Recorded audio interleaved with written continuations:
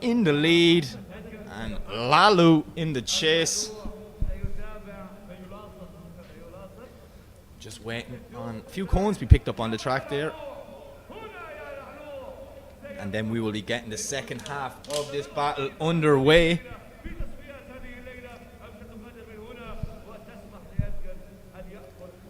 Focus in the face of Eggers. He is taking this so serious. He knows what it takes to get a podium in OIDC, and this year the grid is stacked with some talented drivers. Absolutely anyone can win an event on any given day, so I'm just excited to see where this night goes. It's going to be a brilliant night of drifting here in Muscat, and this is only the second battle. Light goes green, away we go. Eggers to lead, Lalu to chase. Eggers now tearing through the gears, making his way down. Lalu sitting back, ending up a bit shallow there now. Eggers on a beautiful line from that first corner. He puts the foot down in that BMW, trying to get away from the Nissan 180SX, and he's doing a great job here. Lalu not really having an answer for the speed of Egar Kroigas. Egar looking like he's on a qualifying run now. All Lalu can do is stick on the qualifying line, do whatever he can to close proximity, but Egar Kroigas is doing a masterclass in the lead here. It's nearly that far ahead, it's hard to keep up, or keep both of them in the camera angle. So we see Egar's, what? Where did that speed come from? Absolutely insane from the Latvian driver. Unfortunately for Lalu, the Omani driver, not having an answer for the pace of that BMW.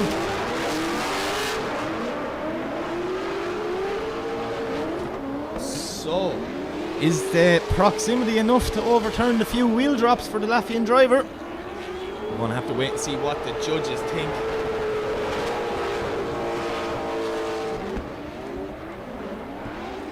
Eggers absolutely peddling that F22 BMW. Brand new build for the season OIDC.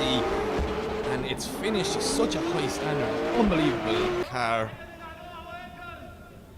As we await for our results to drop in. And there you have her. Eggers Kroigas takes the win. The kebab fighter moves on. And that will be the end of the day for the Omani driver, Lalu Ali Al-Bushi. We will see him back in a couple of weeks for round 2.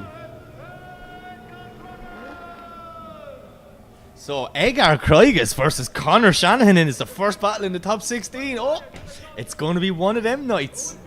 Okay, so, moving back to the line, as we see the Dutchman is up and ready to go in the lead. It is Clint Van Oort. The car turned up last minute yesterday, and Clint still managed to pull 2 unbelievable runs in qualifying and qualify in 8th position. But he is going up against a very on-form Khalifa Al Fahassi, the 17-year-old representing the UAE, 2JZ V8 S14 versus 180SX.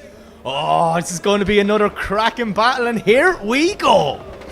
Clint in the lead, Falassi in the chase. Lovely initiation from both guys. Clint doing a lovely job in that first zone, but look at Khalifa. He is right there with the Dutch driver, knocking on Clint's door as they make the transition. Clint with the front wheel lock. Khalifa drops a wheel, putting Cohn off onto the track. As we see that class drone shot yet again.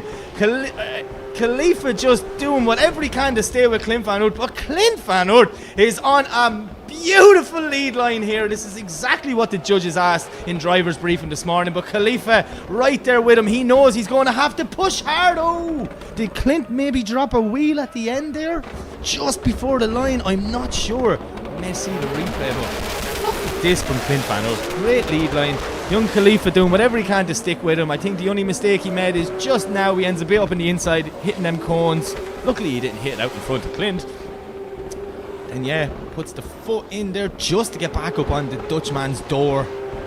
Doing a nice job with the transitions here. Look at this, Khalifa right up beside him, just waiting for Clint to come back on power like, oh, let's go. I just want to see what happened here as they come back through the smoke. Clint going a bit wide. That's a close one.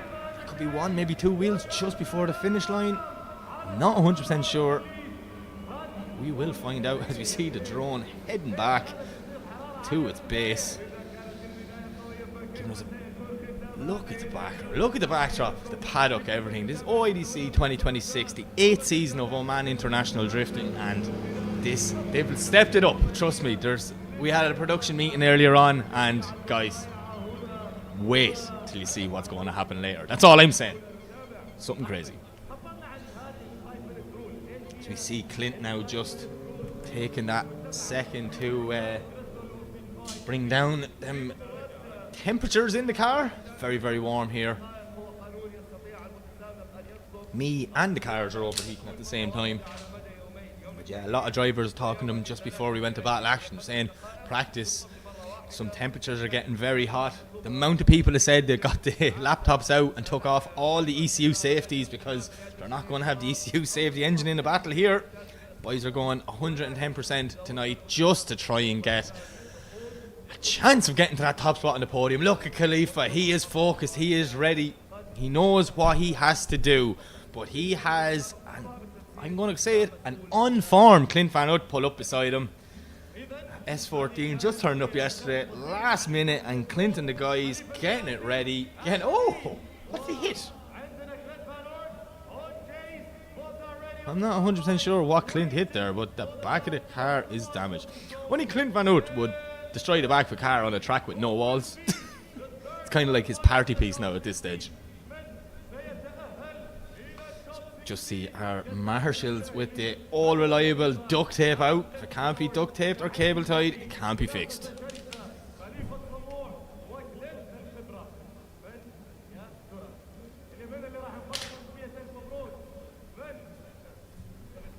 Okay, thumbs up from both drivers. Second half of this battle about to kick off. Khalifa to lead, Clint to chase. So you see the young man from UAE tearing through the gears on the run-in, but look at Clint Van Hout, he is right there. Pushing on the door of Khalifa Al Fahassi, making their way through the first inside clip into the first transition. Look at the speed of Khalifa on that transition. Full throttle, big clutch kick, and the Dutchman doesn't seem to have an answer. Clint just dropping back, not sure what's going on there. Not the Clint Van Hout we've been seeing for the last 2 days here around one, but Khalifa Al Fahassi doing very similar to Edgar Kreuges, just putting the foot down and leaving the chase car for dead. What is that? I'm so confused. What happened? Clint's car's broke up, Khalifa's missing the front bumper, I don't know where the made contact, and this is only the third battle in the top 32. Clint looked like he was with him all the way, but Khalifa there, I'm not sure if something happened to Clint's car. Did it go into like a limp mode?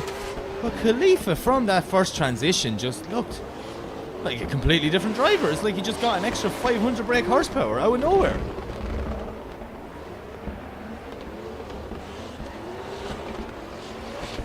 Let's see what way the judge is going to look at this one, but that is a big, big separation. Clint Van Hout not having the proximity or the answer for young Khalifa. So we see both guys out of the car. Which way is it going to go? Who's going to take the win? Advance on to the top 16.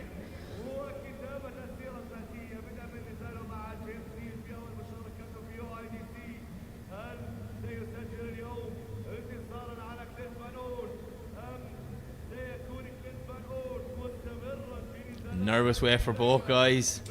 The judges are obviously going through all the footage.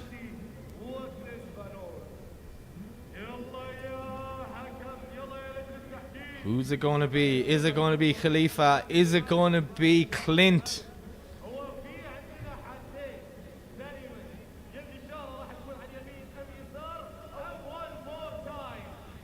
Or is it going to be a one more time? I'm not sure. It's going to come down to what happened in that second run and how Clint ended up losing so much proximity. I'm just still not sure.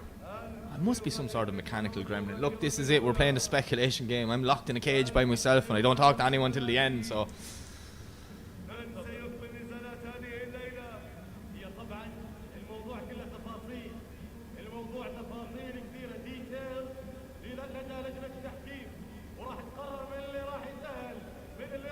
Oh, a nervous wait. The waddle of Clint. Sit here reading the body language, trying to figure out what they're thinking, what's going on. Both guys highly competitive. Both guys want to get a good start to this championship. The judges are taking a good look at this one, so they are analysing the runs. They have multiple replays that we are not watching. We're just watching the live stream feed. They can have any angle. And there you have it. Khalifa Al Fahassi gets the win. Clint Van Hout unfortunately gets knocked out in the top 32, but we will see him back in a couple of weeks for for round 2. But look how much it means to that young man from the UAE. Really coming into his own this year. He's done so much seat time driving in that 180SX, and you know what? It looks like it's paying off.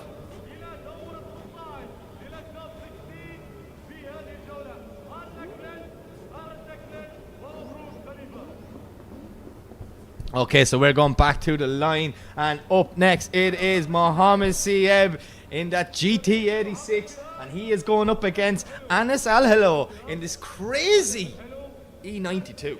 I was overlooking at this car on the break, and it's just such a nice build, but Anas is coming up against a very on-form Mohammed Sieb. What's going on here now? I'm not sure. Mohammed driving off. Is there an issue? Is he after calling a 5-minute rule? There is a puddle on the ground there. So, I don't know. If we're going to play the assumption game, okay, I would assume something's after happening. No, they're rewarming their tyres. That's all. Okay, it's all good, guys. It's all good. It's too early. We don't need mechanical gremlins coming in the top 32, round 1. No. We need good battles. And trust me, I'm just looking down our sheet here. All we have is a lineup. Look, can you see to the left-hand side of your screen? That's your next battle. That is Tomas Kiley and Ali Maxid. That was a very good battle at round 2 last year in Soha. And it's in the top 32 today. So 2 guys on any day could win the championship or an event. But unfortunately, one of them is going to go home. But look, we're back to the line. Mohammed Sieb and Anus on the line. BMW versus Toyota. Lebanon and Jordan been represented here in Oman, and here we go. Mohammed Sieb leading it in.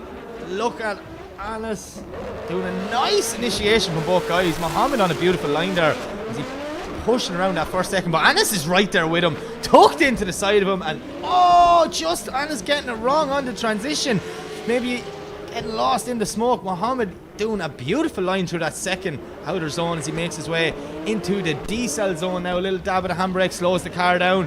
Doing a great job filling that third outer zone, and it's just doing whatever he can to gain proximity back. Mohammed missing that inside clip there, very wide coming through, and Anas straightening up. A little bit disappointed in that one. I was expecting better, maybe mechanical gremlins, something. I don't know what happened, but it all looks so good at this moment. And then watch after the transition here. Boom. Just ends up on the inside of the track, locks the brake, straightens up, and just gave Mohammed Sieb that chance to put the foot down and push his way around the course, gaining more proximity in the lead position. So yeah, this is a lot of work to do when we swapped him over and put him in the lead and let Mohammed in the chase. Mohammed Sieb do with the chase position to try and secure a spot in that top 16 and go up against his teammate Khalifa Al-Fahasi.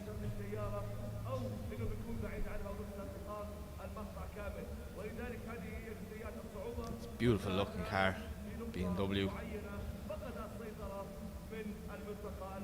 Not sure why it says my name is Leo on the front. Maybe his front bumper's called Leo, I don't know, but he's definitely not called Leo on my list.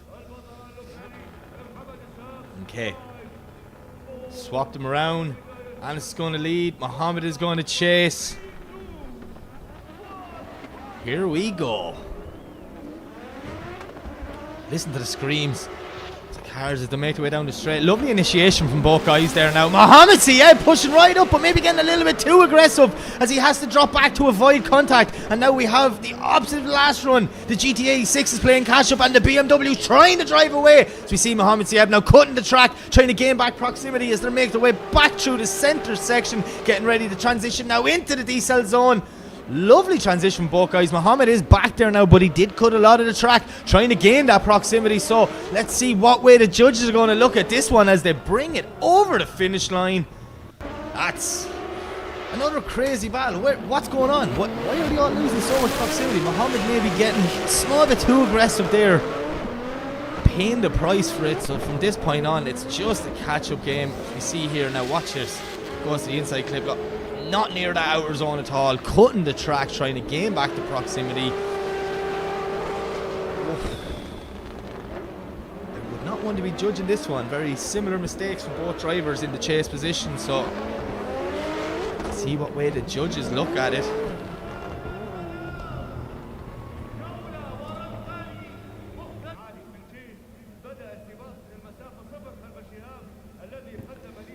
guys out of the car. The international hand signals are drifting. I did this, I did that, I went sideways. Let's see what the 3 men upstairs think of this one. And there you have it. Mohamed Sieb gets the win. Obviously the judges are deeming Anis at fault. He did look a bit slow in that first outer zone, which made Mohamed back off and lose all the proximity. But yeah, Mohamed Sieb makes his way into the top 16, and he's going up against his teammate Khalifa Al Fahassi. So that's another battle I'm excited to see.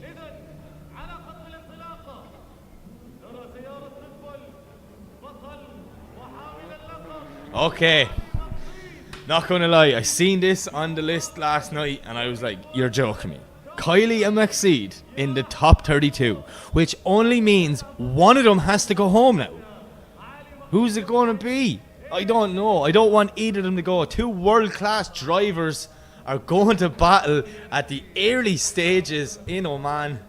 This could be a final anywhere around the world, but no, it's a top 32 battle right here at round 1. Here we go. Ali Maxide, Tomas Kylie. I'm super excited for this one. So we see Maxide make his way down. Look at Kylie right there with him. Huge initiation from both guys. Ali Maxide maybe dropping one wheel initiation, but the aggression from Kylie at the start as he pushes up on that GT86 now. Lovely transition from both guys. Maybe Kylie just ended up a small bit on the inside of the track, clipping them cones. Now Kylie cutting the track, trying to game the proximity back. Ali Maxide putting the foot down, trying to get away from Tomas Kylie as we see them enter the decel zone now. Lovely chase driving from Tomas Kylie as he's right up on Ali Maxide's door, pushing him right through that second last clip and over the finish line. Woo! That's how you do a top 32. Tomas Kylie may be getting a small bit too aggressive here. He has to back off, which then puts him on the inside for the transition. Look, just that one wheel drop there. It's the biggest mistake I've seen Kylie make so far. But Ali Maxide, you know, I've seen him do cleaner lead lines on this round 1 circuit, so it's going to be interesting to see. Both guys obviously know they have to push 110% from the start. They know what the other one is capable of. So let's see what happens. As we switch them around, we're going to put Kylie in the lead, Maxide in the chase.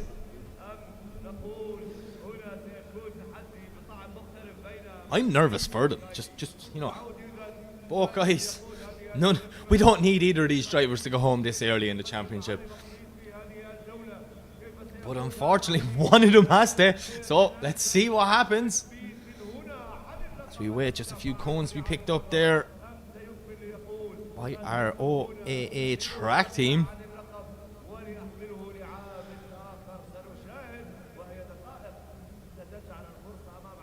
Okay. Thumbs up from both drivers. Light goes green. Away they go. Kylie to lead. Maxide to chase. Kylie clips a cone, just coming out of chicane there. As we see, huge snap to angle from Tomas Kylie, but Ali Maxide well able to match it, showing both cars on 90 degrees as they come through that first section now, door to door. Snappy full throttle transition from Kylie. He knows he has to put the foot down. He's got to get away from Maxide, and he is pulling a small bit of a gap. Ali there now, making another dive as they make their way through the inside section, getting ready to enter the decel zone. Kylie, light panel falling off the back. Don't know if Maxide clipped him, but Maxide straightens up. Oh no, something obviously went wrong from Ali Maxide. He has to lock that car up and straighten to avoid contact with Tomas Kylie. Ali Maxide, our 2025 champion. Did he just make the mistake? We were so close to having another one more time here. Oh, look at that transition from Kylie, using all 1000 brake horsepower in that 180SX. See here, Kylie drops a wheel, hits the cone there. Maxide then has to back off, let Kylie enter the decel zone. Maxide's front bumper clips the back of Kylie's car on the transition. Ali straightens up there, reinitiates. So obviously, I'm not sure if... I don't know. I haven't a clue. I'm just as excited as you watching this.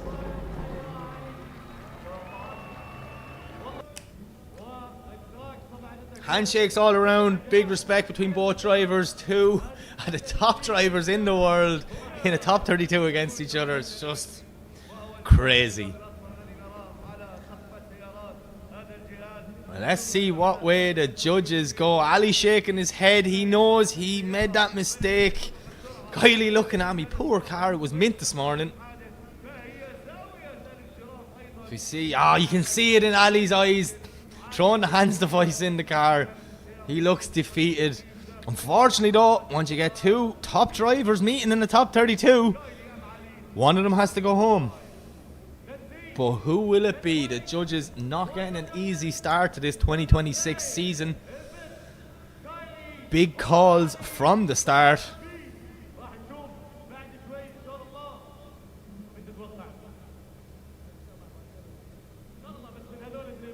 Oh, a nervous wait.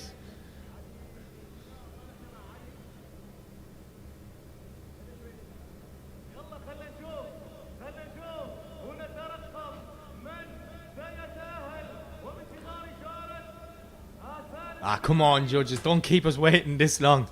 We're all dying to know what way it's going to go. Will it be Kylie? Will it be McSeed? Will it be a one more time? The Drift fans would win if it was a one more time. Oh, there you have it. Tomas Kylie gets the win. He moves on to face... Oh, he don't know who he's facing. He faced the winner of the next battle. But unfortunately, our 2025 champion, Ali McSeed, is out of competition here. We'll see him back in a couple of weeks for round 2 at OIDC.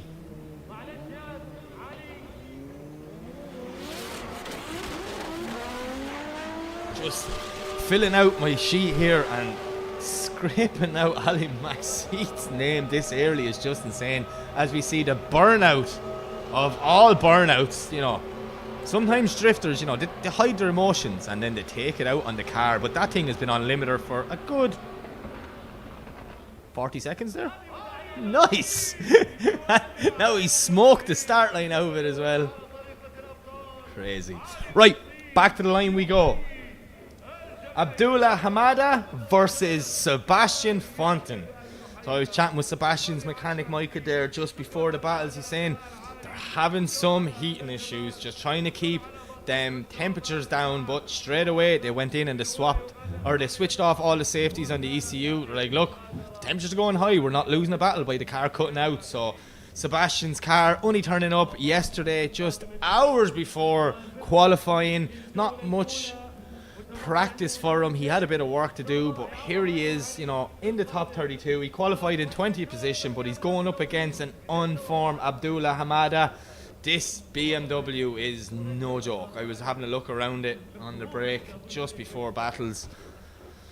Unbelievable car. Unbelievable car. So let's see what is going to happen when we send these guys off the line and into that first corner.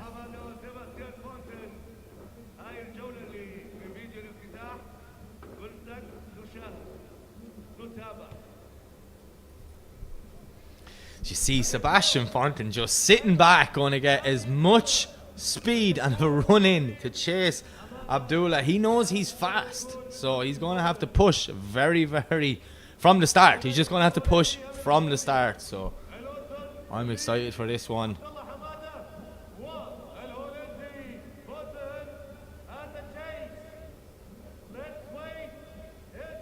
Sebastian Fonten is so far back when you look at it from that angle.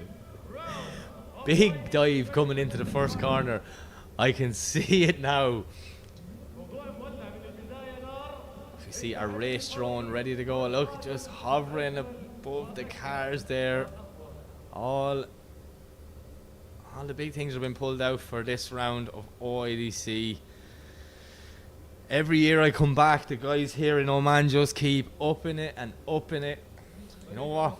I'm just excited to see where this season goes. Just having a look outside now, we nearly have a packed grandstand already. Many fans are very intelligent though. The sun is setting on one side, so the two grandstands in the shade are full, and the one that's in the sun, there's not many over there, but they all will be full by the top 16 because, as far as I'm aware, this is a sold out event. There's not many more tickets left. It's crazy. Well, I suppose that's what happens when you bring the standard of drivers that we have this year to a grid. The world is watching. Everyone is excited to see what's going to happen in Oman this year. And I am just so excited to have the best seat in the house, just sitting here watching it all, taking it in and enjoying the show.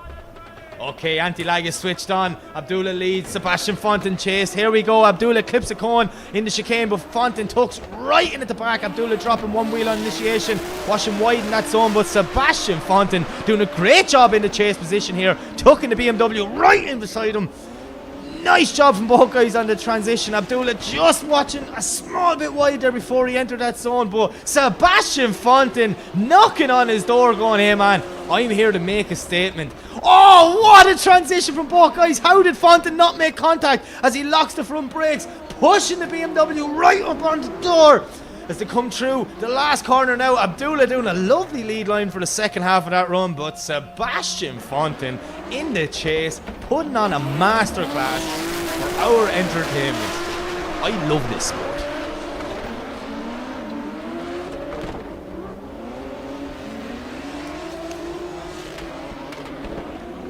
Watch the transition out into the decel zone for Sebastian Fontaine. How he did not make contact. Doing a beautiful job. Abdullah now putting the car right where it's meant to be, but Fontaine just so fast. Look, front wheel lock there, just pushing right up on him, right up on him. Obviously has the pace in that BMW this season. So let's see what happens when we swap them around.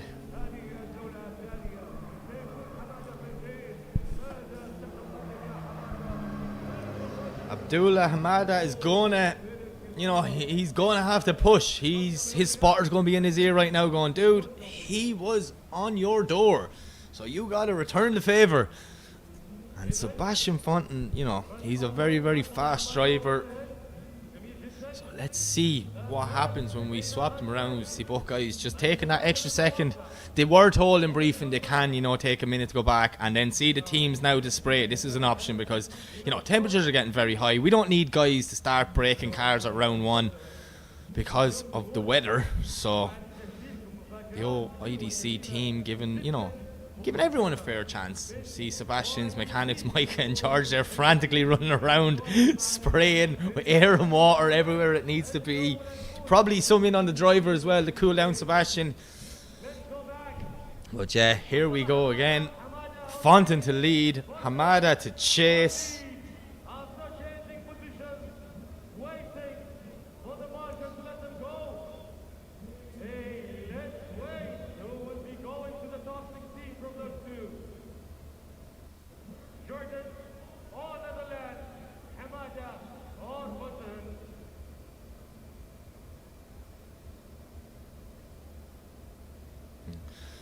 So we see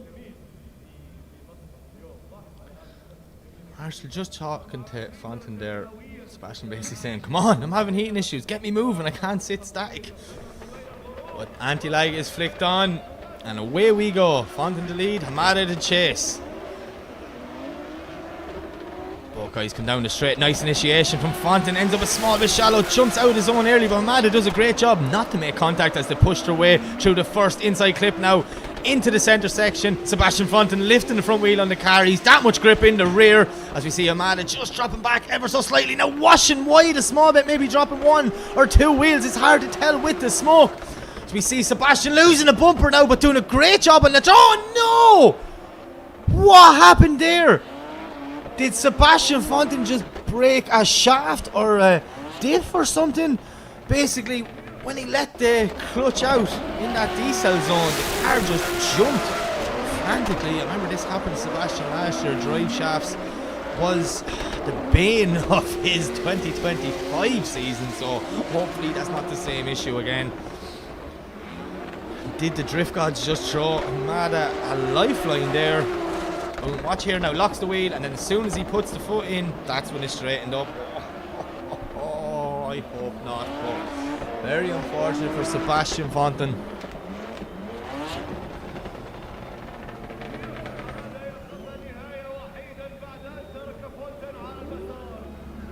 As we see my co-commentator, the Arabic boys, having the time of their life outside. Oh, Sebastian, it looks like steam or smoke or something's coming from the bonnet. I'm not sure. He's like, come out of my way.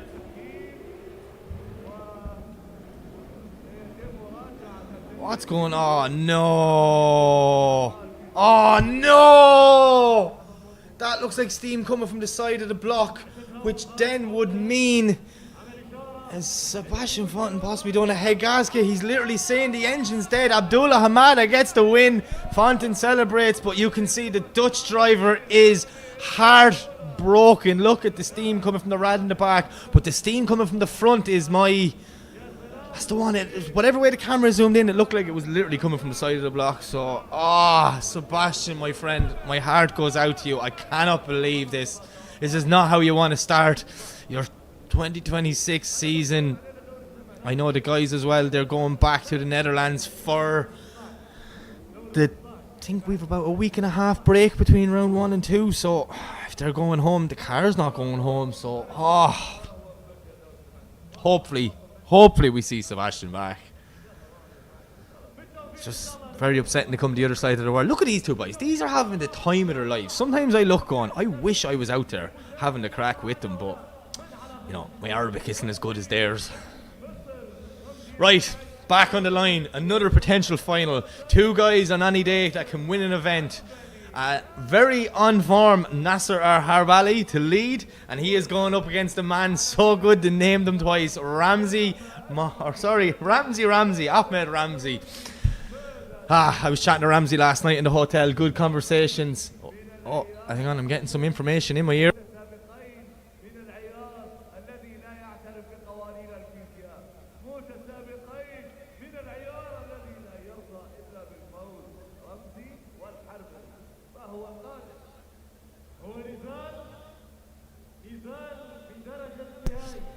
Okay, so I'm back. All the information coming in. People are telling me stuff's going to happen later on. I don't know what's going on. Is that coolant coming from Ramsey's car, or was it like the purge and nitrous? Egyptian man showing how cool you can be on the line, looking like Vin Diesel and Fast and Furious. But yeah, Ramsey last night in the hotel was telling me in qualifying his car was overboosting and underboosting, and it was crazy. So they've got it sorted for today. He doesn't know what's going to happen, but he knows he has Nasser, and he knows he's going to have to push 110% as we see how far he's sitting back on the start line here. Anti-lag. Oh no, sorry, I thought the anti-lag was flicked on. Someone flicked anti-lag on near me because the floor started vibrating. Alright, thumbs up from both drivers. Okay, where we go. Nasser the lead, Ramsey the chase. Nasser making his way down the straight, throwing it in. Ramsey right there with him, pushing up tight. He knows Nasser's on form this season. He's going to have to stick with it from the start, but Nasser shuts it down. What's going on? Ramsey has just been through a lifeline as he passes Nasser on the track. Nasser Harbali will be heartbroken with that. Obviously some sort of mechanical failure, but Ramsey doing a nice job at the rest of this run now. Screams at Jay-Z in the S14. Oh, wow. I don't know what happened. Nasser looked like everything was going so well. Wash wide, and then here just boom, off power, straightens up and drives away. Car didn't cut out though because he kept driving, so I wonder. All I can do is speculate. I don't know. This is what kills me here. I'm dying to know. I'm like a gossip and start texting people now to figure out what happened. But yeah, Ramsey getting a lifeline from the drift gods here. Unfortunately, Nasser Harbali, something went wrong because he shut it down early in this first half of the battle. Will Nasser be able to continue? Will it be a 5-minute rule?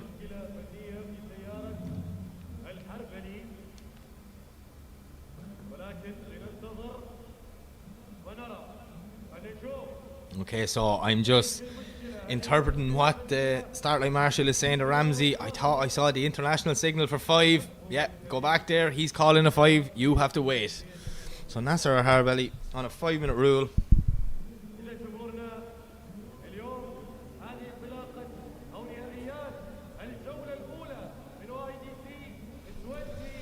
So we're going to have to wait and see what happens there.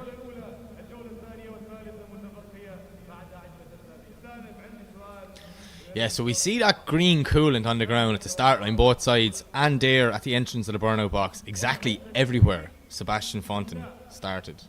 or stopped, should I say. So obviously something going very wrong for them guys. Hopefully it's not the same thing for Nasser.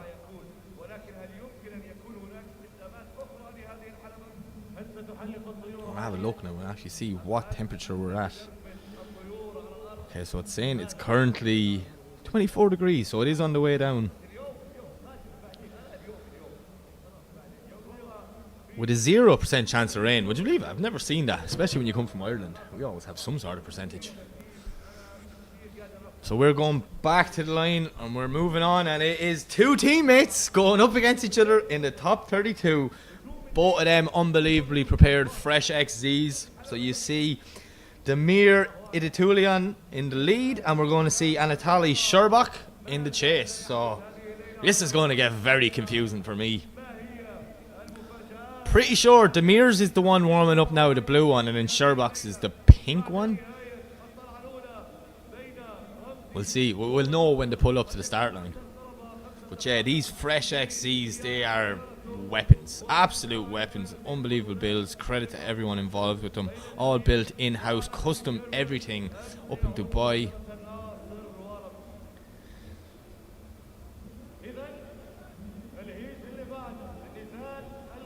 So yeah, that is Damir in the blue, and that is Anatoly in the pink. I'm going to write that down on my list now before I get confused.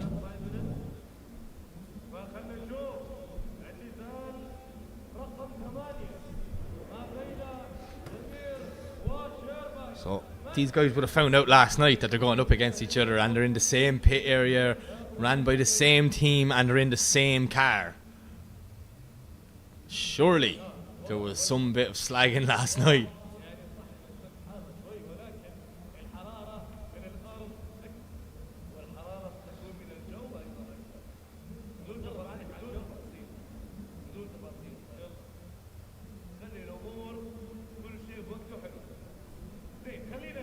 Okay, so all information. I'm getting loads of information here, but no one's really telling me what's happening. All I've been told is something big is happening tonight.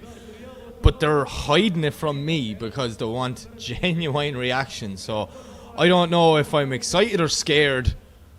But when everyone says they're going to do something big and crazy in Oman, like, you know, they usually mean it. I've seen a lot of things happening. Last year we were in Sohar. I was in my commentary booth, and next thing you know, a paraglider and this thing just went straight by the window looking in my eye, and no one even told me that was going to happen. So we see a lot of smoke coming out of the back of Anatoly's car. I thought it was steam there for a minute. I was like, oh no, not another one. But yeah, here we go. Damir to lead, Anatoly to chase. What's going to happen? Fresh X versus Fresh X, Z versus Z. Damir doing a nice job getting lovely and wide. Anatoly trying to push up on his door there.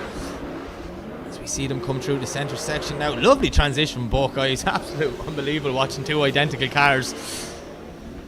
But yeah, the boys doing a brilliant run here. They know each other's driving style so well. They know exactly what the car can do and what it's capable of. And Damir putting on huge angle in that transition into the decel zone. But Anatoly knocking on the said door, pushing him around the last corner as they transition again and over the line. That was a brilliant run from both guys.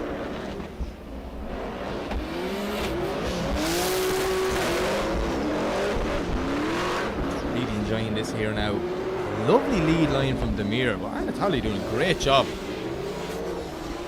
in the chase.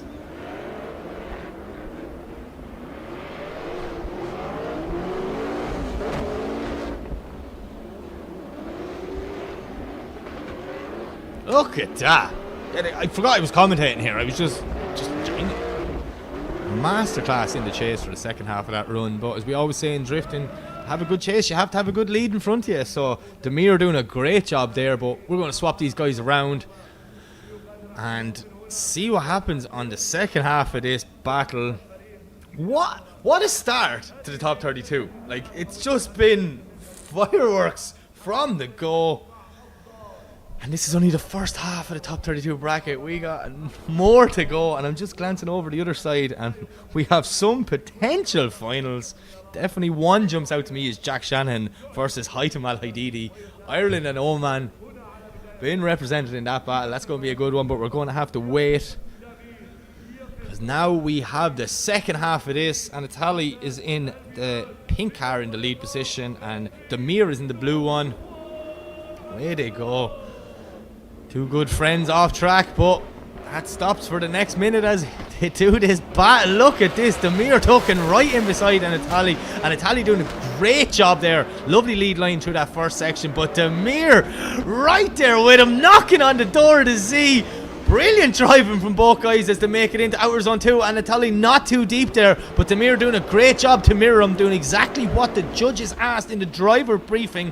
As we see, and Italy now filling that third outer zone, but Demir is just right there with him. Maybe Demir dropped one wheel on the inside there as they come over the finish line and into the sunset. Beautiful sights here. What a battle from two teammates, two good friends, and two identical cars.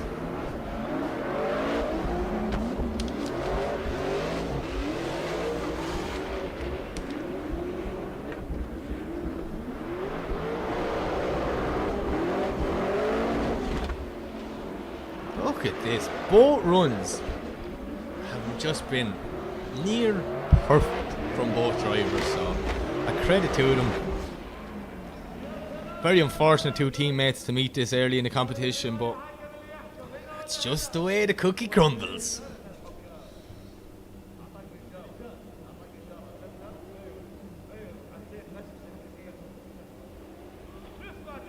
Big respect from both guys.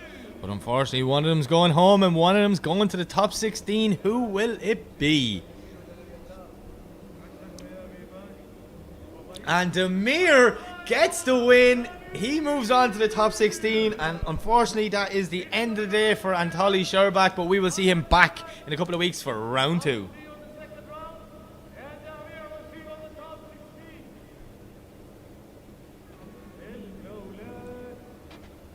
Right.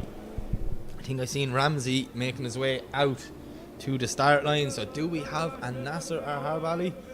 Or is it a night of mechanical gremlins? I'm not sure. I really hope we do. Nasser, one of the nicest guys on the grid, helps everyone else out, always puts a show on. His car is just insane when it's on track. The noise from it, like you just feel it in your chest when it's passing by you. But we unfortunately don't have a Nasser Arharbali. Something went wrong, so Ramsey will take the win as he leaves for his buy run, getting one more lap to test his car, making sure all them boost issues are sorted from last night. Just shows you need a bit of luck, don't you? Very unfortunate for Nasser. Really hope it's nothing too major and him and the guys can get it sorted before round 2. Ramsey, yeah, just using this lap now to feel out the track, feel out the grip levels. The grip levels are always changing here throughout the night. As the sun sets, the temperatures drop. See the guys changing their grip level. The drivers are always saying the grip levels are changing, so the guys are nearly changing setups and further get into the competition. So every lap is like research for these drivers. But yeah, Nasser Arharbali, another guy I'd love to know what happened there. But that means we will have Ramsey and Demir in the top 16. Right, that's one half of the bracket done. We move to the other side and we see our number 2 qualifier pull up in the lead position, Kevin Piscolti, and he is going up against Robert Babagulian, who qualified in 26th position. No, my apologies, qualified in 31st position. So Robert knows he has a big mountain to climb here, battling the Hungarian driver that is Kevin Piscolti. Let's see what's going to happen. Kevin getting second place in qualifying with only one run last night. Very, very impressive stuff. But what can Robert do to push Kevin around this round 1 circuit? First run about to go. Let's go. Kevin the lead, Robert the chase. Sylvia versus 350Z. Nice initiation, both guys. Look at the snap from Robert. You see Kevin now putting the foot down, trying to get a bit of proximity there, but Robert Babagulian's right there with him. Oh, just getting lost in the smoke on that transition. Ended up a small bit on the inside of the track. So we see Kevin now doing a nice job on that outer zone, pushing that car to the limits through the centre section as he entered the decel zone. Now small little dab of the handbrake from Kevin, but Robert getting right there with him, up on the door as they come through the last transition and over the finish line. Not bad from both guys, but Robert just making one mistake on that first transition. Kevin with a little bit of a wobble there coming into that first outer zone. He also has his passenger door duct tape closed. I'm not sure why that is, but yeah, there's the mistake from Robert. Just a bit of a straighten and a wheel drop, ended up on the inside of the circuit. Kevin Pisculti doing a great job. Nice from both guys there.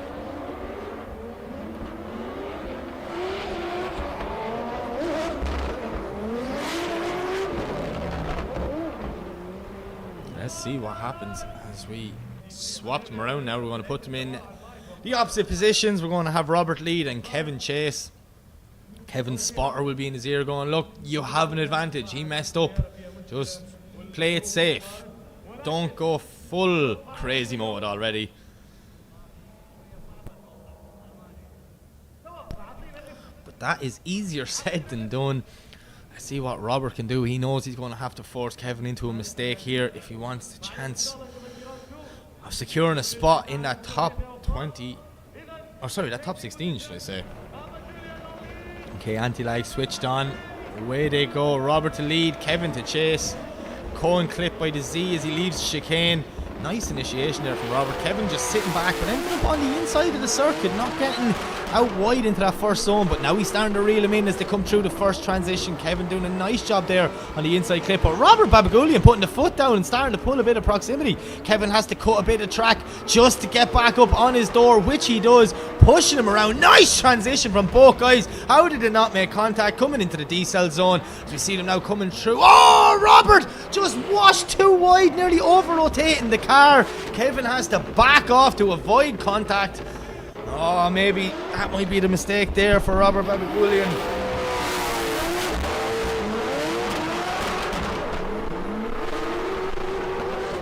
Lovely transition from both guys there for that first one through the centre section. But it's all going to come down to what happened just as they came out of this corner. So look, Kevin right there with him. Robert looks like he's over rotating, using all the lock straightens up, big clutch kick to get out of it, but yeah, Kevin has to just dial off angle and speed to avoid contact. I think, you know, I'm not a judge, but I'm a good guesser. I think maybe this could be going in the direction of Kevin Pisculti. Two guys shaking hands, big respect there, both drivers. Yeah, I can see by Roberts, he was like, yeah man, I was over rotating. I just had to straighten up to get out of your way basically and avoid contact. Well, let's see what way the three guys upstairs judge this one. Yep, there you have it. Kevin Pisculti gets the win. He advances on to the top 16, and unfortunately for Robert, that is the end of his day, but we will see him back in a couple of weeks for round 2. Kevin there, loving life.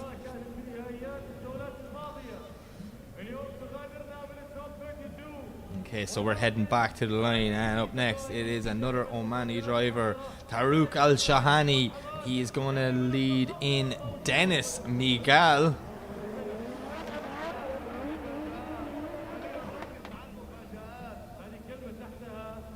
So on the third of these fresh XZs pulling up to the grid.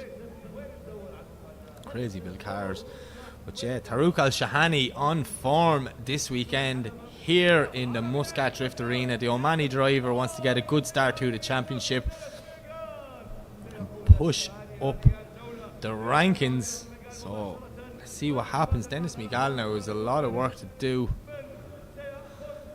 Thumbs up from both drivers. Traffic light is set. Goes green, away they go. Tarouk to lead, Dennis to chase. Speed of Tarouk Al Shahani, throwing it in. Nice initiation. Dropping maybe one wheel, but Dennis Miguel now puts the foot to floor. Starts to reel in the side of that 180SX as the transition. Look at the speed of Miguel. Can he slow that car down on the transition? Huge speed as he gains all the proximity in that second outer zone. Doing a great job there. Right up on the door. Massive transition again from both guys. How did they not make contact? And there it is. What happened there now? Oh, Dennis with such a fast, snappy transition, but we need to look at the replay. Was Taruk off throttle? That is a decel zone at the start of that clipping zone, should I say. So Taruk is able to slow the car down. Did Dennis maybe come in a bit too hot and nudge him, or did Taruk overshoot it? I'm not sure. So we see them make their way through the centre section. Here's where it happens. Watch this transition from Miguel. Lovely job in the chase. Oh, Taruk Al-Shahani looked like he was off throttle there for a second just towards the end of the zone, and Dennis had Kem on throttle. So we will see it once on the replay, but our judges will be looking at that from multiple angles, multiple times, recording, fast forwarding, doing whatever they can to try and figure out what happened there. But yeah, both guys heading back to the line. We're going to swap them around. We're going to have Dennis Miguel lead and Taruk Al-Shahani in the chase. I think it might all come down to what happened on that first run, but we will find out. The second half of this battle is about to go underway. Light goes green. Away they go. Miguel in the lead. Shahani in the chase. Nice initiation there. You see them doing a great job now. Look at Taruk Al-Shahani knocking up on the door of that Fresh XC. Doing a great job now. Dennis Miguel putting the foot down, going, how can I get away? I need to shake him off. I need to gain some proximity, which he is as he makes his way through the centre section one more time. Getting ready to transition into the decel zone. Little dab of the handbrake. Taruk Al-Shahani makes the dive. Putting on huge angle. How did he avoid contact? But straightens up just a little bit there. Drops a wheel. And getting lost in Dennis Miguel's smoke. Oh. Dennis Miguel did a nice job to start that. Taruk Al-Shahani though ended up on the inside of the circuit. Not where the judges want him to be.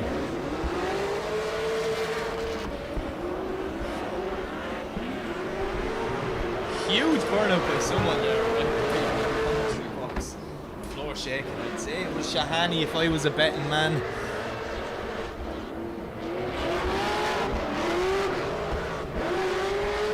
Yeah, let's see what way the judges go. A messy battle from both guys, making mistakes on both runs. But obviously, it'll come down to that first one. And yet, Dennis Miguel gets the win. Judges obviously saying Taruk Al-Shahani was responsible for that over rotation in the first corner. He was off throttle, but yeah, we will see Dennis Miguel go up against Kevin Pisculti in the top 16. That's another battle I'm really excited to see. Just battle after battle, they're all bangers. That's what they are. Every battle is unbelievable. The standard of driving this year in Oman is like nothing I've ever seen before.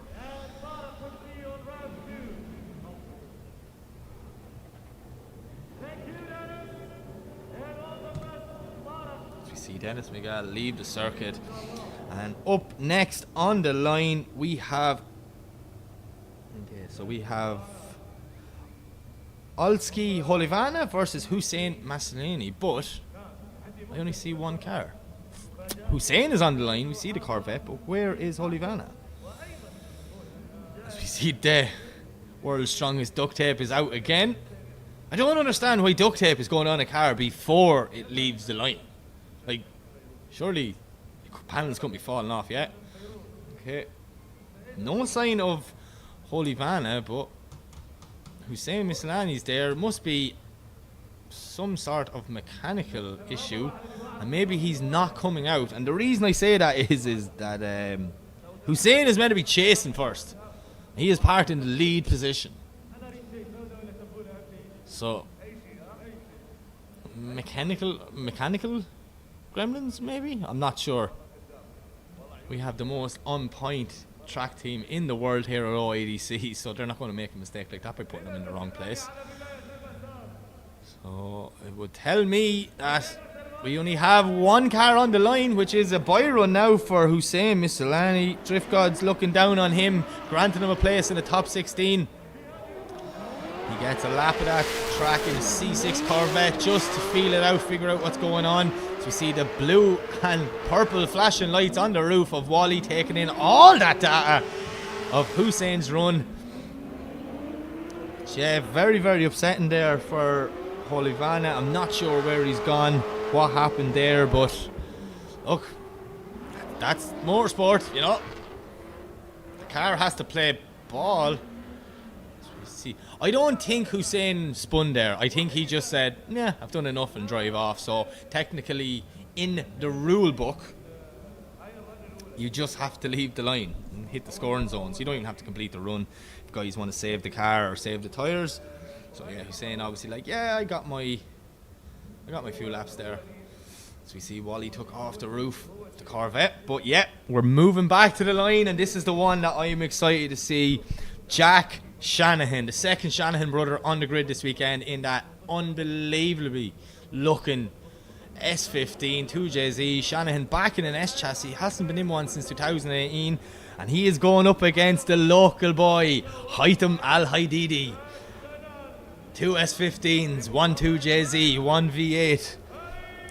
Which way is this one going to go? I'm excited. This one's going to be fireworks from the start.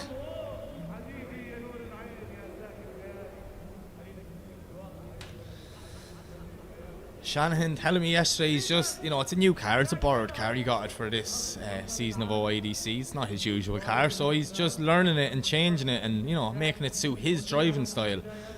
And there have been lots of changes done to that car, but if anyone's well capable of setting up a car, it is Jack Shanahan. But he has the local man, Haitham Al Haididi, a guy who's always on form, putting on a show here at OIDC. Let's see what happens. 2JZ versus V8. I'm excited for this one. The light goes green, away they go. Shanahan the lead, Al Haididi to chase. Let's see, can Jack join his brother Connor in the top 16? Nice initiation from Shanahan, doing a lovely job. Behind him, Al Haididi is right there with him, pushing up on the door. Jack Shanahan with one wheel in the air for that whole corner, and probably the fastest transition I've seen all weekend here at OIDC. But Haitham Al Haididi is not intimidated by the drift masters and Formula Drift driver of Jack Shanahan. Haitham with a lovely transition there, getting right up on Jack's door. This is the battle I expected it to be. Brilliant driving from both guys as they come through the last transition, bringing it over the line. There we go. Shanahan, Al Haididi, take a bow. This is what we tune in to see here at OIDC, and it's just the top 32. Watch Shanahan's front wheel coming through the inside clip there. That's a good 5-6 seconds that wheel is in the air, which means Jack did that transition with one wheel on the ground, showing the standard of driver that is Jack Shanahan. But Haitham Al Haididi doing a brilliant job in the chase, and you know, Jack's got his work cut out here. Jack, a well capable chase driver, does some spectacular things in the chase position. So let's see what he's going to do here in Oman. One of these guys has to go home. Both of them can win an event on any day, but unfortunately, someone's leaving now. Who's it going to be? Is it going to be Shanahan or is it going to be Al Haididi?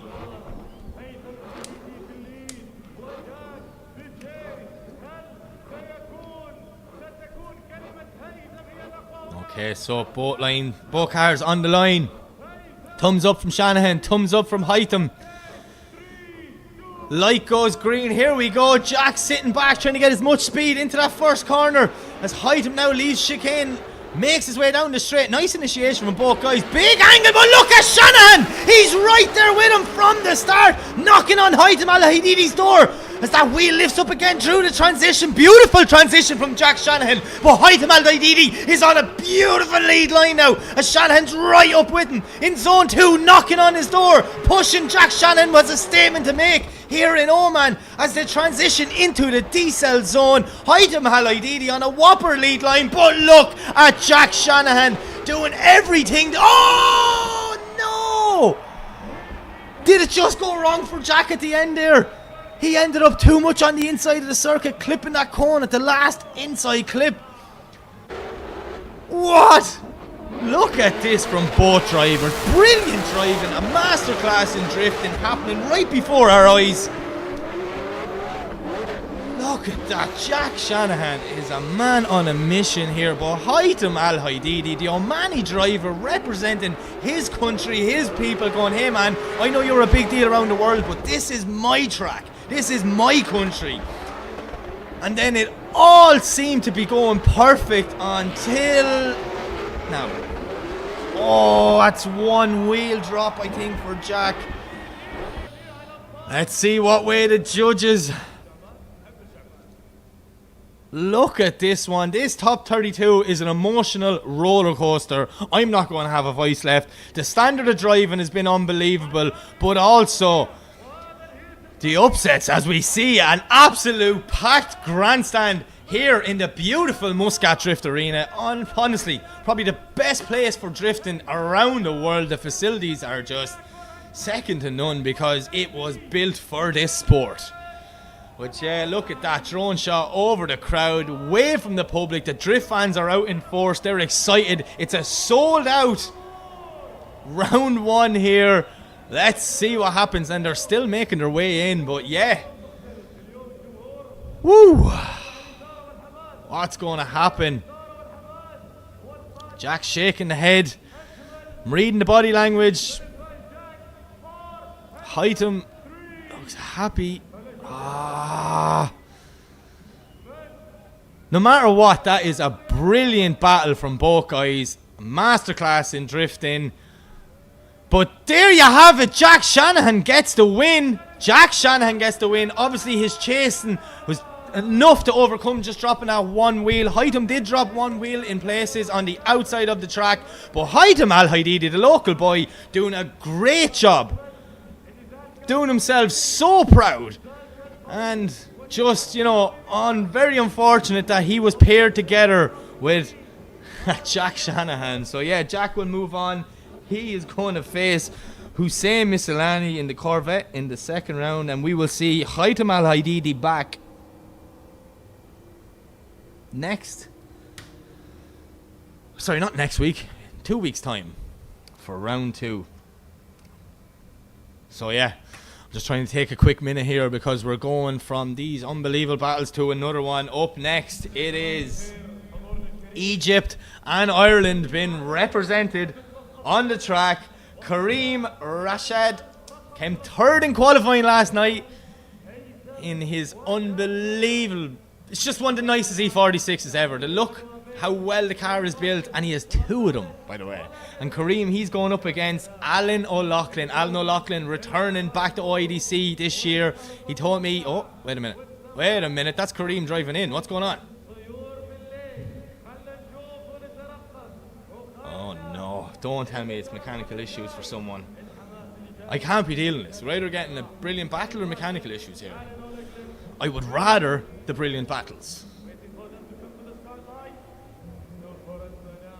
So that definitely is not Kareem or Alan O'Loughlin. That is, in fact, Andreas Vasiliauskas.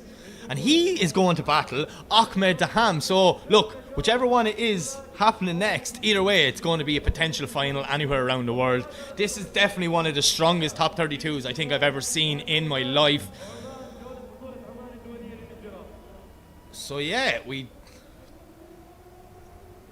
wow, yeah, we're getting Vasiliauskas and Daham, but I want to know what happened there between O'Loughlin and Kareem. 2 guys who are really on form. And another battle I'm excited to watch, but we're going to have to wait. But yeah, we see Ahmed Daham in the burnout box. GR86, beautiful car, 800 brake horsepower. Powered by a B58 engine, and Daham knows how to build them.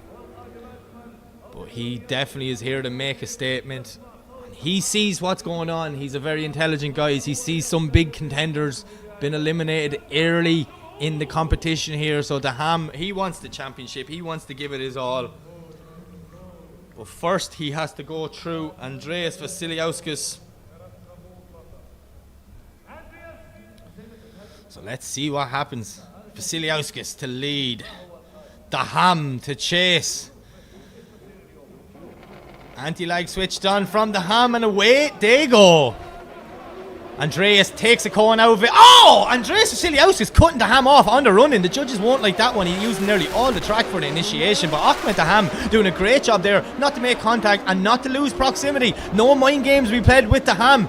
He is a world travel driver. He's bet them all. He knows what it's like to stand on that top step of the podium. And this chase run is exactly what he needs to do. Doing a lovely job. Vasiliauskas showing on big angle there, dropping one wheel coming into the decel zone. But he cannot shake off Ahmed Daham. Ahmed Daham is a man on a mission. He's seen his good friend Ali Maxi bow out competition. He wants to represent their team. Try and keep it going for the local drivers. But yeah, that initiation now from Vasiliauskas, I'm not a fan of that one, because it looked like he shot the whole track trying to, you know, go off the lead driver or the chase driver, which was made very, very clear in the driver's briefing. That's not what you do.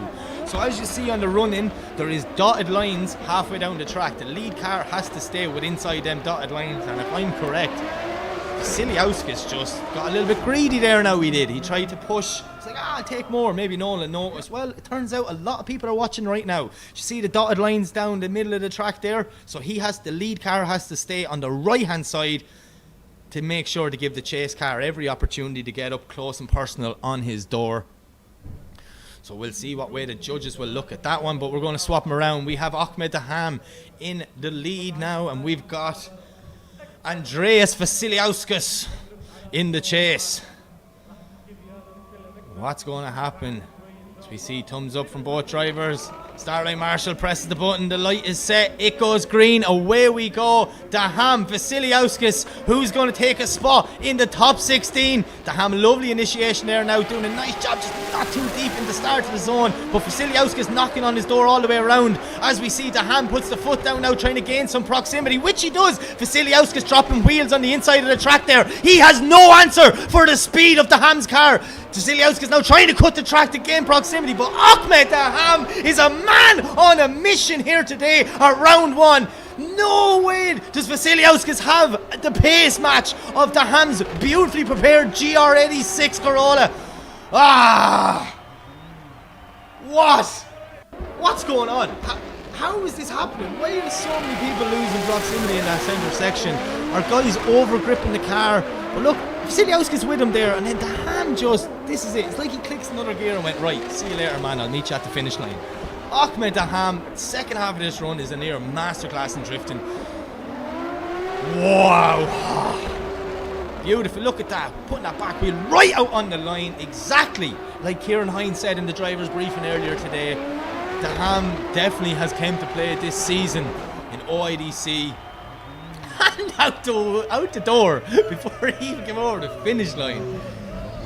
Doing anything he can to show off to them Omani fans. Daham, he's a local legend around here. He's not even from Oman, he's from Jordan, but he's loved over here. He's even saying to Vasiliauskas, what happened? Like, what? You were there and then you were gone. But that doesn't matter. Ahmed Daham gets the win. He moves on to the next round, the top 16, and woo!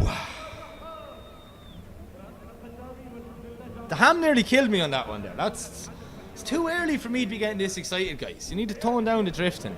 Right, now we have Karim making his way to the line.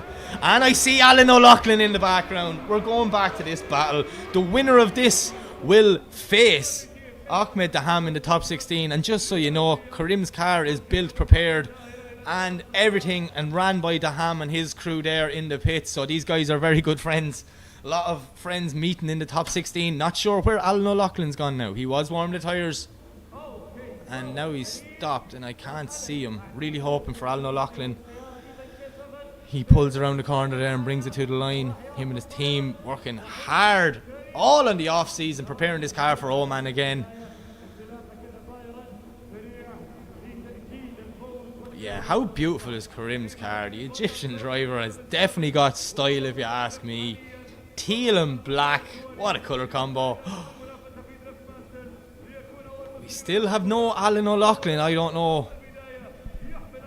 I really hope it's not mechanical gremlins. Poor Alan, he had a big fire here last year. He had a lot of mechanical gremlins, but no! The light goes green. O'Loughlin doesn't make it. I don't know what happened. Karim leaves the line.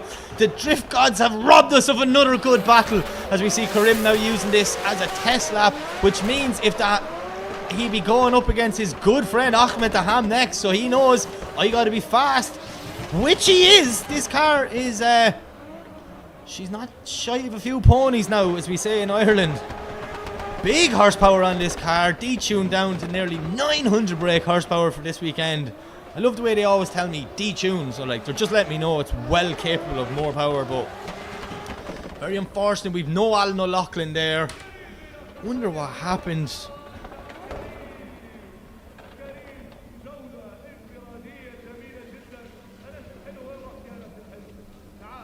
Yeah, we see Karim make it over the line. There you have it. Karim gets the win.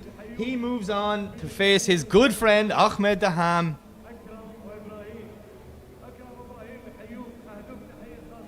And very unfortunate for Alan O'Loughlin not getting a chance, but hopefully it's only something small and him and the guys can get that car fixed for the next round.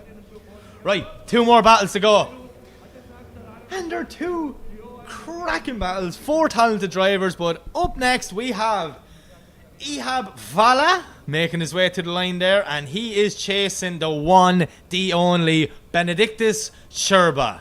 Cherba, man, killed it this year. In my opinion, he's built the nicest looking drift car in the world. There's just something about that BMW. I'm falling in love with it, that brand new 2 Series. But yeah, we see Cherba throwing it in. Ihab Vala, big angle, trying to stick up with Cherba. He knows what he has to do. As we see them now pushing through that first corner, Ihab just holding back for the transition. Look at the snapping speed of Cherba's transition. It's still about 20 laps in this brand new car, and he looks like he's been driving his whole life. Ihab Vala do a great job in the chase. He's not in his first choice car, he's in his second one. He normally has a Silvia, which will be back at round 2, but he's doing a great job in the E46 BMW, pushing it up on Cherba and bringing it over the line. Wow, man, Cherba's car is insane, absolutely crazy. He's missing the headlight though, so obviously he's a little tip with someone in practice this morning. I must have missed that one. But yeah, look at the speed of that transition. Like, changed direction in 0.5 of a second, full throttle but no brake. Just angled. That's what we like to see here at OIDC. Ihab Vala doing whatever he can to stick up with Cherba. Obviously Ihab would prefer to be in his trusty new Silvia, but unfortunately she is not with him this weekend. He promised me, because I haven't seen it in person, so I was promised I get to see it at round 2, and it looks like an unbelievable car as we see a beautiful shot of the sun setting behind the mountains here in Muscat. Looking out over a packed grandstand.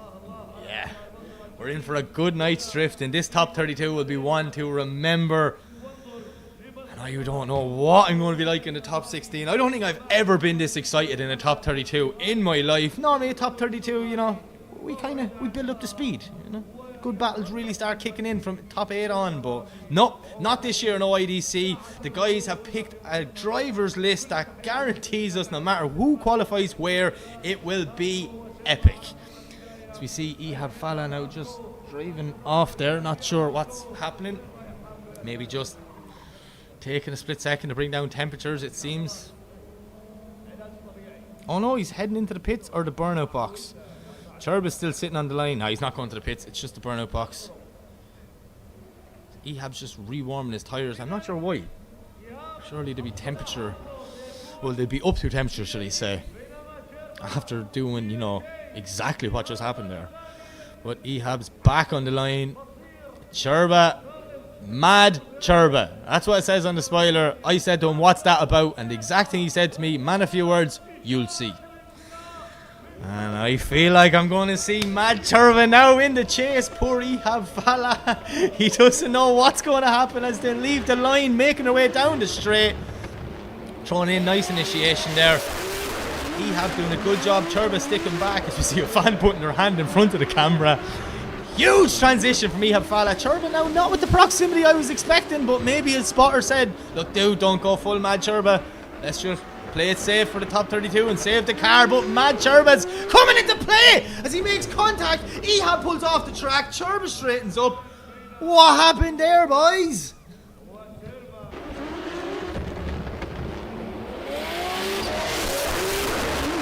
You see?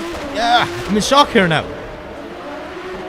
Ihab doing a nice job in the lead. Cherba's, you know, he's with him there. Not as close as I'd like to see, but he's not too far away.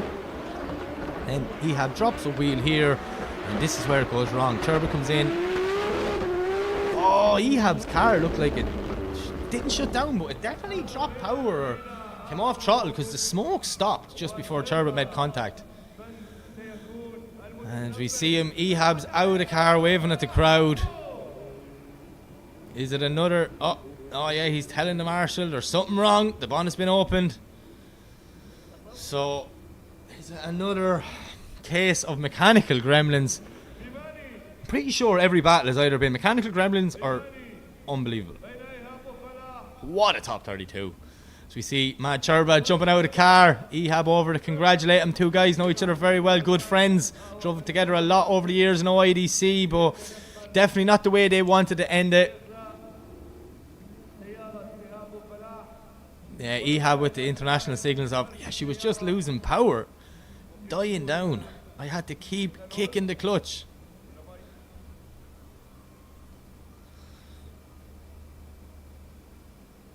Oh, Churba's found something on his car, look. And what I mean by Churba's found something on his car, he found fluids. So he's like, is that oil? Is it oil on his window from chasing Ehab?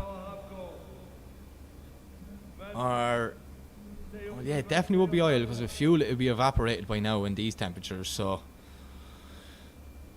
Churba's like, my new car, man, and you dirtied it.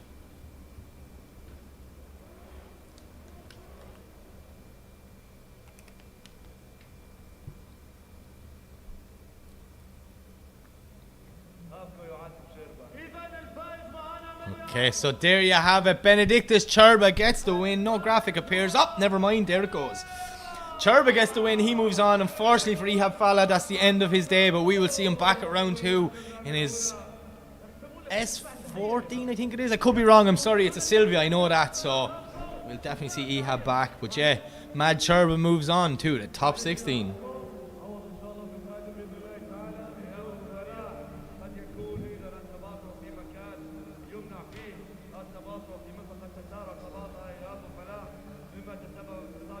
Marshall's just trying to get to the tow hook on Ehab's car. It's like a very tight gap there to get it in. Get that strap in to pull him off. But yeah, obviously something big wrong with Ehab's car. He's not driving off. She's been recovered.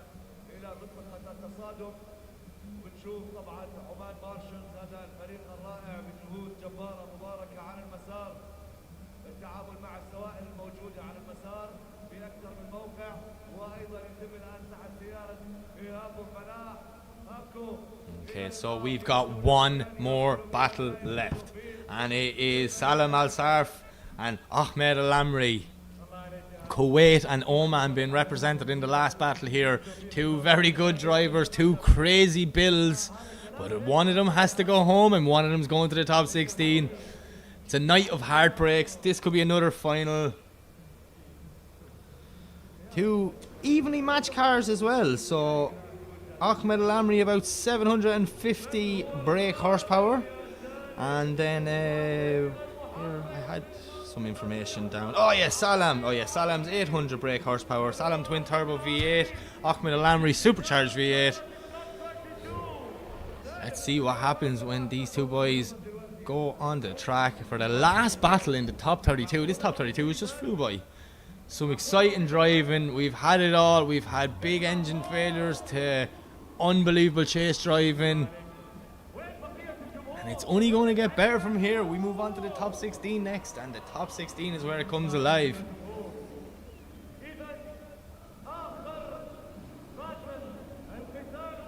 So we just see Al Amri on the grid, or sorry, on the start line, should I say. Let's see where Salam's gone.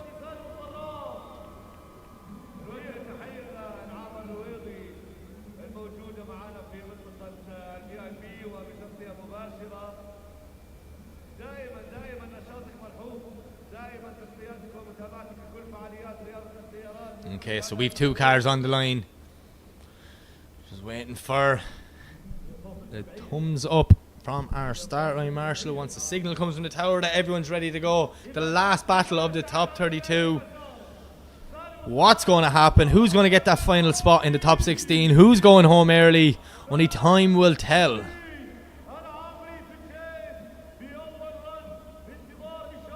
Ahmed Al-Amri flashing the lights there now, just saying, how are you lads?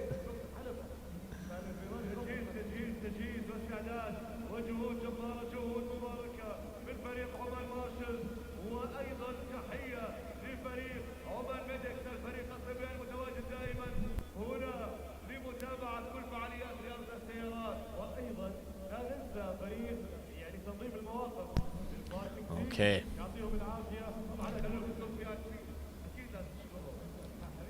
Nervous way for both drivers, a nervous way for us. We want to get this battle underway. Come on, stop keeping us waiting.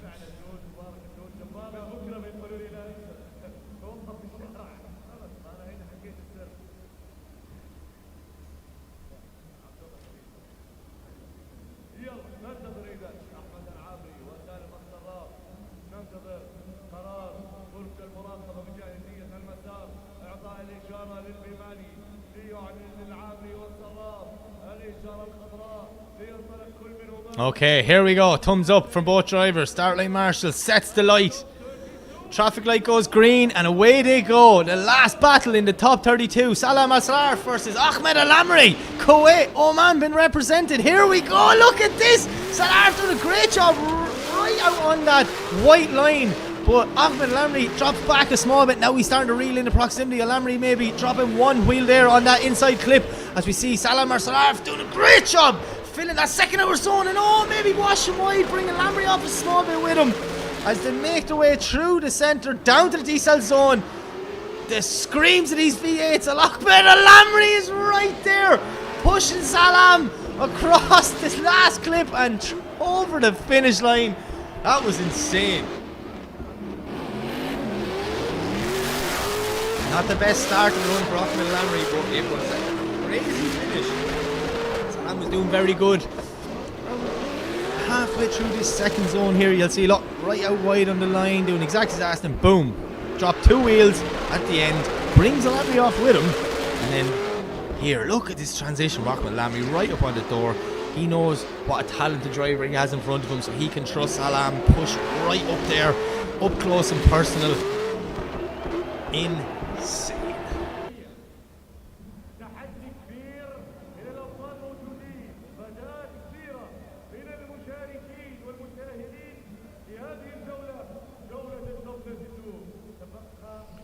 As we see a smoky crowd shot there.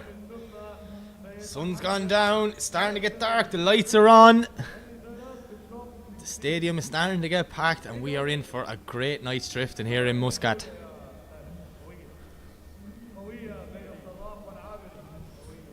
As we see Salam now.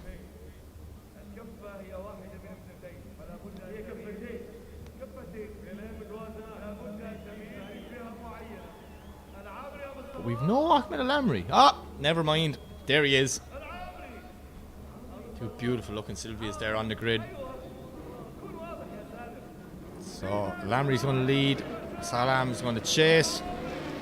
Al-Amri clips the cone there. Coming out of the chicane, throwing it in. Nice initiation. Salam right there with him though, pushing up against Ahmed Al-Amri. He knows he's going to have to stick with him if he wants to send the Omani driver home early. As we see Al-Amri lifting the wheel on the transition, taking inspiration from Jack Shanahan. Salam though right there with him. Al-Amri cannot shake him off. Both guys make their way through the centre section. Flicking back into the decel zone. Huge dive from Salam. Can he hold it? Yes, he can! Will he be able to close the proximity, get up on Al-Amri for the last transition and bring it over the line? What a top 32. That is definitely one to remember. If the top 32 is anything to go by tonight, I cannot wait for the rest of the evening's drifting. Brilliant driving from both guys. Standard of driving on the grid this weekend is crazy. OIDC bringing some of the best battles in drifting yet again. Unreal. I cannot wait to see where the rest of this night goes. But we need a decision from our judges. One more spot in the top 16. Who will it be? Salam, Ahmed. One's going to battle Benedictus Cherba. The other's unfortunately going home.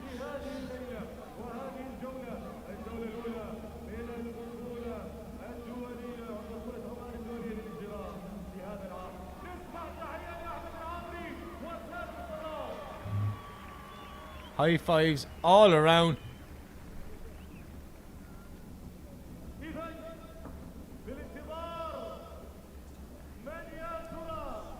Okay, so I'm just waiting to get a result.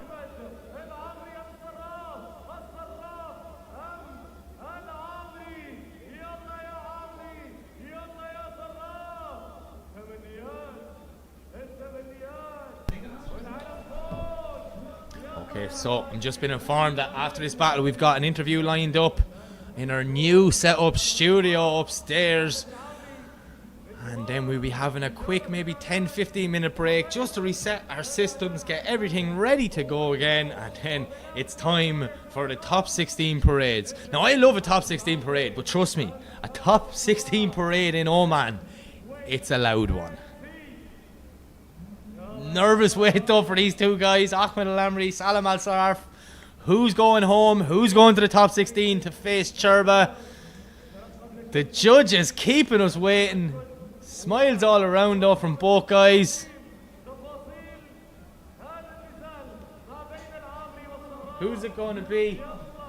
And there you have it. Ahmed Al-Amri gets the win. He advances on to the top 16 to face Benedictus Cherba. And unfortunately for Salam, that is the end of his day. But we will see him back for round 2 in a couple of weeks' time. So yeah, we're going to go to an interview now up in the studio. And I'll be back in about 10 to 15 minutes for the top 16 parade.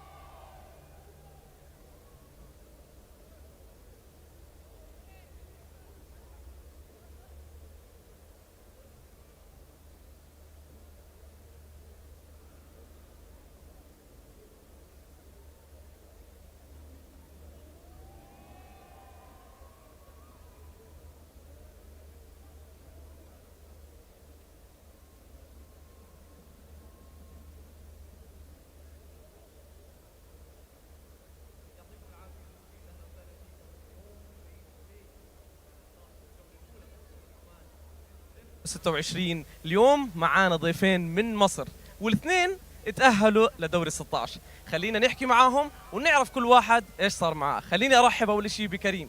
كريم هلا وسهلا. ازيك عامل ايه؟ ايه تمام. كريم كانت جولة أحادية بينك وبين حالك، طلعت على المسار وتأهلت الجولة بعدها، شو صار مع المنافس؟ لنكمل حكي. هو وقف عنده عطل في العربية، مش عارف ايه العطل بالظبط. بس دي اللعبة ودي الموتور سبورت يعني، فخد ال 5 minute رول وما لحقش يخلص. نعم. رمزي هلا والله. اهلا وسهلا. رمزي انت السنة الماضية كانت هون أول مشاركة لك بالدريفت. كانت أول مرة أشارك في سباق في حياتي يعني. أول سباق كان بعمان. عمان. تمام، واليوم انت تأهلت الدور 16 وكمان شفنا انه عطل فني مع السيارة اللي كانت منافسة لك. طبعا كنت مع ناصر، وناصر طبعا متسابق قوي جدا. ف زي ما كريم قال هي دي الموتور سبورت يعني، ساعات احنا اللي بنعطل، المرة دي كان الحظ في صالحنا احنا يعني. نعم وبالتوفيق. بس بدي اسالكم انتم سؤال ومين اللي بده يجاوب يجاوب. كيف كانت التجهيزات خاصة بعد ما انتم كنتوا اصلا موجودين ببطولة الامارات وجيتوا لهون؟ سيزن، عجقة، سباق ورا سباق، كيف كان الموضوع؟ مين؟ احنا السنة دي من ساعة عمان السنة اللي فاتت، عشان احنا الاثنين كنا لسه بادئين ان احنا نسابق بره مصر، فبالنسبة لنا الموضوع كان كومبيتيشن عالي جدا. فالسنة دي كلها قعدنا ان احنا نشارك في كل البلاد اللي احنا نقدر نشارك فيها، وابتدينا ان احنا بنينا فريق مع بعضينا. الفريق بتاعنا كور ريسنج تيم، فابتدينا نعمل فريق كبير ونسافر. شاركنا في الاردن، شاركنا في الامارات، شاركنا في عمان ومصر. فدي كانت تجهيزاتنا، كل ده بنجهز عشان سباق عمان. نعم وانتم راح تشاركوا بكل الجولات. كريم احنا هنشارك ان شاء الله في ال3 جولات.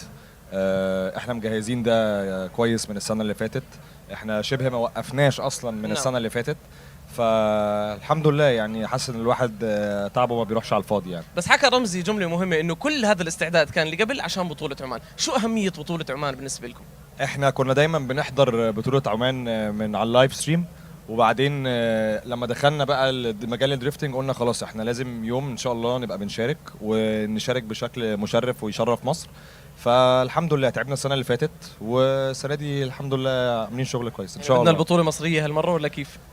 يعني نفسنا الصراحه، بس احنا شغالين على نفسنا واللي بيجيب ربنا كويس. بالتوفيق لكم اكيد ولجميع الابطال. نرجع لرمزي. رمزي، سمعتك وانت نازل من السياره بعد ما تاهلت تحكي عن الجريب.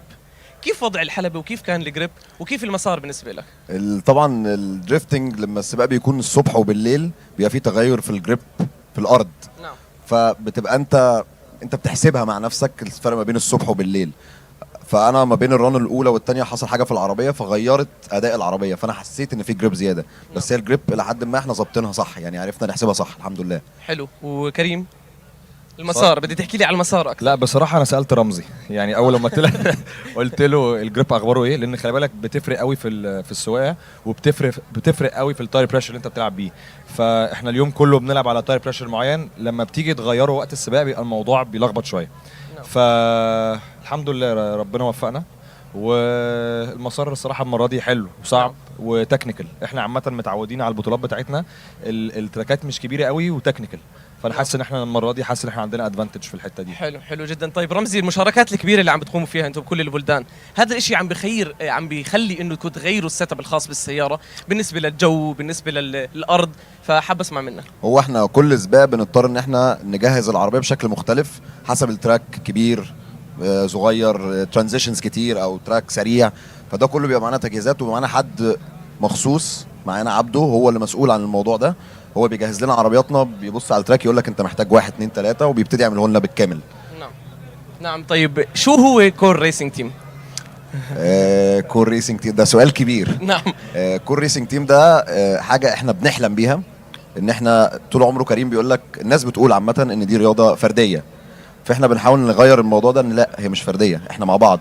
نعم. لو في حاجه حصلت احنا مع بعض في اي حاجه يعني. وده حصل من سباق من اسبوعين، عربيه كريم باظت، نزلنا احنا الاثنين بعربيتي، شاركنا ووصلنا احنا الاثنين الحمد لله في السباق، والسباق اللي بعده نفس الحاجه برضه. وحتى شفتهم انتم جايبين سيارتين سبير معكم، صحيح ولا لا؟ ما عشان هذا اهميه عمان هيك خلت الموضوع.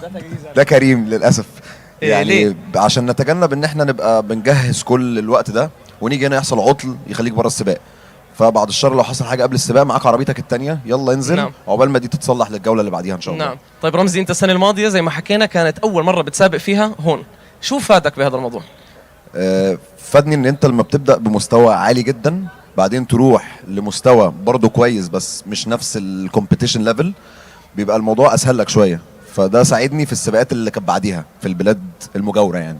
نعم نعم نعم. طيب كريم، نبعد شوي عن الرسميه، مين بتتوقع يفوز اليوم؟ اذا مش انت او رمزي يعني لانه اكيد انت بتتمنى انك انت تفوز او رمزي. لا بصراحه بص، عمان دايما فيها مفاجآت، يعني كل مره تبقى انت متوقع حد بتلاقي حد تاني هو اللي بيكسب. النهارده احنا شايفين في اسامي كبيره وقديمه طلعت من بدري، فبصراحه there is nothing to expect. مش عارف يعني. اعطيني اسم يا كريم. والله انا بتوقع احمد دحام.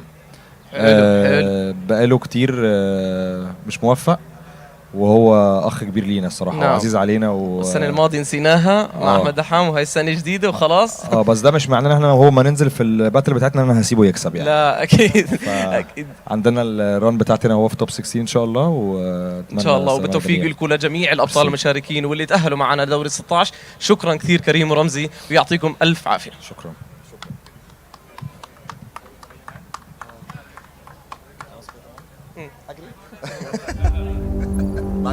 Ready for a surprise? The off-roader has evolved with hybrid power while inheriting its legendary toughness.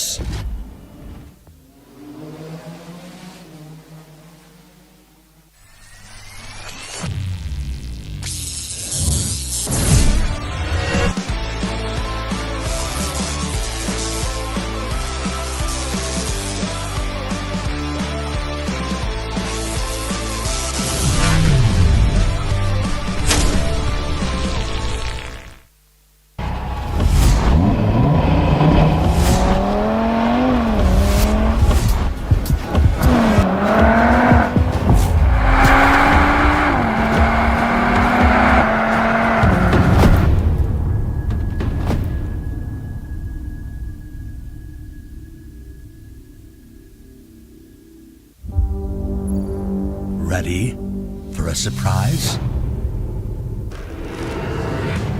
The off-roader has evolved with hybrid power while inheriting its legendary toughness.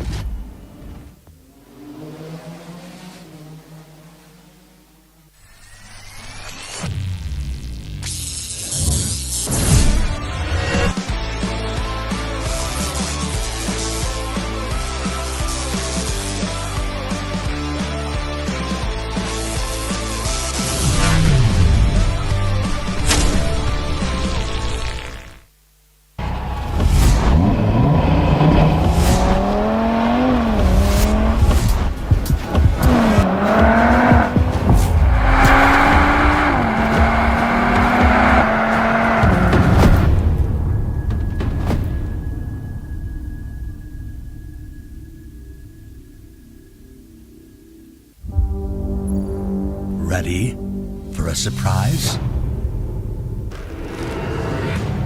The off-roader has evolved with hybrid power while inheriting its legendary toughness.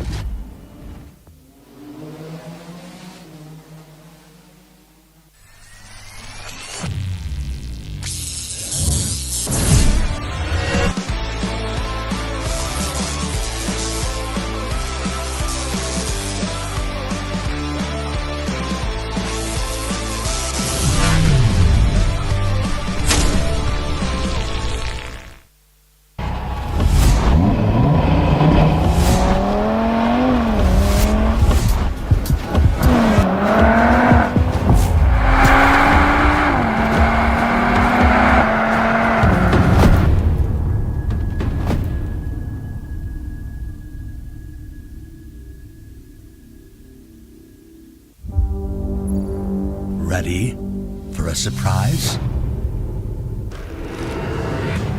The off-roader has evolved with hybrid power while inheriting its legendary toughness.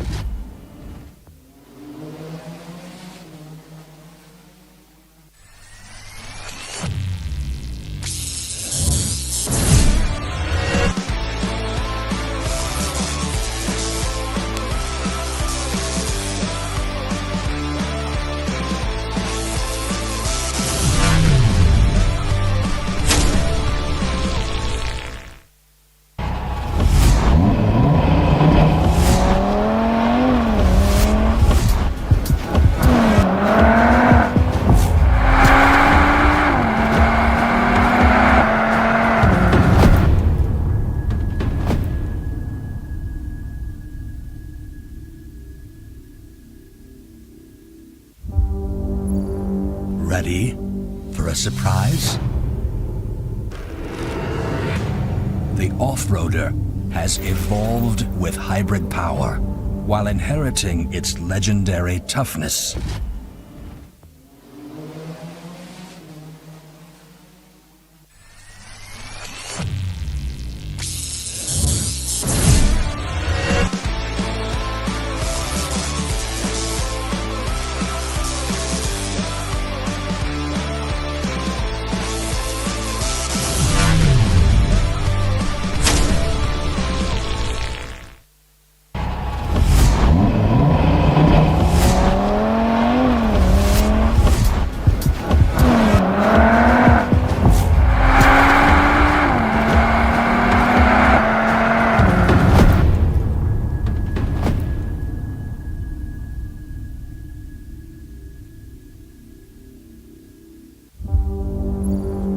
Ready for a surprise?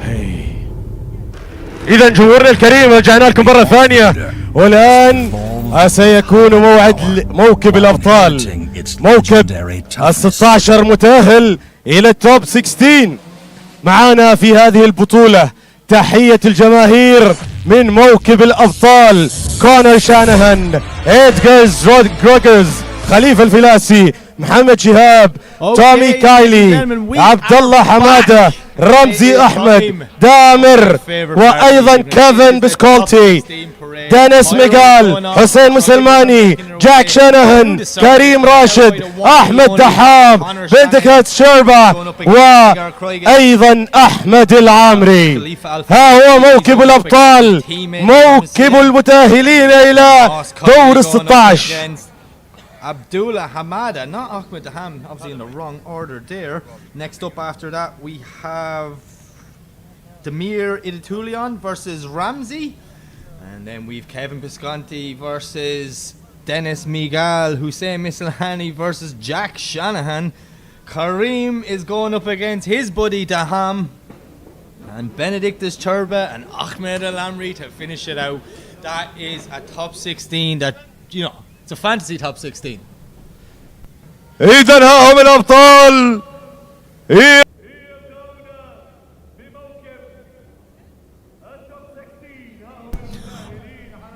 Anyways, we see the cars coming out. The best part of the evening, as I get joined and hit in the head by our head judge, Mr. Kieran Hines. Mr. Kieran, how are you?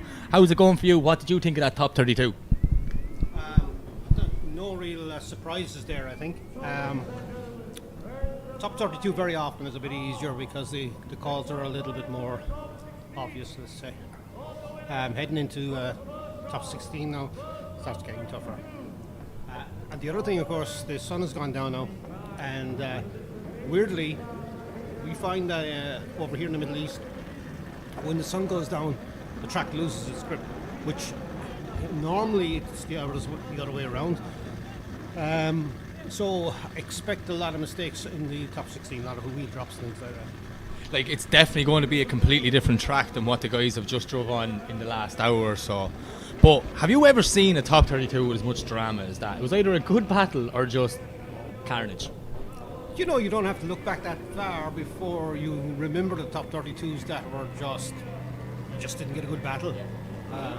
But you can see the level. I mean, okay, the entry was close to 60 cars. You know, that weeds out a lot of the guys maybe who are still only on the way up, coming up through the ranks. So what you're left with in the top 32 is a fairly good standard of drivers. We had a couple of tough ones. One thing we're looking for, I mean, in the briefing I went to great pains to explain the lead line is so important, because basically the lead driver on a really good line allows the chase driver lots of space to be able to twin with him. So we're very much focusing on what the lead driver is doing in the battles, and asking the question, was that an easy battle, does easy lead to chase, or was it that difficult? And there was a few runs there now that, you know, looking at it, you nearly think it should have gone the other way, but it's really because of the lead that the other guys put in. So there you have it, Kieran. Thank you very much. As we see, probably one of the best top 16s I've seen in a long time lined up here. I'm going to lose my voice instantly. May try and save it. Who do you think is going to take the top step on the podium if you were a betting man? I don't know. It could be in for a surprise, you know. Yeah, obviously, you'll think of Connor and you'll think of Jack. You think of the Irish lads, is what you're saying. Yeah, but it's not clear cut. I mean, to be honest, Tomas was lucky to get through his one. Jack had a really good chase, but the guy he was against, I can't remember who he is now, but you know, put in a good chase on him, not enough to overturn. I mean, Jack did nail him, like, but the thing is, now we're moving forward, and if you look at, let's say, the obvious people I just mentioned, you know, you have Maxine, you've got, well, Nasser's gone, unfortunately, in car issues, but you've got the FX team. Like, there's a lot of good drivers there, and you know, I've seen these guys in the EDC. They're no joke.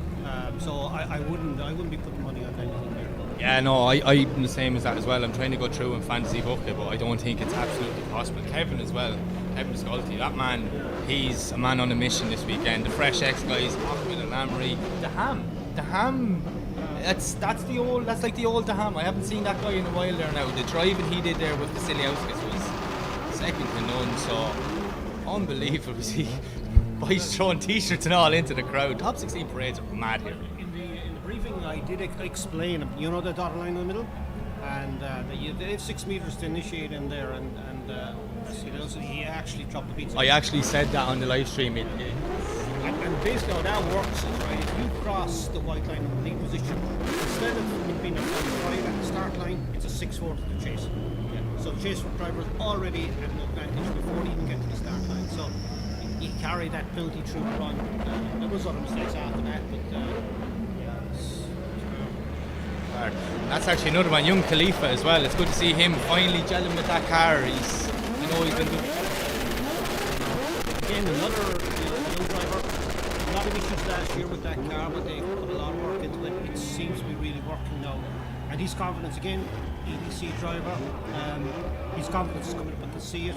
You know, we've had chats. I won't lie, and you know he's really starting to step up, and he's taking everything on board. And his initiations were a bit of an issue in EDC. He seems to have that sorted.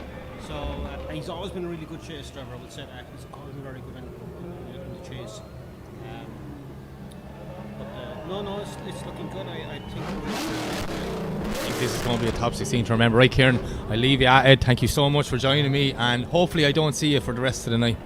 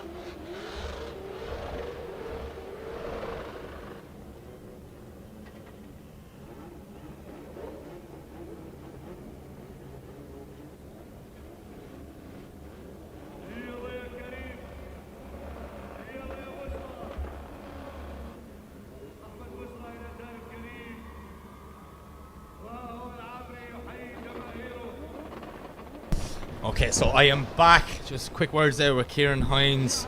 He is really excited for this top 16. Well, maybe not as excited as me because he has to make the calls. I'm like you guys. I'm just a fan. I'm just overexcited guy with a microphone. That's it. So we see the top 16 leaving the track. Some top 16 parade. Standard of drivers this year is just amazing, and we're getting all brought to you by the OAA. So really quick before we start, I'm going to thank some of the people who make this possible. Our sponsors for the 2026 season are Shell, Red Bull Mobile, Muscat Knights, and the Minister of Culture and Sport and Youth. Thank you so much for your support in the OIDC Championship. And yeah, these are the people that are bringing you all this craziness, bringing all the best drivers from around the world for our entertainment. So I'm excited to see where the rest of this night goes.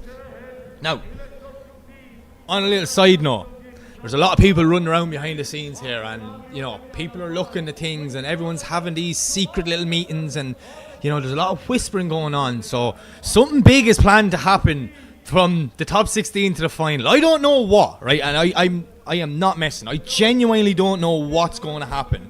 But every time I try and find out, they all smirk and smile. So whatever it is, I'm expecting something big. So the best thing you guys can do now is sit down, relax. I know it's a Friday evening. Just chill out, enjoy the drifting, and let's see what carnage OIDC unfolds around one here. How beautiful does that track look? The facilities is just unbelievable here. Kieran Hines designing another crazy layout for the drivers, pushing them to the limits, them and the cars. And you know what?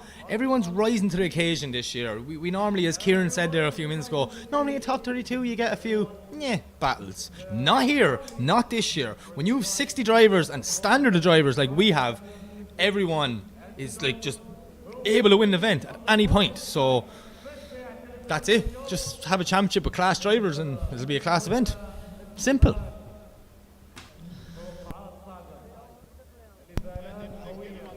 So we're getting ready now for the first battle. Conor Shanahan and Edgar Kreuges. So you see the drone just flicking through a busy pit. How cool, how professional, all the pit area, man. This whole season has just been stepped up by everyone. Staff, crew, drivers, cars, you name it. I'm just so happy to be involved.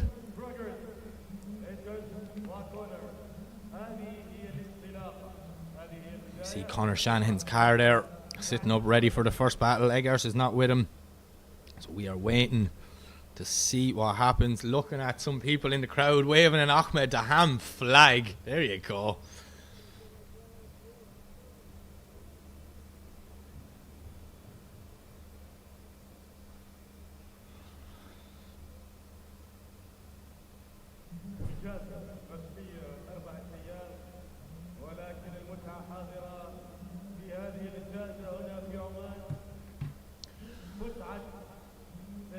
Beautiful drone shot here.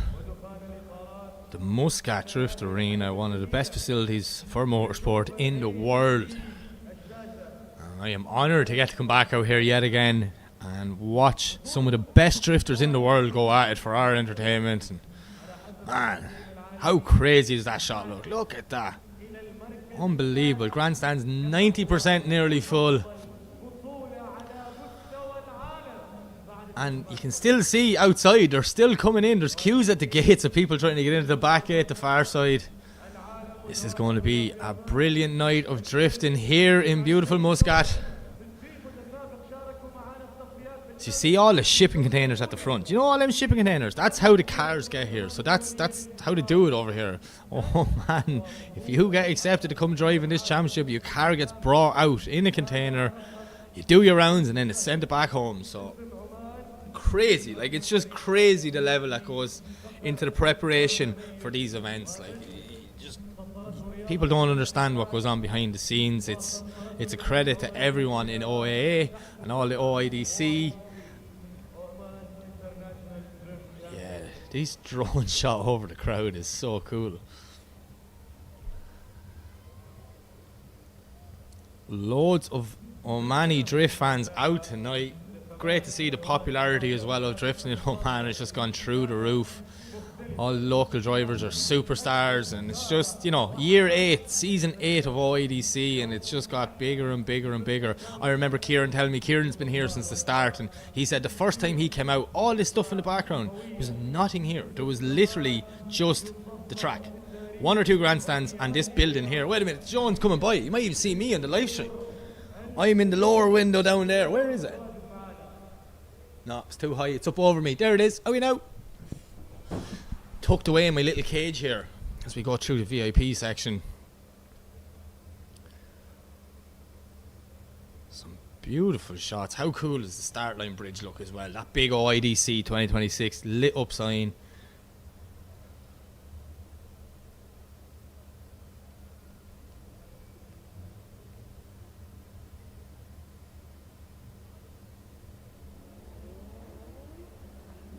Okay, so we're getting ready to go, and we see the one, the only Conor Shanahan in the burnout box in that borrowed GT86. The Irish flag on the roof. Conor, a kind of last minute surprise to the grid. We all knew his brother Jack was coming, but it's good to see both of the Shanahan brothers here. It will be amazing to see both of the Shanahan brothers here in their own cars one day. I'm sure this won't be the last time we'll see these guys out here. But Conor is going up against an on-form OIDC veteran. That is Edgar Kreuges. And, you know, Eggers has been here a good few times, so he understands. Sun's gone down, track conditions change. Maybe something like that might catch Conor. but I don't think so. Connor does have got that car from NMK Performance, the Ham and his crew there from up in Dubai. So them boys, you know, they've been around OIDC a good bit. They'd be like, Connor, it's going to be a different track than your top 32. And then when you get to the top 8, it's going to be different. And the final will be different. Always forever changing grip levels here in Muscat. But then it keeps it interesting, you know. It makes, like, it really makes the good drivers push through. You have to adapt in every scenario. It's very hard to fluke your way to a podium here in OIDC as we see Craigas coming through the start line, the pyro going off, Shanahan's there already, top 16's about to kick off. I am super excited. I am really excited for this one. Round 1 of OIDC is brilliant, and then we still have this unknown thing that's going to happen at some point that no one will tell me about. I thought I had inside information, but obviously not. Anyways, Shanahan, Craigas, leave the line, Connor the lead, Eggars to chase as they make their way down. Nice early initiation from Connor, getting lovely and wide in that first one, but Eggar Craigas is right there, pushing up on that GTA 6 of Connor Shanahan. These guys would have known each other very well from driving together in Europe, driving the other side of the world now. Connor not even in his own trusty car, but Eggar's doing a great job sticking that BMW right up on Shanahan's door as they make their way into the D-cell zone now. Little dab of handbrake from Connor as he settles the back end of that GT80 6. My apology. Eggar still doing on. What happened? Eggars was just ready to make the dive of the year, it looked like, and then just shot off the wrong direction on the track. Oh, this night is going to break me, I think, because it's an emotional roller coaster. Don't want to see anyone fail with mechanicals, but, you know, Eggars didn't stop drifting for no reason, so what happened there? I'd love to know. As they come in here now, watch. Boom, look at the Craigas there. Right, I'm going to get up on him, I'm going to push him over the line. Right there with Connor, and then now. Just shut off and went. Either something broke or temperatures. It shouldn't be the temperatures though. The sun's gone down. You're thinking the temperatures will be going down, but look, car temperatures is a different story. Cooling temperatures, things like that. But it's obviously not a big problem because Craigas is straight to the line. So this will be a Latvian man driving in anger. Connor Shanahan's spotter will be in his ear going, relax, don't go too mad. Just take it home and we shall go on to the grade 8. What can Eggars do here? Still leave the line. Craigas doing a good job all day, but yeah, that's a nice initiation. Still not sure what happened, why he shut it down. He's not too deep there, but Connor Shanahan's right with him, pushing on the back of that brand new build. Getting up close and personal with Craigas as they come through the second outer zone. Getting lovely and wide. Look at this from Shanahan, just playing with him. Pushing him through the centre section as they transition into the D-cell zone. Lovely line from the lead driver, but Connor Shanahan is putting on a masterclass in the chase as he transitions through the smoke and over the line. That was such a cool shot. Brilliant run from Connor Shanahan. Eggars, what a lead run. I'm just so upset at whatever happened in that first half. Obviously the incomplete will come into play with this result. But yeah, Connor Shanahan making sure everyone in Oman knows he is here by doing exactly what he does best, drifting.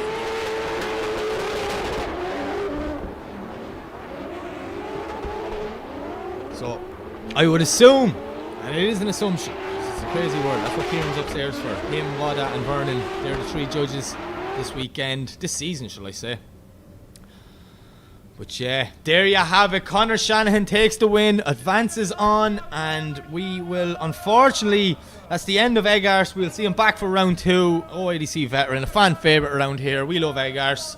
Hopefully there's nothing major wrong with that car and he can bounce back. He slaps the helmet, shakes the head. Maybe it wasn't a mechanical error. Could have just been a little, I don't know. It's the same thing. Once I finish up the podium, everyone comes up and tells me what I need to know. But if only they tell me now.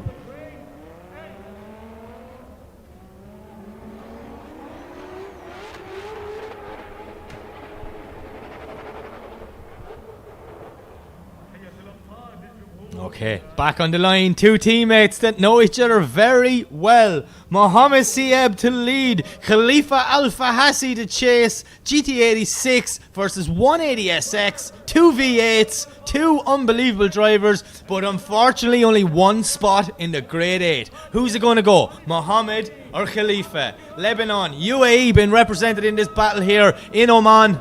And away they go, Mohammed tearing down the straight. But look at young Khalifa, he's right there with him. Shit, the flame. Oh, contact! Mohammed Sieb just straightens up. I don't know what happened there.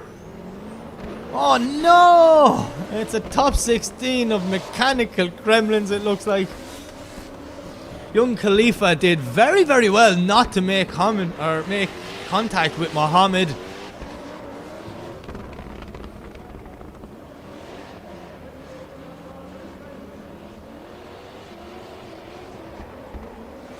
Yeah, I'm waiting on the replay myself to try and see what happened. I wonder, obviously something wrong. Obviously, yeah, he's a well-capable driver. Look, nice initiation, and then here, just boom.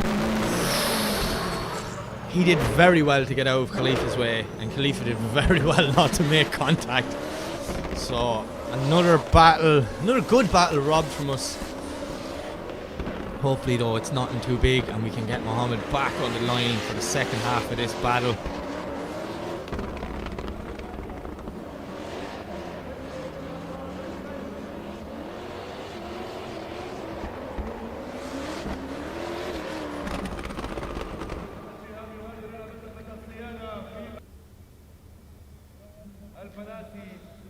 So let's see what happens. Will Mohammed make it? Is he going to call a 5-minute rule? Very upsetting that is. Especially when you're battling your friend, you know. The two guys probably are after spending the whole time there like, right, we're going to go out, we're going to put a show on, we're going to give it everything, let the best man win. And then the car comes into play. And just mechanicals. But yeah, I see our next battle warming up, which means Mohammed must have called a 5-minute rule. So we're heading back to the line, and it will be Abdullah Hamada to lead in Tommy Kiley. Let's see what happens in this one. Two very, very good drivers, two very fast drivers on this round one circuit, should I say. Speed they were doing in practice this morning. You know what, the speed of everyone. Obviously drifting, it's a forever evolving sport, but yeah, just something this year I was looking at it like, this is crazy fast. Everything, the cars to the drivers, it's a testament to all the teams. But yeah, we're just waiting on Tommy Kiley now to make up. There he is, right on time.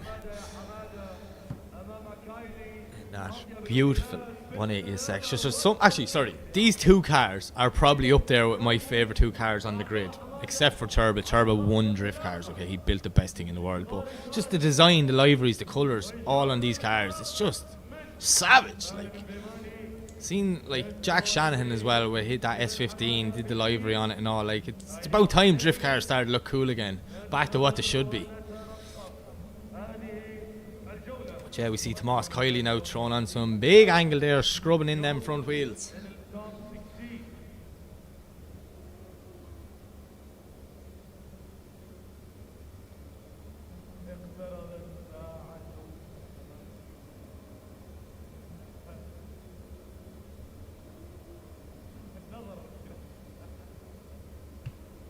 Okay, Kiley now just making sure there's heat in them front tyres as he now makes his way out to the start line and pulls up to the chase position. So Hamada in the lead and Kiley in the chase. What's going to happen in this top 16 battle?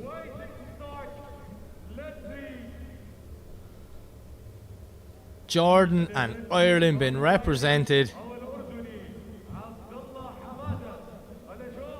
Hamada, Kiley, come on, start line Marshall, get the thumbs up, set the light. Let's see what's going to happen in this top 16 battle.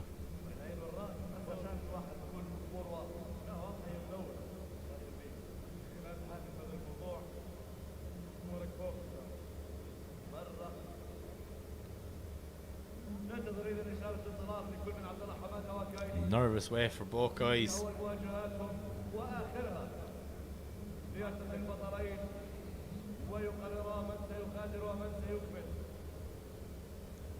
I'm not really sure what the hold-up is or what's happening. I can't see anything, but that doesn't mean there's not something happening. There's obviously a reason for this.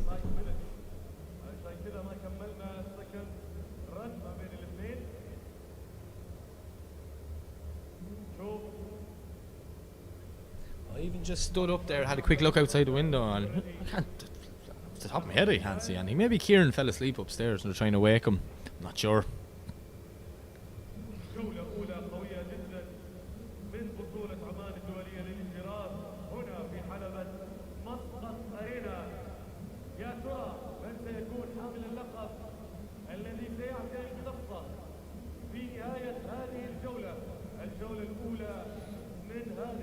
Okay, so I'd say as well, they're sitting here a few minutes, these guys, so they might get the opportunity to go back and rewarm their tyres.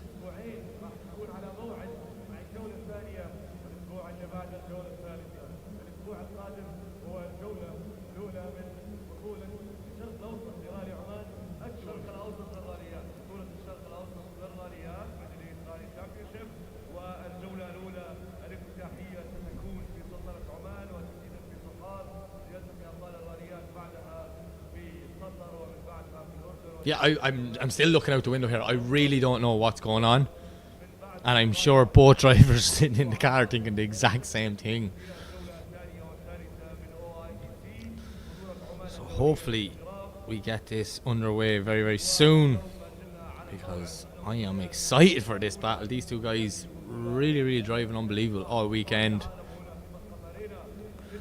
So let's see what happens.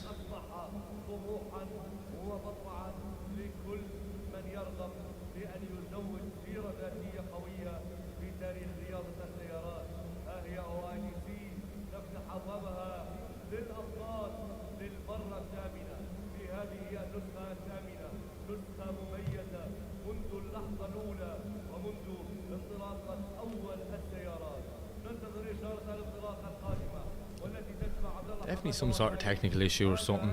Maybe scoring systems upstairs or something like that.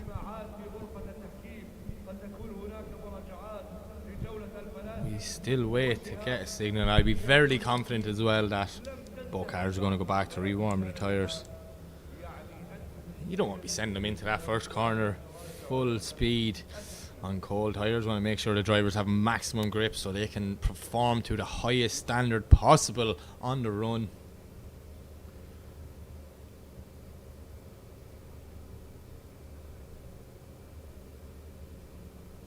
Yeah, I can see Kylie saying to the start line marshal, the old international, can I rewarm my tyres?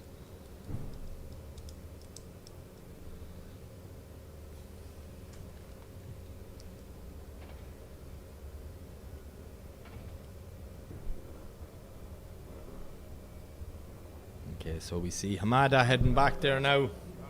He's obviously going to warm his tyres. Hopefully, by them warming up means we will be getting this underway very, very soon. All these people sitting waiting, all of us at home waiting. Well, I'm not at home, but I might as well be. I'm looking at the telly, sitting here just waiting, dying to see what happens in this battle.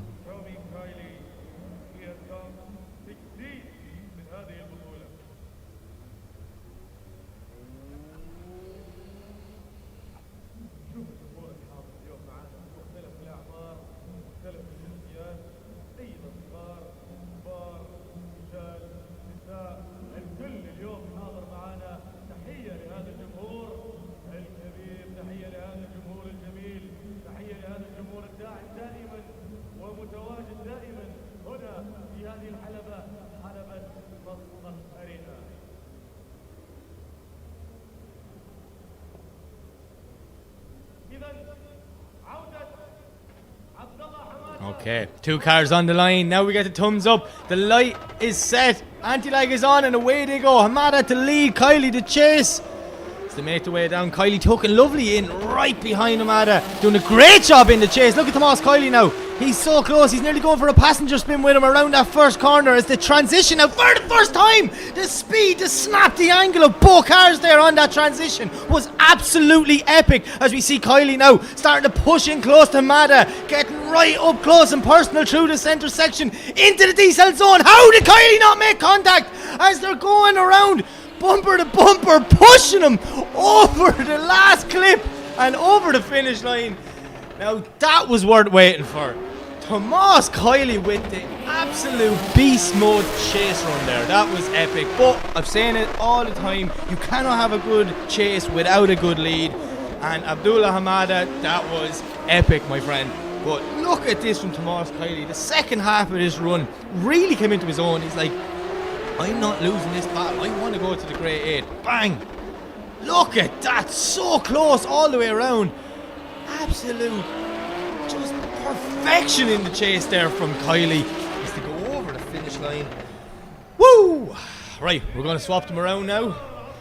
And let's see what Hamada can do.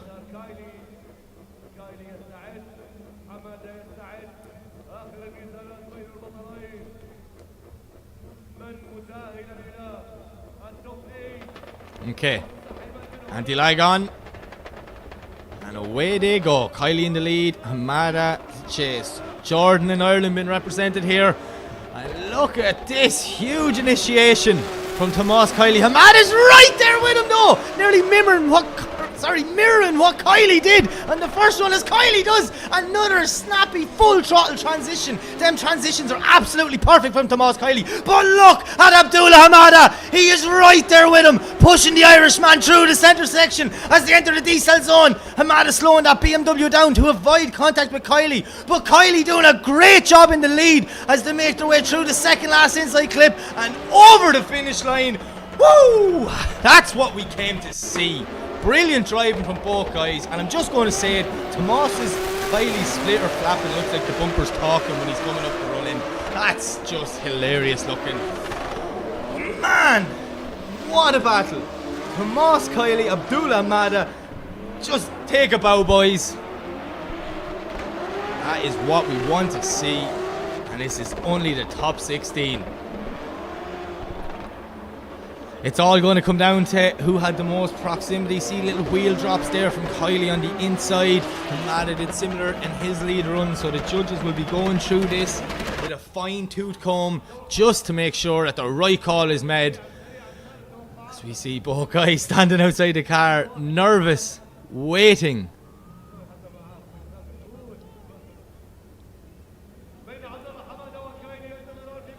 What way is it going to go? Oh, I would not want to be a judge for this.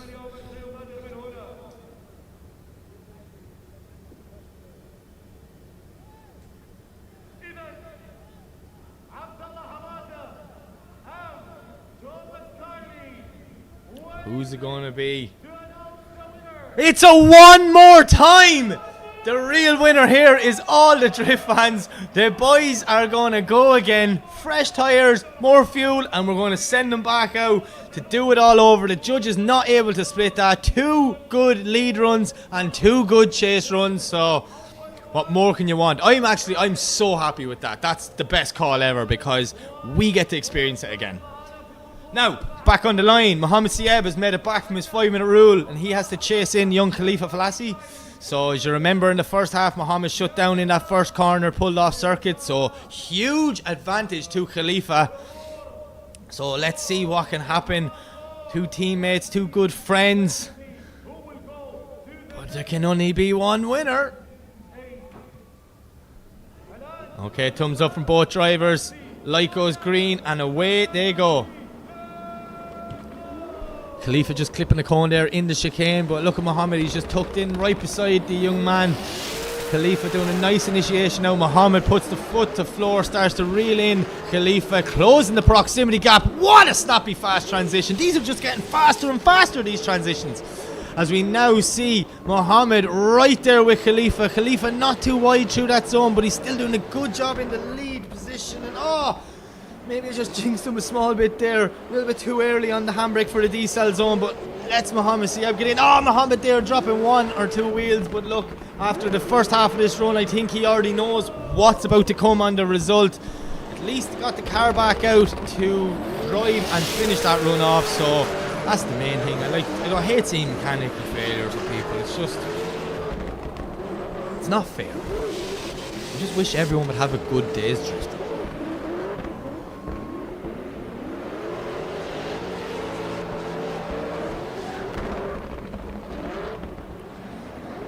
Enjoying this replay here, yeah.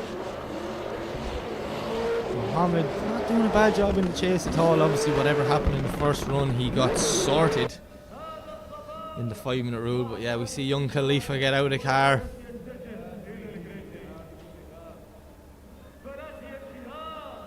He's calling the cameraman over. What? Ah! Pointing it out. Pro Drift Boys representing here. Friends, Khalifa gets the win. Unfortunately for Mohammed, that's the end of his day. But look, you know what I mean? They're teammates, they're buddies. It doesn't matter. The real winner there is their whole pit area. So I'm sure Mohammed will be rooting Khalifa on for the rest of this competition. But we will see Mohammed back in a couple of weeks for round 2.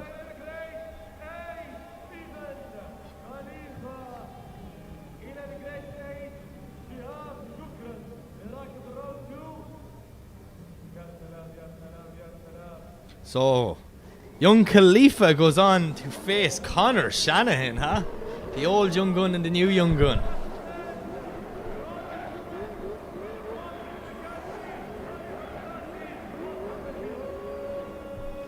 Okay, so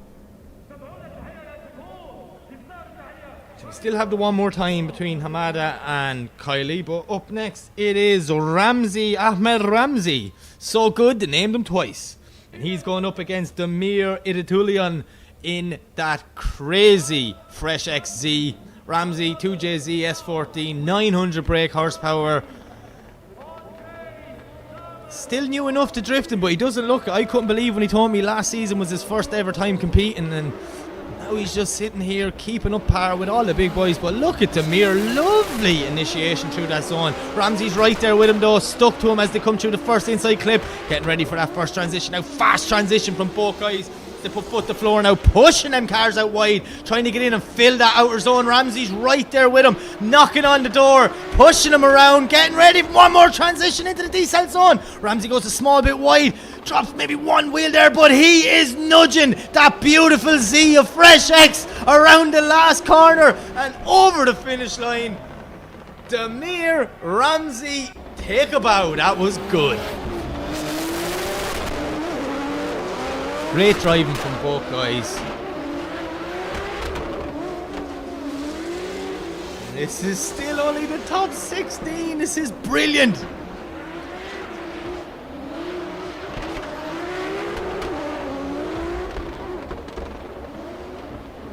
I'm just literally enjoying this here. That's what I'm doing. I'm sitting here just enjoying this chase from Ramsey. That whole section there, absolutely brilliant.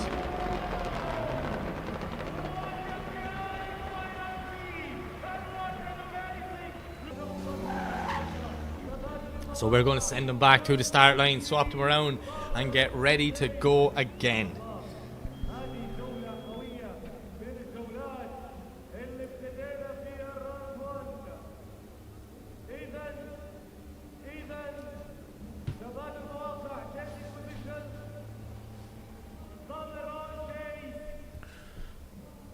So we see Ramsey just coming back, just taking a little second, bring down the temperatures before we send these machines back into battle. But it will be Ramsey to lead and Damir to chase.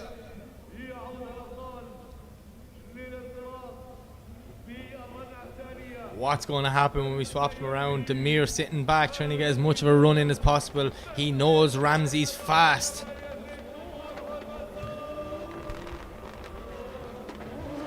Ramsey just clipping a cone there on the chicane, but wide initiation for Ramsey, but Damir's right there with him, tucking in beside that S14.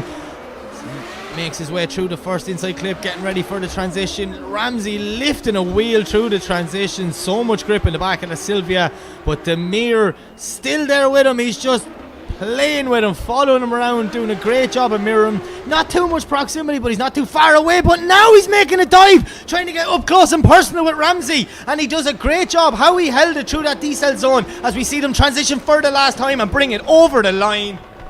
Nice.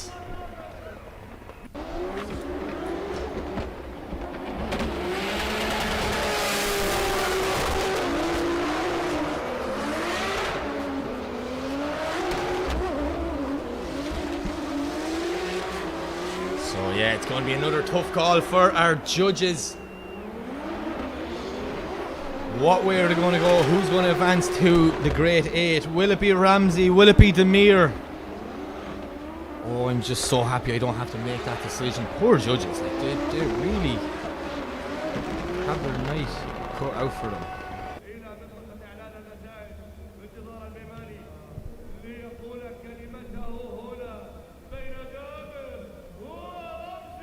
And there you have it. Demir Idatulian gets the win. He advances on. Unfortunately for Ramsey, that's the end of his night, but we will definitely see him back for round 2 in a couple of weeks' time.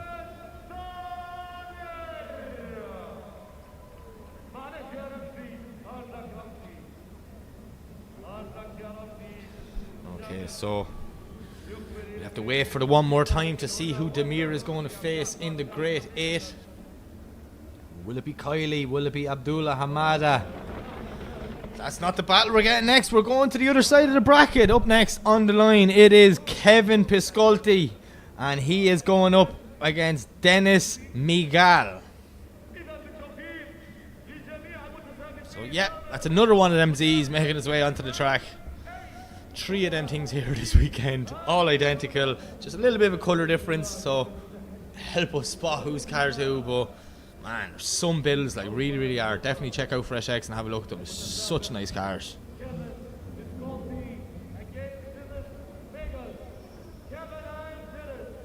So Kevin just rolling back. I wonder, is he going to get the opportunity to warm his tyres again? Is that what he's doing? Or maybe he just wants more of a run into the first corner?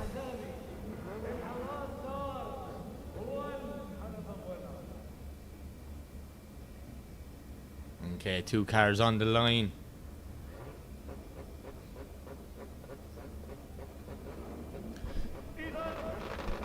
Kevin to lead, Dennis to chase, anti-lads flicked on, light goes green and away they go. Cone clipped there by Kevin in the chicane, but nice initiation from Kevin Visconti. Look at that, putting the back wheel right on that line. Absolute near perfect through that first zone. As he puts the foot down now, trying to get a bit ahead of Dennis Miguel. Dennis though, using all the power in that Z to stick with Kevin Visconti as he pushes them into the second zone. Look at this one, Dennis Miguel, a little nudge going, yeah man, I am still here. As they flick back now. Oh, what a dive from Dennis Miguel, and he holds it as well. That was absolutely epic driving. Kevin Visconti doing whatever he can to try and shake him off through these last few sections. But Dennis Miguel, woo, that yes, that transition into the decel zone was epic. Like, that's what we tuned in to see. That's what we love about drifting. Risk reward, and when it works, it works. Watch this now. Kevin goes a little bit wide there, dropping 1, maybe 2 wheels, not sure from that angle, but here he's like, come on, hurry up, will you? A little nudge, go, get up there. And watch, bang, look at that dive, right up on the door.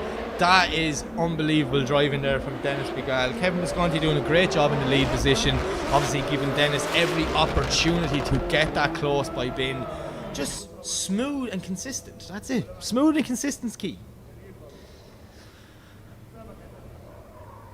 So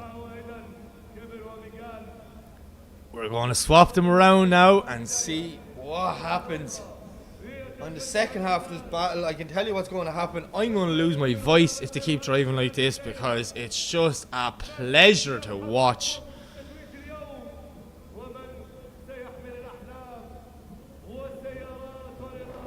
Okay, anti-lags flicked on, light goes green, and away they go.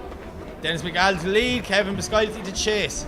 You see them coming down, the bangs from that Sylvia every time he put. This is just insane driving. What?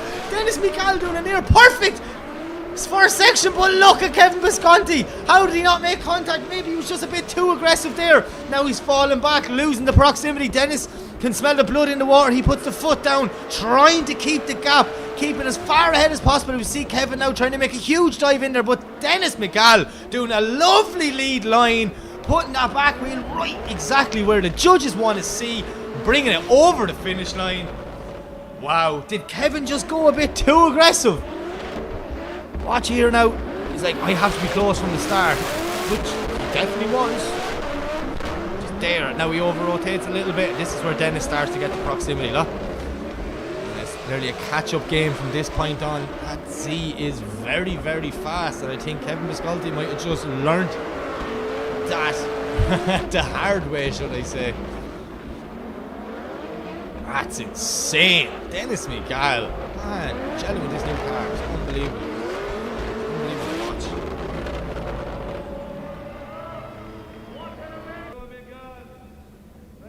See smiles and high fives, them boys enjoyed that battle. The heart rate is definitely elevated after that one. Kevin smiling away. I think he understands what's about to come. He's been around a while. He knows you make a mistake like that at this level of drifting, and unfortunately you could be going home. But let's see, maybe I'm just overexcited and the judges saw something completely different, because that has definitely happened in the past.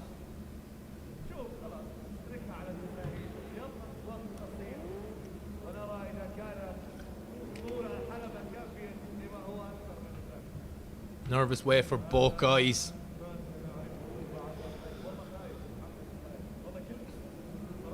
Did Dennis just pat the car in the back and say, good girl there? That's what that looked like to me. She served me well.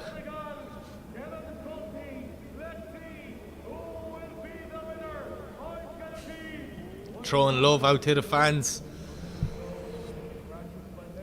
We need a winner. We need to know who's going to the Great 8. Is it Dennis? Is it Kevin? They're definitely keeping us waiting.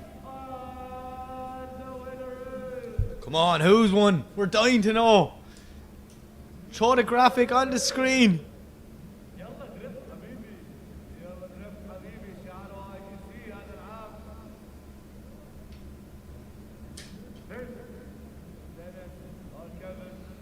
Judges still deliberating on this one.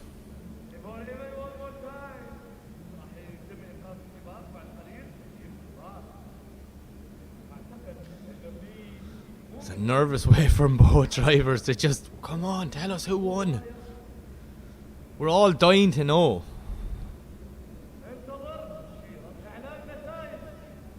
Okay.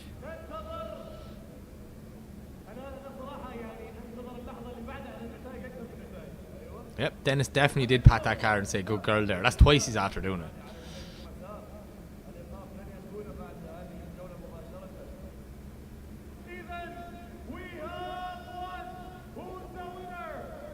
Oh, it's a one more time. One more time. Judges not able to separate these lads. I don't know if that was anger or happiness from Kevin, because it seems like he's just been through a second chance. So I'm sure that was a, oh, thank God moment, you know. But yeah, we're definitely going to see them boys go one more time. They'll head into the pits, fuel and fresh tyres, and away they go. Right, back on the line.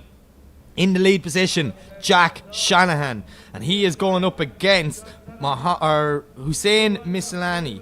So S15 Sylvia versus C6 Corvette. Hussein probably knows what sort of driver is ahead of him. He's like, I'm going to throw everything at it and just see what happens. But Jack Shanahan on form here this weekend.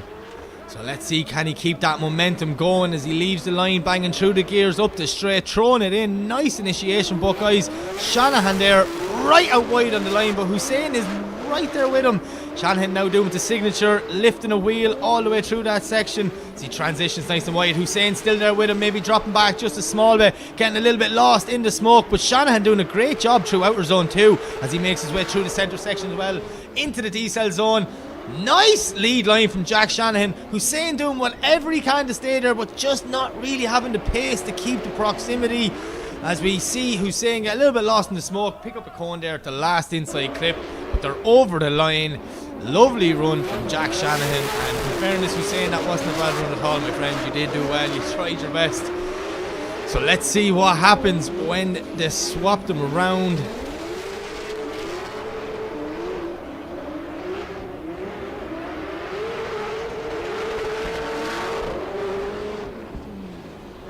Jack Shannon's S15, borrowed S15 he's in. It looks so good, it does. This car in Oman last year, driven by Chris Brady, not looking like that at all. But yeah, the car's back with a new driver, it's looking fresh.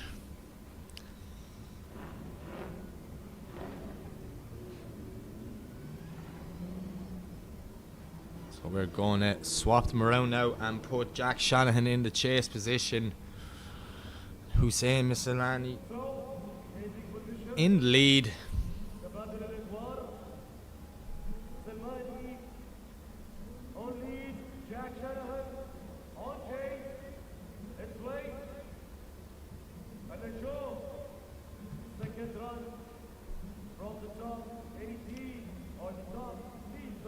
Ireland and Lebanon representing this battle here.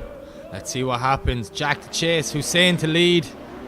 See Jack just giving Hussein a little bit of room there on the running, going, right, you get settled, lad, then I will do my thing. Look at Shanahan now, he puts the foot to the floor and just starts to close the gap. More grip in that chase car, should I say. You see Hussein now washing wide. Hussein's just trying to be fast and gets far away from Jack, but Jack doing a great job there now, creeping up on the side of that Corvette. Doing very well not to make contact. Nice transition from both guys into the decel zone. But Hussein just gone wide, dropping two wheels. Jack doing very smart driving, just sat back on. I'll let you come back on track. And Hussein shuts it down, which will give us the answer that I think we might have already known, who will be going to the grade 8, and it looks like it will be Jack Shanahan. Not sure what happened with the Corvette there, if it was a mechanical issue or what, but Hussein definitely shutting it down, just coming into that second last clip. So just look at Jack, he put down the drop right up there, up beside him. Really, lap by lap, Jack Shanahan is gelling with this car, so I'm afraid to see what sort of beast will be back at round 2 and 3. Whether he has some experience in it, and then he'll have a couple of weeks just to play around with setups and alignment. So Jack there on the handbrake, seeing Hussein go off, like, right, you're back on track, let's go again. And then there it is there, Hussein shuts down, just drives off. Not sure why he shut down. Hopefully it's not another mechanical thing, but there you have it. Jack Shanahan advances on to the Great 8, and unfortunately for Hussein Misalami, that is the end of his day, but we'll see him back in a couple of weeks for round 2.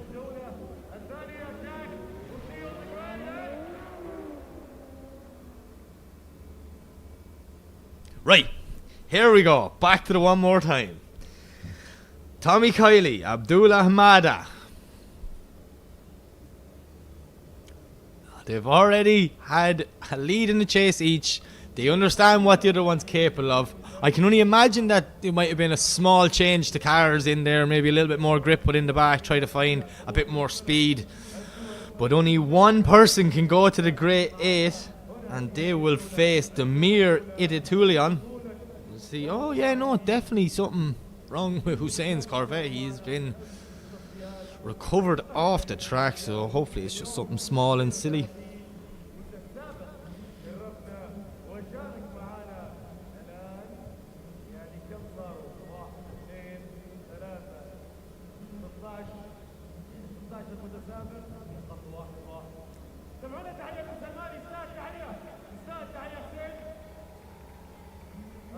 Right, back to the line.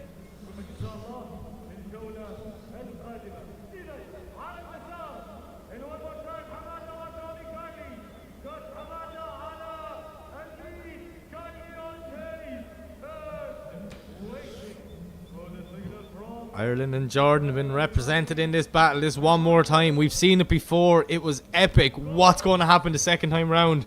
I have big expectations for this battle. I wonder did Kiley screw up that little splitter on the front of his bumper, or when he's running down the straight it looks like his car's talking. Hopefully he didn't, because I find it funny, but I'm very easily entertained. Anyways, Hamada, Kiley leave the line. Is to make their way down. Nice initiation, Buckeyes. Kylie tucking in right there, nice and early. Hamada on a brilliant wide line, but look at Kylie as they come through that centre section. Huge speed from Buckeyes as they come into outer zone 2 now. Hamada not too deep in that zone, but Kylie's right there with him, knocking on the door as they come through their own smoke, through the centre section, into the decel zone. What a dive from Kylie! Doing the exact same thing as he did the last time, really trusting fate in the lead driver and pushing that car right up on his door and bringing it over the line. Yes, Tomas Kylie, that was epic.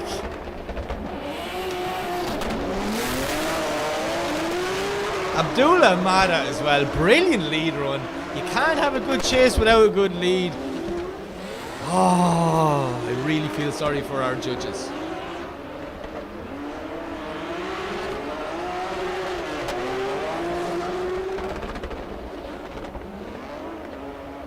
Look at this from Kylie, a masterclass in the chase. Brilliant job as they come through them last few clips there. Savage.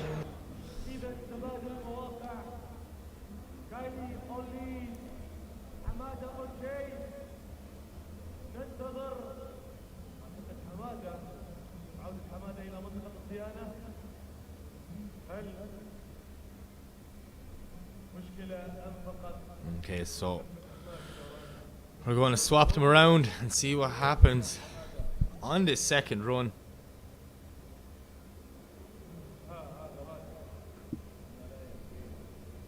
Two cars there. Tomas will lead.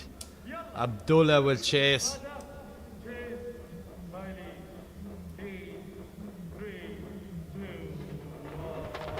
Anti-lag switched on. Light goes green, and here we go. Kylie Hamada for the second time throwing it in. Nice initiation yet again from Kylie. Lovely lead line. But look at Abdullah, he's right there with him. This is a mirror of the last time these guys battled. Huge snap from Kylie. How does he hold that? The speed of that transition. But Abdullah's not letting him get away. He's using every bit of grip in that BMW to push his car right up on the door of Tomas Kylie as they drag the handbrake into the decel zone. And oh! The first mistake between the 4 runs just happened there. Maybe Abdullah a little bit too aggressive, coming into that decel zone, washing too wide. But wow, look at that for Kylie. That is brilliant. Abdullah Hamada making a name for himself here. Made a huge impression last year on me. This car was yellow and it was brilliant all season long, but Kylie as well. Two guys, like, seriously talented drivers. But yeah, that's the biggest mistake out of 4 runs I've seen. Just consistency is key.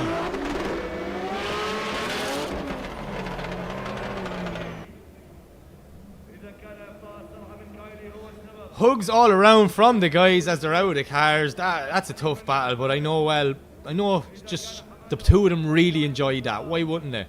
Epic driving from 2 drivers. Okay, so we're waiting on the result. Is the result going to drop in? Who will be going on to the Grade 8? Will it be Abdullah? Will it be Tomas Kylie? Oh, I'm nervous waiting for them. Let's see what happens. Come on, judges. Put us out of our misery.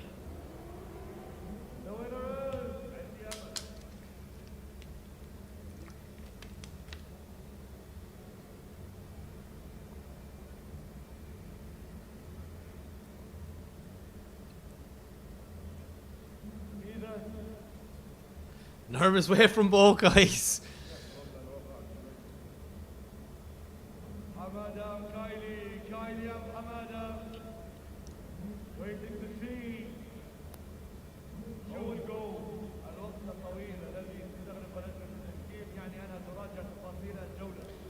Who's it going to be? In my opinion, I thought it was kind of obvious, but I am not down to the technical stuff. That's the 3 guys upstairs, so maybe there's something more that we're missing.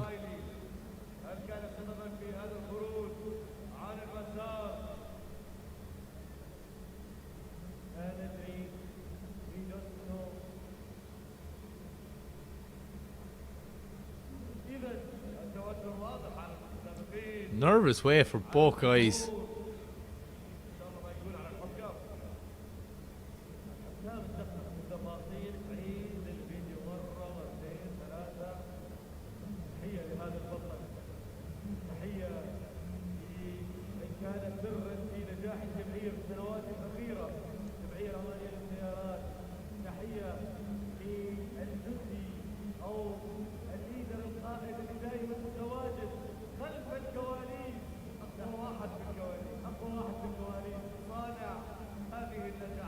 Ah, judges, what is going on up there?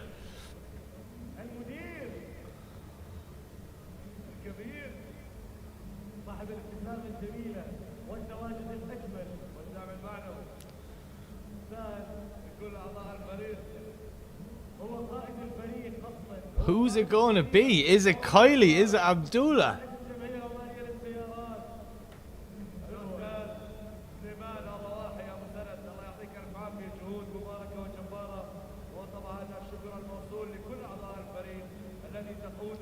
Come on.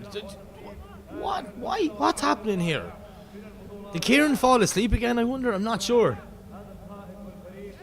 Jed, judges definitely going through something anyways. As I said earlier on today, what we see here is the live stream. What they see upstairs is completely different. They have every camera angle. They actually have camera angles that we don't even have on the live stream. They can control the speed, rewind, just changing angles and put in slow motion. So they're definitely divided on something, or they're just analysing something to make sure the right call is being made. But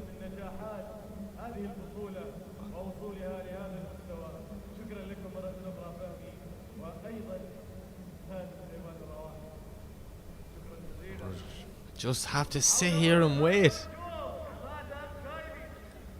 Even the drivers now, you can see it in their body language. They're like, what's going on?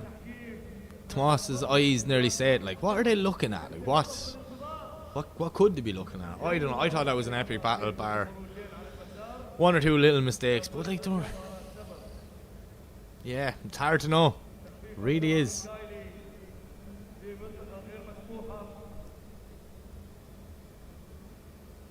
Here we go. And there you have it. Your winner is Tommy Kiley. He is moving on to the grade 8. And unfortunately for Abdullah Hamada, that's the end of his weekend. But man, what a drive. And we were excited to see him back for the next round.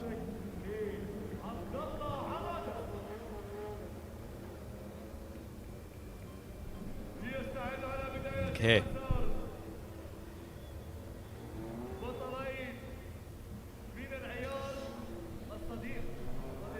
Oh, the next one is out. As you see, they're going back to rewarm the tyres, so them guys would have been sitting on the line for that whole duration. So, you know, it's only fair to let them rewarm the tyres. But that is Karim Rashid, and he is going up against Ahmed Daham. Jordan and Egypt being represented here. Two guys that know each other very well. Well, Daham knows that car in front of him very well because him and his team look after and maintain it for Karim. But let's see what happens. Two good friends, and I'm sure they both said, let's just leave it on the track. What happens, happens, and may the best man win.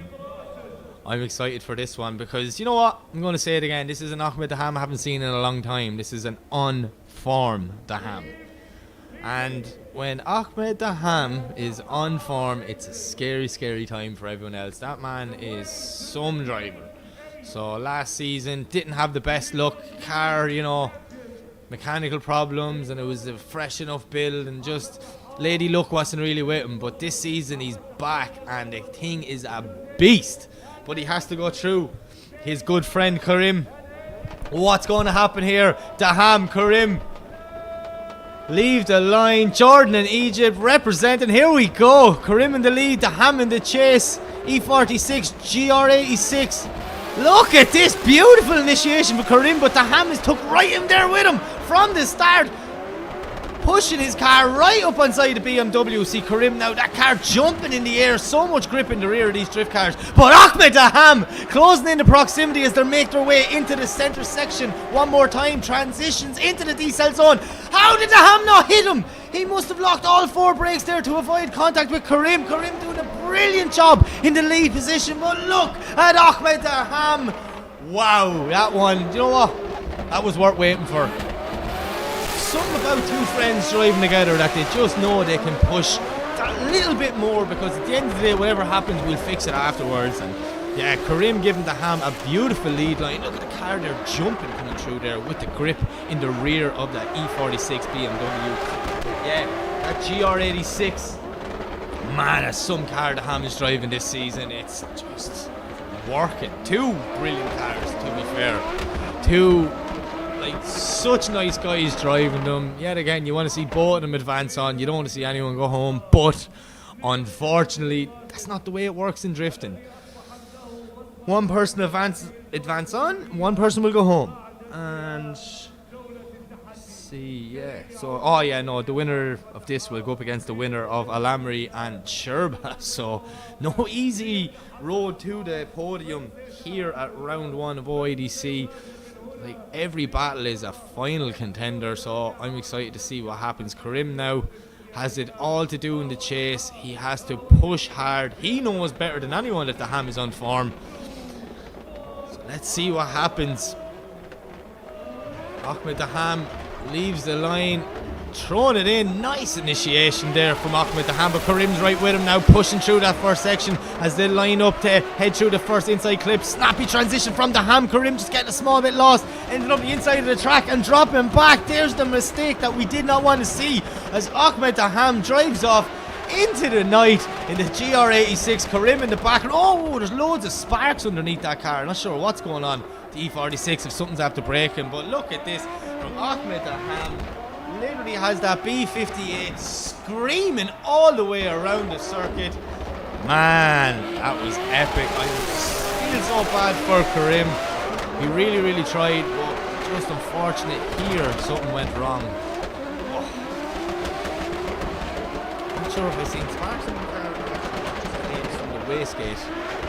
As he comes through the centre section, look underneath Karim's car. Oh no, something's dragging down there. That's not wastegate, that's spark. Hopefully it's nothing too major. But I think we don't have to be a mind reader of the judges to figure out what happened there. Ahmed Daham, man on a mission. He's a pep in his step this weekend, and see a little twinkle in his eye. Daham looks like he is back where he belongs, comfortable and heading to the Great 8. Look at that, hands in the air. He literally, what happened to him? But yeah, there you have it. Ahmed Daham gets the win. He advances on. I feel so bad for Karim, driving like a champion all day long. But unfortunately, we can only have one winner. But we will see Karim back next, or in 2 weeks' time, for round 2. Okay. We have 2 places left in the Great 8. Here is our official last battle between Benedictus Cherba and Ahmed Al-Lamri. And then we have the one more time between Dennis Miguel and Kevin Piscolti. So 2 more battles, and then we're heading to the Great 8. What a top 16. There's been so much drama in this one. And the night is still going on. This one now, I'm excited for this. These 2 guys know each other very well. Cherba, obviously a veteran out here in Oman. Huge crowd favourite, but he's going up against the local boy. That is Ahmed Al-Lamri. Al-Lamri is just, the last 3 years, this lad has become a beast in the chase position. So let's see what he can do as he chases in Benedictus Cherba. Down the straight they go. Nice initiation, both guys. But look at Ahmed Al-Lamri. He's right there with him, basically saying, I don't care if I mark your new car to Cherba, as they make their way through the centre section. Huge snappy transition from both guys. How was there not contact as we see Lamri's car jumping up and down in the background? So much grip in the rear of that S15 as we see Cherba now making his way through the centre section, throwing it back. Huge transition into the decel zone, but Ahmed Al-Lamri's right there with him. He puts the foot down now, reeling in the proximity as they make their way through the last transition and over the finish line. Yes, that is what we came to see. Benedictus Cherba, Ahmed Al-Lamri. What a run, boys. Brilliant driving. It's exactly what I wanted it to be.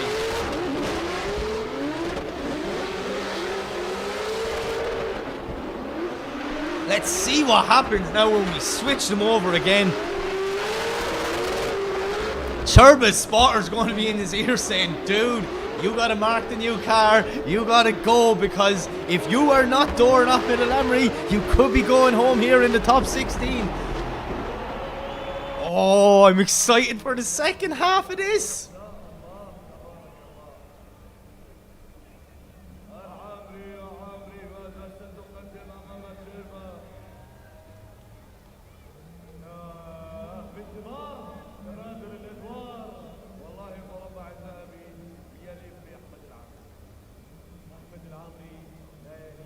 Right, so both guys got in.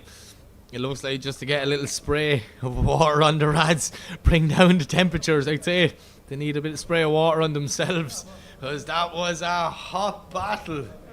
But yeah, Churba making his way back out. His spotter be like, dude, just do it. Just, this is it. This is why you have the sticker on the back of the car. We need to see Mad Churba. You should never go full Mad Churba until now. Look how far Churba's sitting back. He knows what has to be done. You can only imagine the focus inside that brand new 2 Series BMW. But Ahmed Al-Amri, the smiliest man on the grid, he is one to watch this weekend. Could he do a massive upset here and knock Churba out in the top 16? Well, we're about to find out. Ahmed Al-Amri leaves the line. Benedictus Churba in the chase. They throw it in, the speed of Al-Amri down the straight, but Churba's right there with him, nearly making contact through that first zone, and there it is, making contact, pushing Ahmed Al-Amri. No fear in damaging that new car from Benedictus Churba as they transition through the centre section. Will he hit him again? Yes, he does. Churba pushing Al-Amri, maybe hitting him a bit too hard, and Ahmed Al-Amri goes wide and off track. Oh, Benedictus Churba, was that just too much aggression? What happened there? Oh, Mad Churba, that's what that is. Mad Churba. Churba made a dive at the start like nothing I've seen before, and the minute he went in that close, in my head I'm like, this is going to be a crash. How did they avoid the contact? But we need to get back to that replay and see what happened there. There was a second little hit of Churba on Ahmed Al-Amri, and then Al-Amri's car shot off the other way. From the angle and the smoke blocking it out, I couldn't see if it was contact on the wheel. Hopefully we get to see it here. Judges will be going through multiple camera angles, so and obviously they've Wally on the roofs of the car, so Wally will be sending back all the data of what happened. But look at this, they come through here and then this is it, Mad Churba. Oh yes, he did hit Al-Amri's wheel, because if you look at it there, you could actually see his wheel straighten up a bit. Al-Amri threw a more angle, but then ended up going off the track. So I wonder what way the judge is going to look at this one.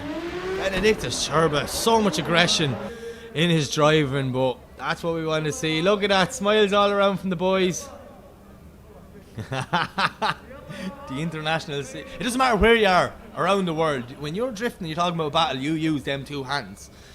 So we see the smiliest man on the grid, Ahmed Al-Amri, Benedictus Churba.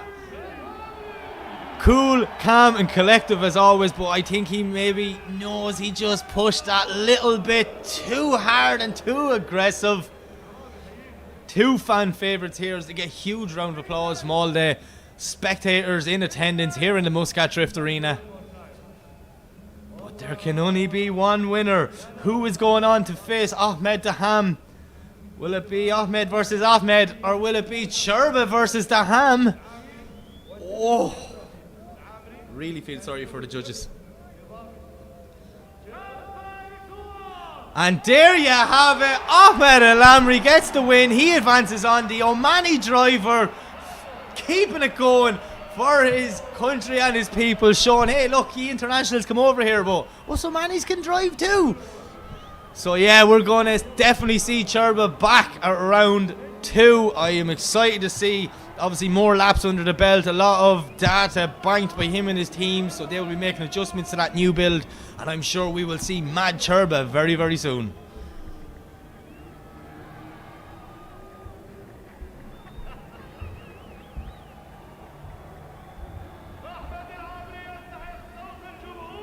Okay, 1 spot left, and we've done one more time between Kevin Biscolti and Dennis Miguel. So Sylvia versus them beautiful Z's. What's going to happen here? Kevin got through a lifeline the last time.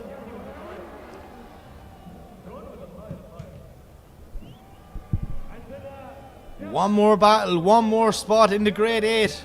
Who is going to get it?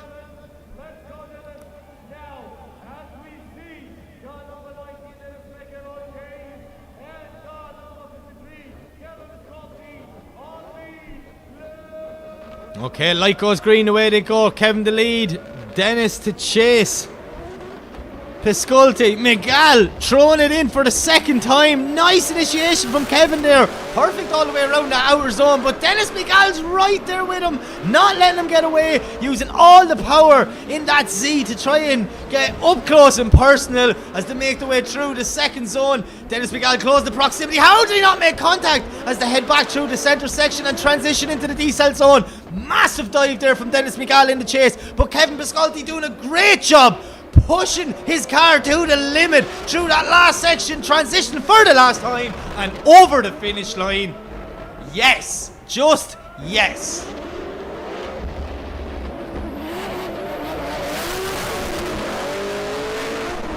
Brilliant driving from both guys.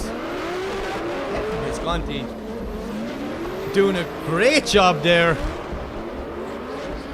But Dennis Miguel, look at this here. How did he not make contact? Precision driving. Just unbelievable chase. That dive, same as his last time. Throwing on big angle to scrub off the speed and still avoiding contact with the lead car. That's exactly what the judges want to see. Unreal driving from unreal drivers.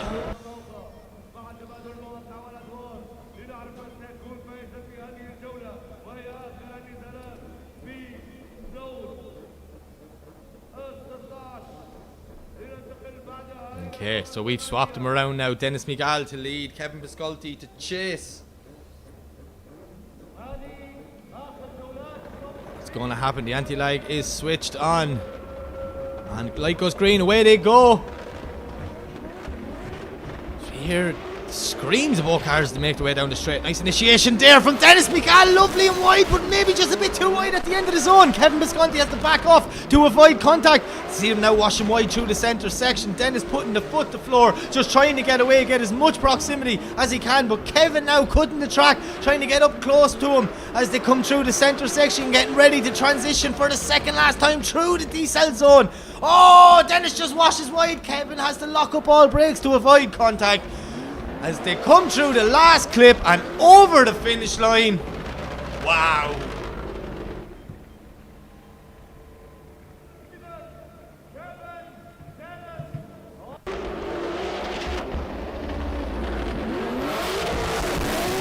Brilliant driving from two guys. Had to take it through the water there.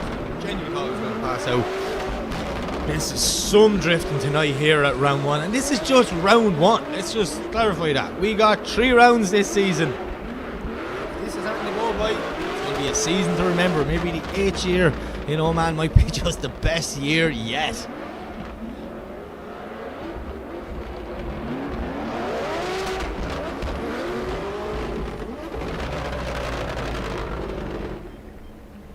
Okay, so let's see what way the judge is going to call this.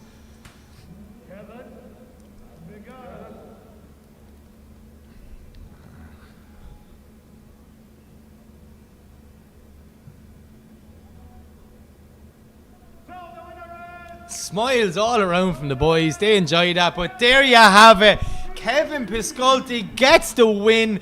Obviously, just few wheels drops at the end from Dennis Miguel. But honestly, they were 2 unbelievable battles. Brilliant driving for both of them. I cannot wait to see Dennis Miguel back the next round. He is looking so comfortable in that new Z from Fresh X.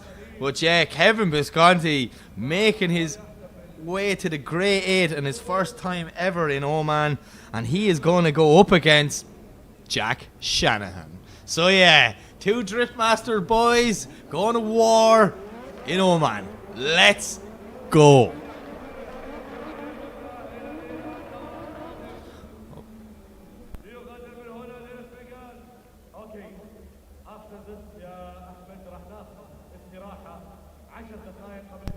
Okay, so I'm just going to figure out, are we going to advance on? Are we going to take a break?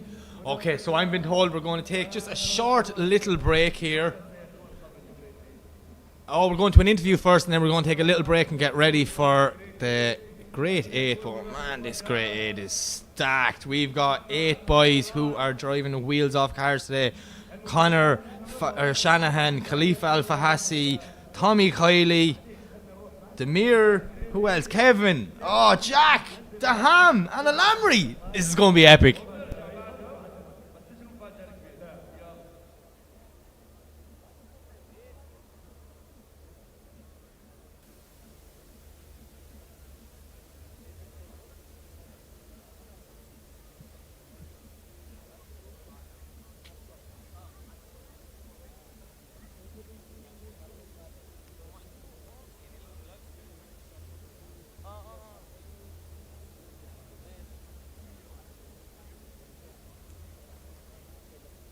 نرجع الآن للمقابلات هون عندنا بالاستوديو، وبنرحب مع بطلين ما حلفهم الحظ اليوم، هارد لك للاثنين أكيد، بس أبطال رود بول وأبطال عمان والكويت. خليني أرحب بهيثم الحديدي وعلي مخصي. حياك الله. حياك الله حبيبي. نبلش مع هيثم. هيثم، السنة الماضية كان في أعطال صحيح، وبدناش نتذكرها. صح. هاي السنة كان الأداء ممتاز امبارح وكل الأمور تمام، بس اليوم ما حالفك الحظ. إيش اللي صار معك بالضبط؟ طبعا السنوات الماضيه ما حالفنا الحظ. يعني السنه الماضيه كانت اول تجربه في السياره الجديده، ما حالفنا الحظ. هذه السنه غيرنا في السيت اب، جربنا السياره كثير، واثقين كنا في السياره وفي نفسنا، تطورنا كثير، طورنا السياره معنا. بس في التوب 32 طبعا دخلنا مع واحد من الابطال والاسماء المشهوره. كان ات واز ا فيري كلوز رن صراحه بيننا، بس ما توفقنا، وان شاء الله في الجايات باذن الله. ان شاء الله ان شاء الله. علي صاحب المركز الاول السنه الماضيه، هاردك اول اشي. شو اللي صار معك وشو فرقت السنه الماضيه عن هاي السنه؟ قبل ما اقول لك شنو صار معي، تحيه كبيره حق الجمهور. هذه من اكبر جماهير اللي شفناها احنا في واي دي سي، ما شاء الله. شباب مو مخلين ولا كرسي فاضي.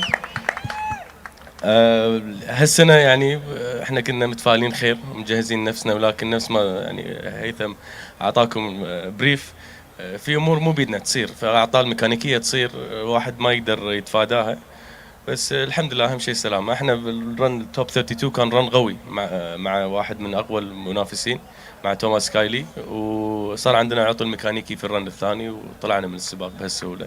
عطل بسيط، ولكن يعني القادم افضل ان شاء الله. نعم، والبطوله لسه مولعه وشغاله. البطوله دائما مولعه. نعم. والشباب فيهم البركه. يعني انا واحده من الحسنات اني انا اقدر اطالع الحين، انبسط على قولتهم اروق، وانبسط باداء الشباب. وبس عليكم بالعافيه الشو الحلو. نعم. ونعوضكم ان شاء الله انا وهيثم الجوله الجايه، وعد ان شاء الله باذن الله. ان شاء الله. نرجع لهيثم. هيثم من عمان، كيف تنظيم الفولنتيرز، الجهات المعنيه؟ حابب كثير تحكي لي عن هاي الامور، خاصه انت واحد منهم ومن زمان معاهم. صحيح. طبعا نحن كل سنه نتكلم عن نفس الموضوع، بخصوص طبعا نشكر الجمعيه العمانيه للسيارات. هذه يعني فرصه كبيره لنا احنا كعمانيين، ان ابطال من كل دول العالم تجي لعندنا. الموضوع بالنسبه للعمانيين احنا كمتسابقين الموضوع صار اسهل. نحتك في المتسابقين، نتطور، ناخذ افكار منهم، نشوف سيت اب سياراتهم، نطور سياراتنا مثل ما يعني هم طبعا ادفانس قديمين في هذه الرياضه، فنحن نكتسب منهم خبرات، منهم. ف يعني الحمد لله. وطبعا بما ان نحن قريبين من الجمعيه، نشوف الجمعيه كيف يعني تبذل مجهود كبير. الاداء العالمي هذا صحيح، تبذل مجهود كبير طبعا. يعني هذه من اقوى البطولات اللي تصير في العالم، فشكر كبير للجمعيه العمانيه. اكيد اكيد شكر. علي قبل شوي قلت انه انت تحضر برواق، هلا ما في توتر، ما في شيء. هل حجم البطوله هاي الكبير بخلي عند المتسابق توتر كبير على نقطه البدايه؟ 100% في نسبة توتر ونسبة ضغط، ولكن تفادي هذا الضغط بعد الخبرة. انت يعني الجمهور ما شاء الله بهالحجم لابد انه يشكل ضغط على المتسابق، ولكن انت واحد مع السنين، مع خبرة سنين، يوقف على الستارت لاين، يحاول ينسى هالامور، ويحاول يؤدي اداء اولا يرضي الجمهور، وثاني شيء يفوزه. يعني فانا اشوف ان هذه حسنه، مو شيء، مو عائق يعني. الواحد لازم يكسب هالطاقة الإيجابية هذه. نعم، سؤال لكم انتم الاثنين. بعد الهارد لوك نرجع نحكي، بعد الخساره بهاي الجوله الاولى، هل بتتبع استراتيجيه معينه مشان الجوله الثانيه والجوله الثالثه عشان ترجع ترفع امالك بالفوز وبالبوديوم؟ هو بطولة نفس OIDC مكونة من 3 جولات، التعويض فيها صعب، تعويض نقاط فيها صعب، خصوصا لما تطلع من المنافسة في دور 32. لكن هذا مو معناته ان نهاية العالم. احنا لحد الان عندنا فرصتين ان نوقف على البوديوم وناخذ نقاط. يمكن في ناس وايد ممكن تقول احلام البطولة راحت ان نفوز بلقب بطل موسم، لكن مو معناته ما نقدر نفوز. فالاستراتيجية الجاية انا وهيثم حد الدوسة، ما في رحمة، و all or nothing على قولتهم. نعم هيثم. طبعا خسارة اليوم أتوقع أنها يمكن حفزتني وخلتني I'll try to push more في الراوند الجاي، ونحاول نتجهز أكثر في الراوند الجاي. طبعا مثل ما قال علي، هذه البطولة يعني فيها فوز وخسارة، بس طبعا كل جولة عن جولة التجهيز يكون أقوى وأقوى، طبعا والسواقة راح تكون يعني to the max بإذن الله. حلو شكرا. بدي أسأل سؤال وبدي جواب، سياسة ودبلوماسية ما بدنا. مع مين اليوم علي المقصيد بعد ما طلع؟ مين بيشجع؟ بدي اسم قدام الجمهور. لا ما في اسم، انا اشجع هيثم حديدي. لا انا اشجع اللي يسوق زين صراحه، يعني اكيد من نفس الكره. انا واحد ناس ما عندي اي انحياز. طب مين عجبك للان كثير؟ اللي يلعب زين اشجعه. طب نغير السؤال، مين عجبك للان كثير؟ كلهم ابطال ما شاء الله، وكل واحد له علي ما بدي يعطيني اسم. انا ما راح اخذ الميكروفون. لا شوف خليني عشان اكون جدا صريح، احنا بارضنا ووطننا ما نبي احد اجنبي من برا يفوز. هذا يعني مهما كنت انت متواضع وعندك روح رياضيه، هالشيء يظل فيك. عزه الوطن والعروبه والامور هذه بالنهايه يعني موجوده. فودنا احد عربي. اليوم توب 8 عندنا البطل احمد دحام، البطل احمد العامري. نعم. فاحنا متوكلين عليهم ضغط صراحه يعني. نعم. والله يعينهم ويوفقهم ان شاء الله، ويمثلون كل متسابقين العرب، وانا متاكد يعني ما راح يقصرون ان شاء الله ان شاء الله. شكرا علي المقصيد جدا جدا. وبدي اعطي المايك لهيثم. هيثم اخر كلمه، شو بتحب تحكي لهذا الجمهور الكبير كثير كثير كثير، جمهور بلدك؟ طبعا جمهوري العزيز، خلنا نقول يعني آسفين للي صار اليوم، ما كنا متوقعين، يمكن شوية خذلناكم في هذا الراوند، بس إن شاء الله وعد مني ووعد من الفريق إن شاء الله التجهيز راح يكون أقوى وراح ننافس بشكل أكبر بإذن الله. كونوا معنا إن شاء الله. بدي أسمع تحية كبيرة كثير كثير كثير لهيثم الحديدي وعلي المقصيد.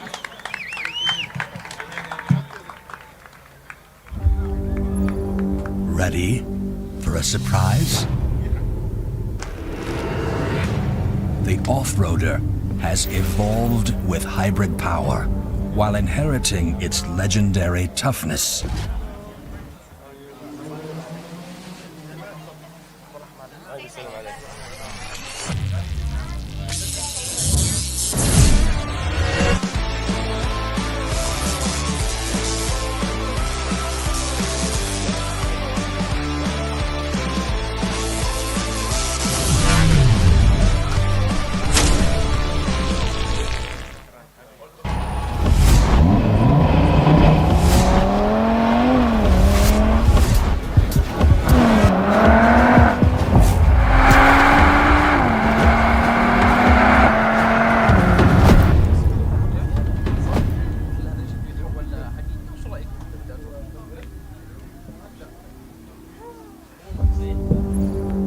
Ready for a surprise?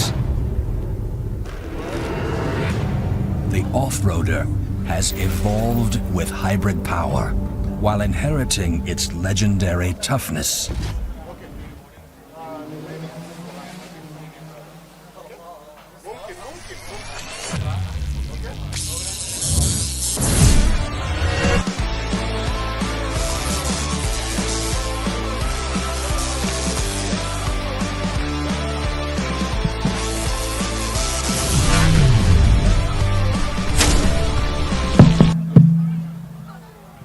والآن مع صناعة المحتوى بالوطن العربي، صناعة محتوى أنثوي في السيارات وفي رياضة السيارات، كلنا فخر بهذا الإشي. خليني أرحب ترحيب كبير جدا بجنات.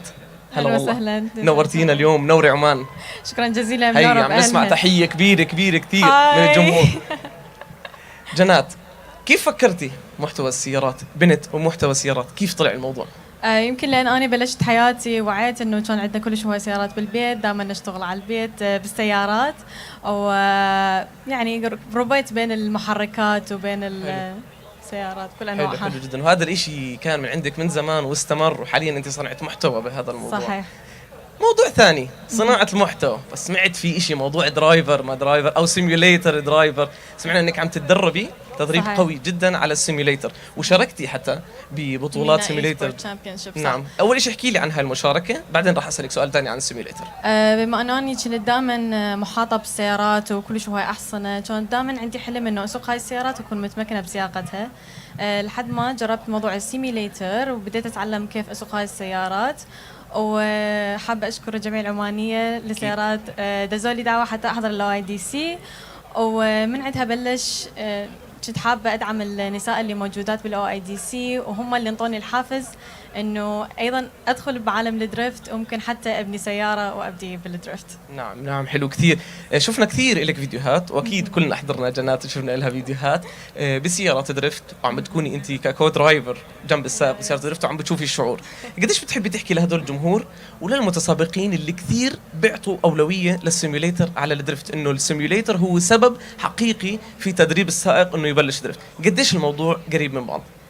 صحيح، يمكن الناس ما تصدق انه السيميليتر كيف ممكن انه هي يشوفوها لعبه ما تعطيهم قوه، لكن بالحقيقه سيمي ريسينج هو مثل التشيت كود للناس اللي يحبون يتعلمون الدريفت. فاكيد انصح انه السيميليتر هو البوابه اللي حتخليك تدخل عالم السباقات والدريفتنج باكثر طريقه امنه ممكنه. حلو حلو جدا. طيب كيف رايك بالبطوله؟ نيجي للدرفت الحقيقي ونشوف الابطال ونسمع عن رايك بهذا الموضوع. البطولة رهيبة، تنظيم رهيب، السيارات أكثر من رائعة، والأداء همينة كلش حلو ويحمس. فبصراحة حتى إنه الشخص اللي مني يشوف السيارات والقوة والدريفت يتحمس إنه هو همينة يبلش بهذا العالم ويبدي مسيرته. طب مبهورة زيي بالتنظيم؟ صراحة إيه.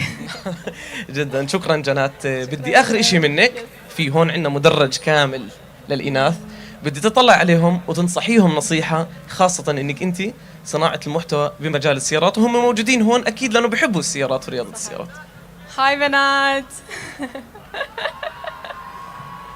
بنات استمروا ايش قد ما تقدرون بعالم السيارات، وما دام تحبون السيارات انتم ما تسوون شيء غلط، جربوا السيارات، درفتوا، سوقوا سريع بس بامان. ويس، شكرا لانكم موجودين هنا. شكرا شكرا كثير جنات. بدي اسمع تحيه لجنات مش بس من جمهور البنات، من كل جمهور الحلبة. شكرا كثير. شكرا يا زن. الله يسلمك. Ready for a surprise? The off-roader has evolved with hybrid while inheriting its legendary toughness.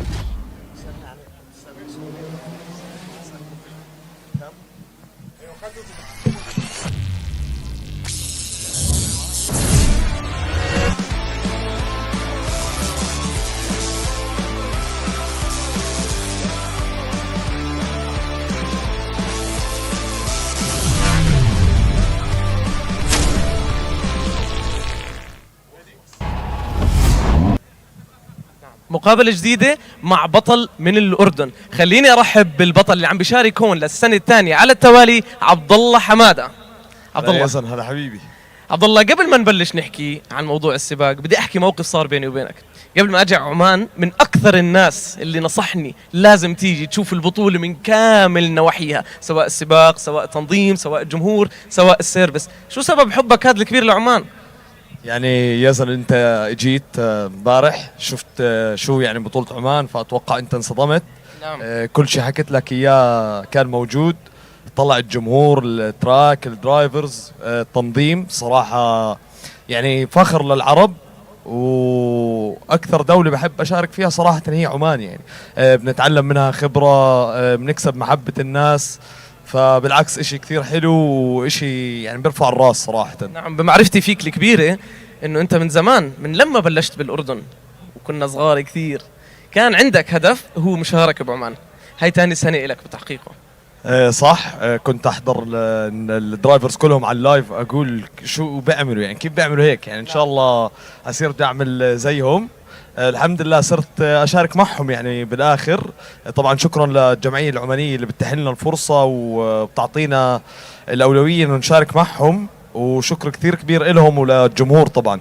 اكيد اكيد. عبد الله، شو اللي اختلف من السنة الماضية لهاي السنة؟ هل يعني خوفت او وهرت او البداية هاي لما تبلش انت ببطولة فيها ابطال من كل العالم، هل راحت هاي السنة ولا لسه موجودة؟ طبعا راحت، بس في خبره كثير عاليه يزن. بس الواحد كل مرة عن مرة يعني تعتبر ممارسة، فبتحسن أكثر وبيعمل أداء أحسن يعني، والواحد بيطمح برضه للأفضل يعني. نعم أكيد. بخبرتك بالنتائج أنت خرجت من دوري 16 بالضبط، توب 32 تأهلت، وتوب 16 خرجت منه هارد لك أكيد حبيبي. هل بهاي الاستراتيجية اللي بدك تمشي فيها للسباق الثاني والثالث، هل لسه في أمل كثير كبير للبوديوم؟ وهل يعني هو هدفك؟ يعني إن شاء الله طبعا فيش حدا مش هدفه البوديوم. إن شاء الله بنطمح إنه نطلع على البوديوم ونقدم أداء أحسن، وإشي بيرفع الراس وبشرف بلدنا الأردن طبعا. بس الحمد لله بضل الواحد مبسوط يعني. حتى لو الواحد طلع من توب 16 انت مش نازل مع ناس سهله، كلهم ما شاء الله عليهم ابطال، 60 متسابق من كل انحاء العالم، ما شاء الله عليهم صراحه يعني. أكيد أكيد، وبتوفيق لك ولجميع الأبطال، وأهم إشي سلامتكم، ويعطيك ألف عافية عبد الله. حبيبي يزن. وطبعا بحب اشكر الجمهور العماني، صراحه هو اللي محلي البطوله كلها، يعطيكم الف عافيه. ان شاء الله نضل نشوفكم كل الجولات، يعطيكم العافيه. أكيد أكيد أكيد عبد الله. With hybrid power, while inheriting its legendary toughness.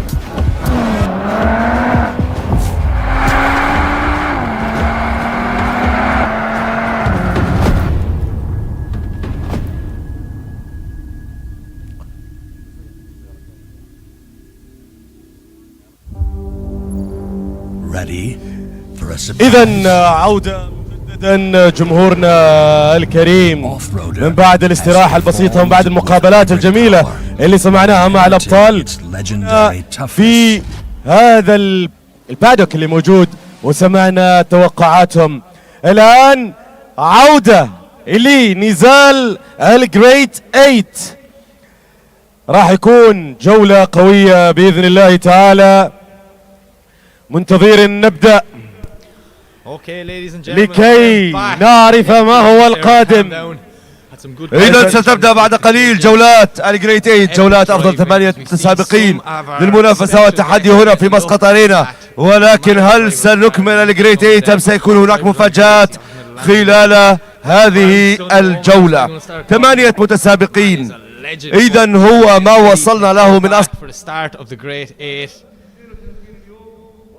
And our first battle will be Conor Shanahan against Khalifa Al Fahassi. Then after that will be Demir versus Tommy Kiley. Kevin Biscolti then versus Jack Shanahan. And then Ahmed Aham versus the man you see on the screen there, Ahmed Alamri. If you ask me now, that is 4 crazy battles with 8 unbelievable drivers. So I'm excited to see what's going to happen here. Everyone is going to be pushing hard to try and get that top step on the podium. But there can only be one winner. Well, the Grey 8's about to kick off. We see Shanahan in the lead. Khalifa rocking into the chase. Ireland and the UAE been represented here in this battle in Oman. Let's go. I'm excited. This is definitely one to watch. Conor Shanahan is Conor Shanahan. He is 2-time Drift Masters champion for a reason. Okay, unbelievable driver. But young Khalifa Al Fahassi here, man, I've seen him, he got that car last year, right? And he really struggled learning that car. But consistent practice, you know, learning your car and just see time. And now here he is in a grade 8 going up against Conor Shanahan. Maybe, could Khalifa put the biggest upset of the night? Let's see what's about to happen. So we see the thumbs up to the drivers. Our start line marshal sets the light. It goes green. Shanahan lead. Khalifa in the chase. Here we go. Grade 8 is begun as we see Shannon with a lovely initiation. But look at young Khalifa, he's right there with him. He knows he can trust Conor Shanahan, that he can push hard through that first zone, get right up on his door as they transition now for the first time, hitting that first inner clip, making their way around the second corner, pushing wide outer zone 2. Shanahan not deep in that zone at all, but Khalifa Al Fahassi is right there with him, flicking back into the decel zone. Lovely line by Shanahan, but Khalifa is right there with him, pushing hard up against Conor Shanahan as they transition for the last time and over the finish line. Yes, that was absolutely brilliant driving from both guys. Young Khalifa Fahassi, man, he has just came into his own this year. Love watching drivers just progressing and improving and learning. And as Kieran said earlier on when he was down here talking to us, Khalifa asked 101 questions because he wants to know, he needs to know. This is how you're going to figure it out. And he's only 17 years of age as well, so very good calculated driving. Now don't get me wrong, Conor Shannon is still young himself.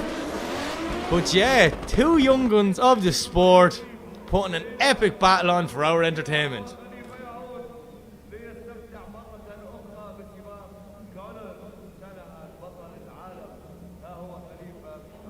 So we see them swapping around. Khalifa will go to the lead position. Conor in the chase. Conor sitting back. He knows he's going to have to be fast into this first corner.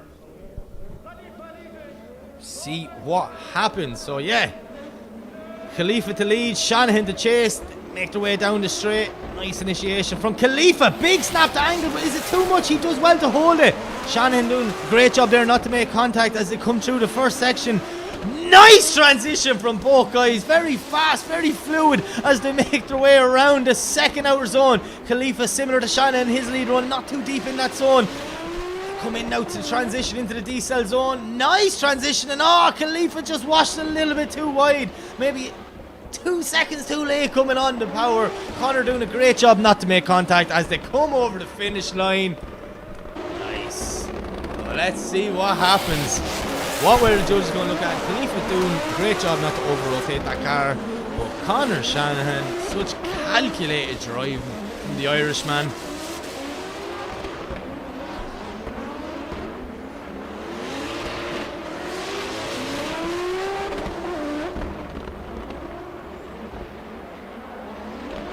There you have it, just the only mistake Khalifa really made, just pushing a little too hard into that decel zone, not able to scrub off enough speed. So let's see what happens. And there you have it. Starline Marshall pointed to Conor Shanahan. The graphic is up. Conor Shanahan and his OIDC debut is going to the Final Four. Congratulations to the young Khalifa. Great driving. I'm excited to see what he's going to do this season in Oman as he waves to the crowd before he exits the circuit. We will definitely see him back for round 2. Okay, so our next battle up will be... Sorry, I'm after getting lost in my sheet. Okay, so Khalifa leaves the track and we'll get ready for our next battle. Our next battle will be Tommy Kiley versus Damir Iditulian. So we see just some of our marshals just making some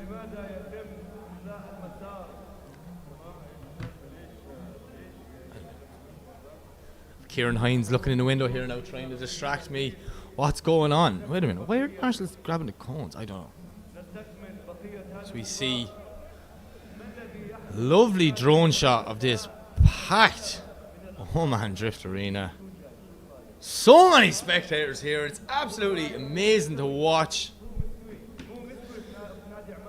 It's great to see the sport of drifting getting so popular over here in Oman.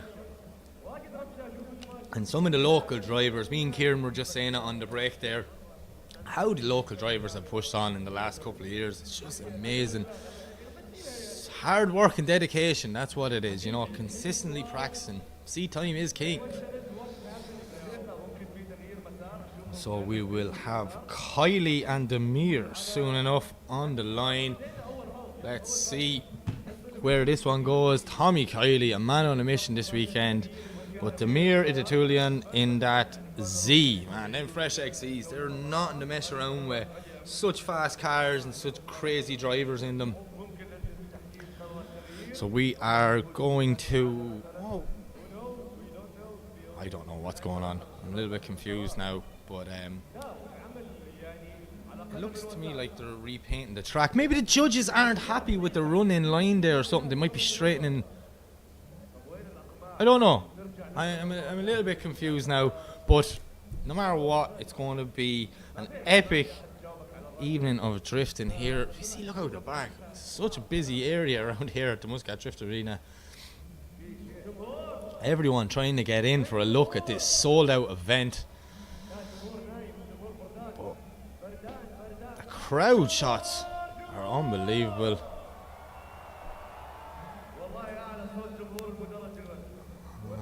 Do you know what? Maybe that's the special guest. That could be what our little delay is here. Special guest could be just meeting drivers and things like that. So we're going to have to just sit and wait. And yeah, like, why are they painting the lines of the track? I'm not sure what's happening, but a little bit confused now, but sure. Do you know what? That wouldn't be a drifting event if you weren't confused. I'm going to take every opportunity I can to drink water and save my voice because it's been a tough one. It's been all go from the top 32. First battle has just had me screaming in excitement and going mad here. So let's see what the rest of the night brings. You know, we're getting down to the nitty gritty. We're finding out who's going to make our final four and see what happens. But the crowd here in Oman having a time of their life. Obviously, Damu and Salman just trying to get the crowd going with the torches on. Will we see a wave maybe? I love an old wave with torches at night drifting. That looks class. There's happy people enjoying drifting. You know what? I'd look at this for a while. Looks like great fun. So we see.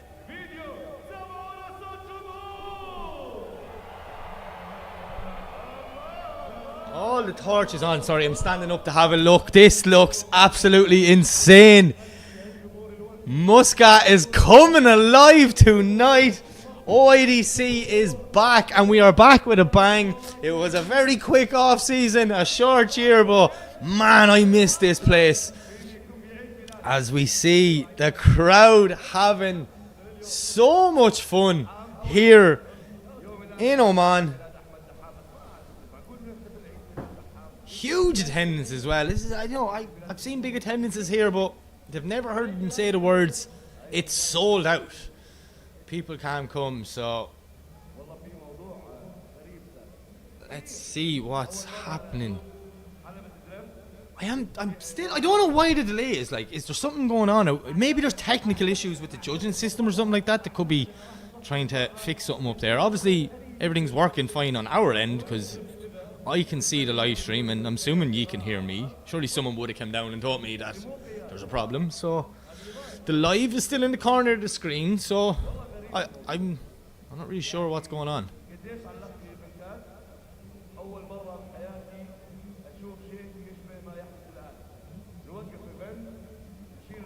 Just looking out the window here, a lot of people walking around frantically on radios and phones and things. So there must be something going on. Or I wonder, are we going to get the big surprise? Is that happening now? They're not really telling me much, so I don't know. But you're just going to have to sit here and wait, guys. Unfortunately, there's no drifting. You're just going to have to listen to me ramble about. I don't know what's going on here. But yeah. Crowd, anyways, they're happy to sit and wait. They're obviously enjoying the night's drifting that they've seen so far. Some of the best drifters in the world, all in one location.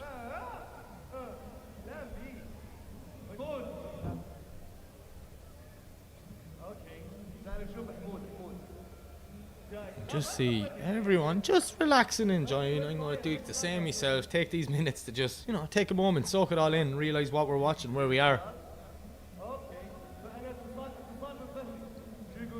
I think I hear a car in the background as we see our studio up above there.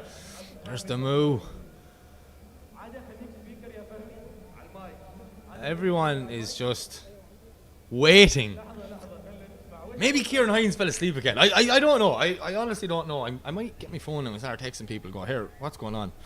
If you don't know because you're watching the live stream, I am locked in a cage. So I'm just sitting here looking at a monitor as we see some of our VIPs in the VIP area right in front of my commentary booth. That's the judging tower there above the top floor, and then in the middle that's our live stream control room. So yeah, it's savage facilities here.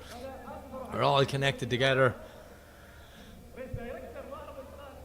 But for some reason this whole show has stopped, and it seems to be, what time is it? It's quarter. Like, I'm not, what? We don't even have a noise curfew here, we don't have to be finished by a certain time, so I don't know. I'm just going to sit back, relax and enjoy for a minute, because how cool is that actual new section, that whole new VIP area, and in the boys studio where they're doing the interviews and all. Serious, we see some cars on the line there. I did see Ahmed Daham's car, so maybe there's some issues with the other ones and we're jumping order or whatever. And, the VIPs there just getting a mask just in case the tyre smoke is blowing straight in on top of them. Yeah, IDC 2026 is back. I'm actually going to take this moment to thank the people who make it possible. Big thank you to Shell, Red Bull Mobile, Muscat Knights, and the Minister for Culture, Sport and Youth. Thank you so much for supporting the championship. Without them, these events wouldn't be possible, so thank you. So we see a steady camera shot. We're still live. The live is in the corner, so I'm going to send a message now up to the live stream crew to see what's going on.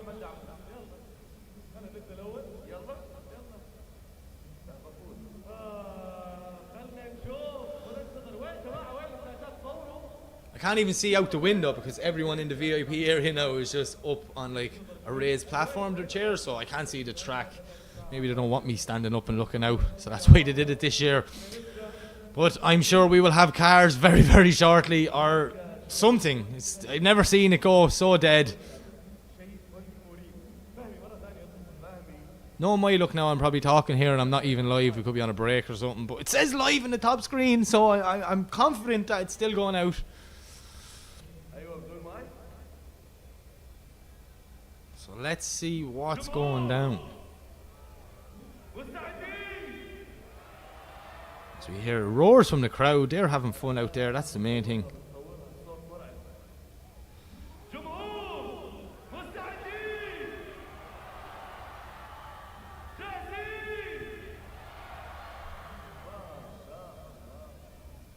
So we see, just look at the track, okay? See all the marbles and rubber around the place. The grip in these new, modern drift cars is insane. These sticky tires leaving some residue on the track, and you can only imagine what you're picking up as you're driving back to the start line or the pits. I've heard a lot of drivers saying that they were nearly scraping the rubber off their front tires after nearly every run in practice, just as it was picking up so much that the heat here and the heat of the tarmac as well. It's just mental. Absolutely mental. But we are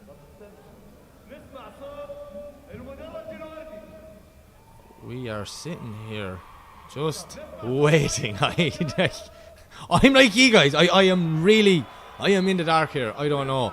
But they were keeping me in the dark about something, saying it was a surprise, so I'm just wondering, am I sitting in the middle of the surprise? Maybe the surprise is there's no drifting to see how I react. And everyone's just laughing outside at the Irishman going, I don't know what's going on. Everyone running around frantically in front of me there.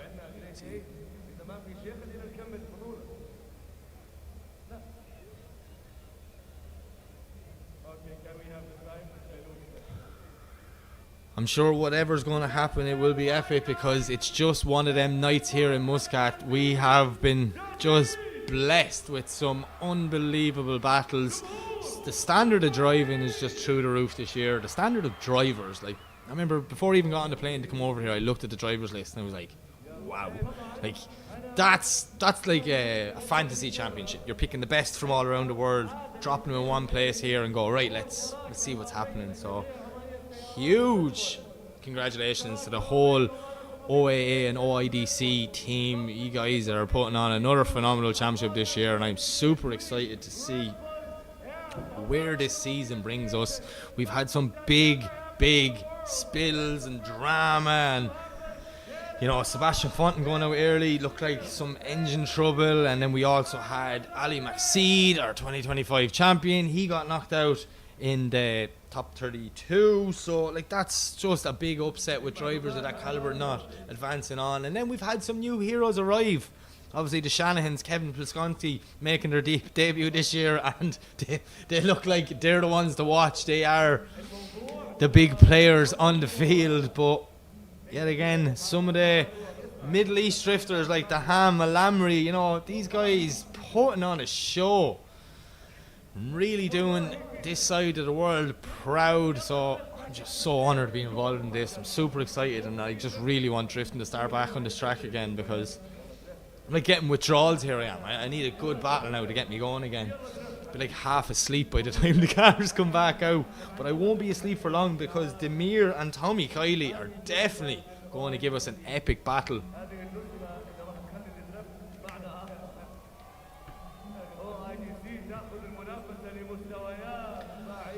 So I just received a message saying technical difficulties, so if it's not the live stream and it's not the commentary, because I can hear the boys talking outside, then the judging system maybe, or something, I don't know.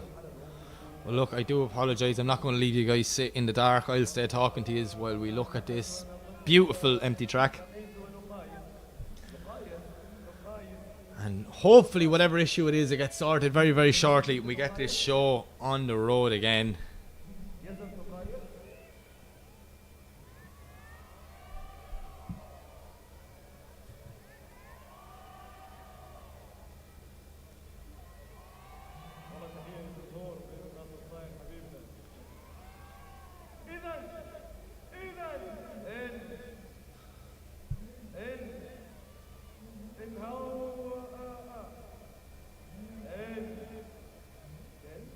Yeah, get no more response. Technical difficulties, all I've been told, so that's as much information as I can give you. But man, we just had some unbelievable battles tonight.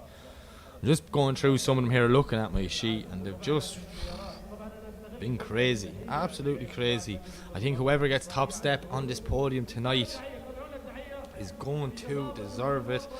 And I did notice one other thing. So we do have both Shanahan brothers still in competition, and they're on different sides of the bracket, which would tell me they can only meet in one place, and that is a final or a third and fourth place playoff. So that might be a cool final. Imagine the two Shanahan brothers for the final here at round one. Be insane. But definitely Alamri, Daham, Kiley, Demir, they probably have something to say about that. I think any one of them drivers I just named on any given day can win an event, so it's going to be crazy to see where the rest of this night goes.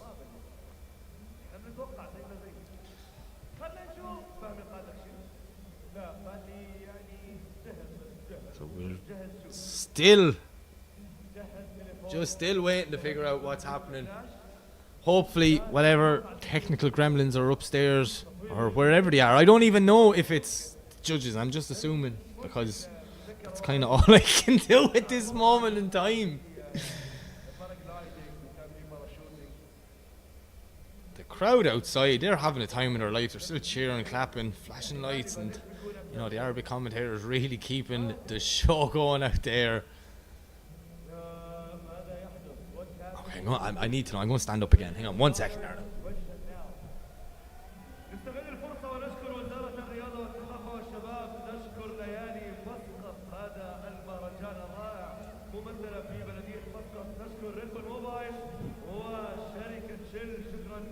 Still can't see anything. Good look around there. Just exactly what we see here on the screen. A big empty track. That's all I can see.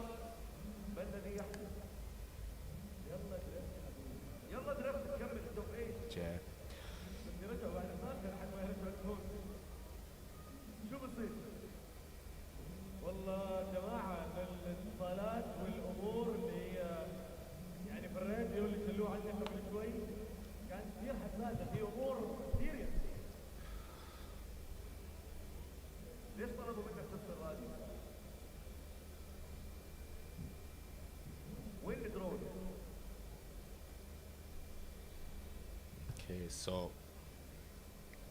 I do see people moving back towards upstairs in front of my window, so hopefully them issues are sorted or whatever it is they're running. It's not too bad though. I think we all needed this break. It was just such an action-packed morning from the go here. It's just battle after battle, just drama, class battle, drama, class battle. It's exactly what drifting should be. It's the most dramatic motorsport in the world, and that's why we love it.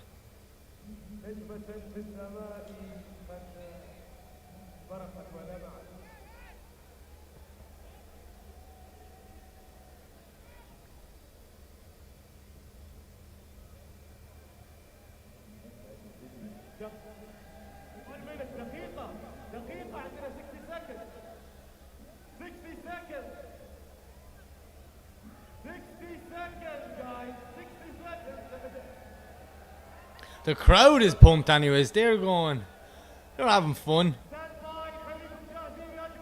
I hear the Arabic commentator saying 60 seconds. So I'm assuming whatever technical gremlin, we probably just have it fixed. And we're going to be going... Wait a minute. What's that? That's an airplane. What is going on? No, it's not an airplane. It's a drone, is it? Is that like a huge... What's going on? Oh, no. I don't know what's going on, but when I see that logo on the side, I have a feeling this is a surprise we've been waiting for. Are we going to have someone parachute in? Another paraglider? What's going to happen? There's a Red Bull plane in the air just over the Muscat Drift Arena. Genuinely, I have no idea what's about to happen here. But all day, there's been so much secrecy. They're saying there's something going to happen, and they really kept hiding it from me.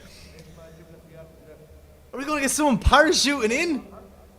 Imagine James Dean just parachuted into the middle of the track. How cool would that be? Obviously, I don't think that's going to happen because I'm pretty sure he's in America on FD duties. But, don't know what's going to happen. There is a Red Bull plane circulating above the area. I'm just looking out the window here. He's floating. No way.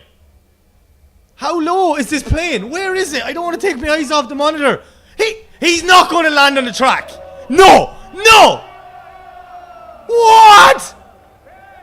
They just landed a plane in the Muscat Drift Arena! Who is that lunatic? I have been to many drift events around the world and I have never seen anything like this. Red Bull just landed a plane in the Muscat Drift Arena. The crowd is going insane outside. Surely this is meant to happen. This didn't just... You can't just do something like that on the fly, can you? Obviously, this is the surprise the guys were trying to hide from me all day. He touches down that back wheel. Are we going to see a plane do a donut? What's going on? There's people running everywhere. OIDC are up in the game this year. Ladies and gentlemen, a Red Bull airplane has just landed in the drift arena and now he's doing like stoppies, putting the back of the plane in the air. Oh, what? We're seeing a plane do some rings in Oman. What more can you expect from this place? These people blow my mind every time I'm here. This is insane. The plane is smoking the Muscat Drift Arena out of it. What? It put out more smoke than some of the drift cars. Ladies and gentlemen, where else in the world would you see it? Only in Oman would you see an aeroplane land on a drift track midway through a grade 8. I really hope that, you know, Kylie and Demir aren't sitting in the car waiting going, what's going on? Obviously, this is a surprise that they've been promising. You just said you'd never see anything like this before, Mike, and I'm telling you, I have never seen that before! An aeroplane doing donuts in a drift track while smoking the place out of it. OIDC round 1, we are back, baby! We are back! Yes! How are they going to top this? The organisers here, man, they just keep going above and beyond to entertain the people in attendance, to entertain the staff, because we didn't know about this, and obviously entertain all you at home watching around the world. Oh, this is so cool. I'm actually getting more excited over the plane than the drifting, and I didn't think that was possible. As we see a look there, the plane right in the middle. But honestly, man's after touching down in a plane. No way you'd be able to take a plane off. What? No. I hear some drift cars. Yes, the Red Bull boys are out. Ali Maxine, Ahmed Daham, Connor Shanahan and Haitham Al Haididi are doing rings around the airplane. What is going on? This is why I love this country. This is why I love this championship. OIDC, the best place in the world for drifting. This is epic, absolutely epic. Obviously Red Bull behind this crazy stunt, as always. Red Bull doing the most insane things in the world, and they just landed a plane at a drift event. What? I feel bad that I'm the only person who's not out there living this moment for real, but I'm here with you guys watching it on the monitor. You see Shanahan, Haididi, Daham, Maxid get out of the car. Red Bull are here to play today, and that's exactly what they're doing. They are playing games. They just landed a plane on a drift track mid-competition. Like, that has never happened before. That is definitely a world first. And now the plane, is he going to do more donuts? OIDC, take a bow. Whoever came up with this crazy idea, this is one of the best things I've ever seen. Fair play to that man as well, flying the plane. I don't know who you are, but you're a brave man, that's all I'll say. He's probably like, get me away from them drifters, they're lunatics.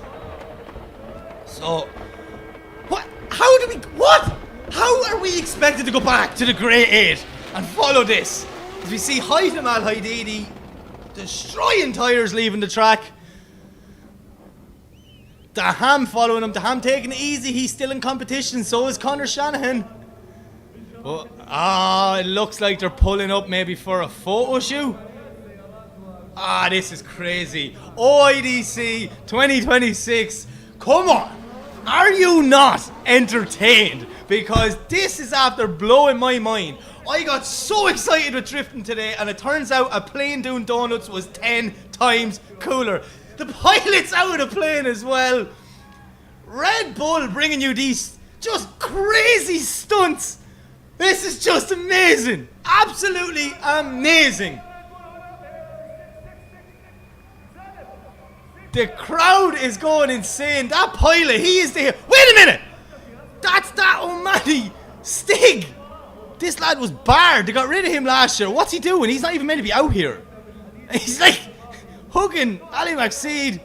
They're trying to figure out who it is. Who is it? I reckon it's one of the drivers on the grid. I always thought it was Haitham Al Haididi, but security has the Omani Stig chasing him around the place. What is going on? Would someone please explain to me what is happening? Ali Maxid picking up the Stig, helping security, getting him out of here. They're carrying him out of the arena. He looks like he's live on Instagram or something. Do you know what? I am so happy no one told me about this, because I don't know what's going on. Planes landing, Omani Stig, he's banned from here. He got banned last year. So what's he going to do?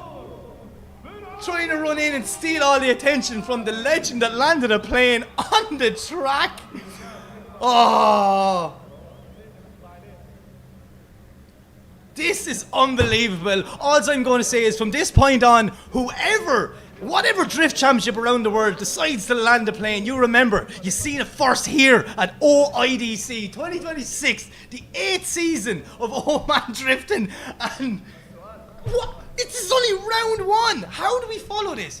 Like, on paper you would think that's your final 4 there. You would think this event is over. No! We have to go back drifting. We have to follow this with drifting. There's some pressure on Tomas Kiley and Demir to live up to that standard. As you see all the Red Bull athletes together. How cool is that? Like, unbelievable. This is just... What? They just landed a plane in Oman. I love this place. I love this place.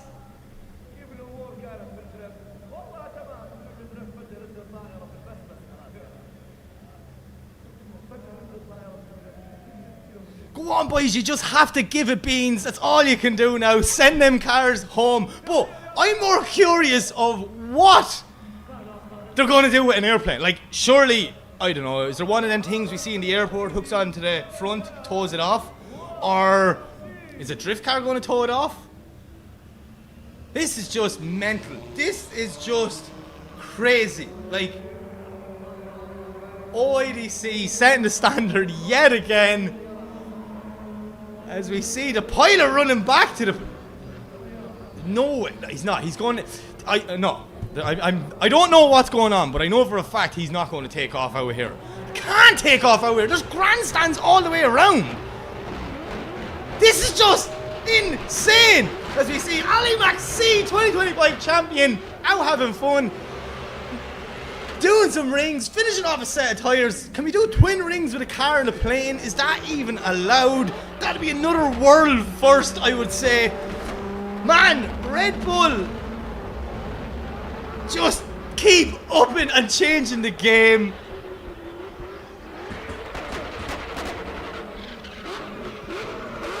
What is going on here tonight? They're going to lose my voice. I'm just so happy that there's like... Hi to Matt Haidini's just gone mental in that car. Look at the flames coming out the back of it. I've seen a lot of things now. Really have seen a lot of things. But this is a first. You see, there's GoPros all around that plane. I cannot wait to see all the videos of this happening. I don't want to hear my reaction on the live stream back because I just am well overexcited now. Dave me wound. I need a minute to calm down after this.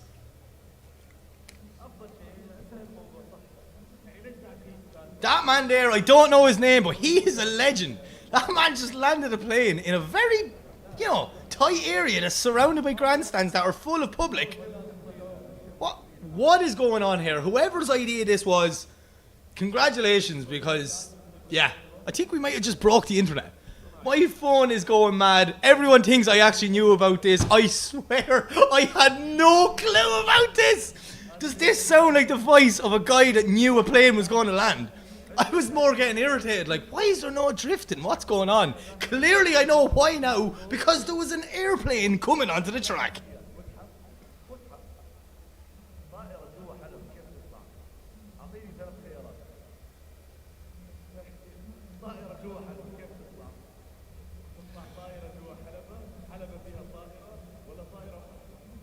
How do you follow this? How do you follow this? Like, come on.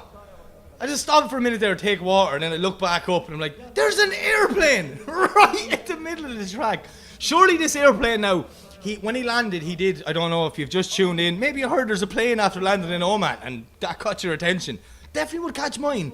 But he drove around the track, so I assume this thing can just drive on the ground as normal, and then I'd assume they're going to drive it out to the pits maybe, and we'll resume our Great 8.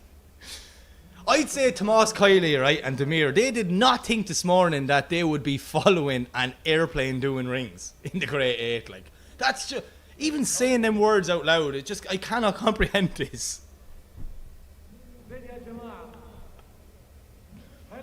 One more time, like, are you not entertained? Like, why? What? This is brilliant. Whoever came up with this idea, you're a lunatic. You are a lunatic.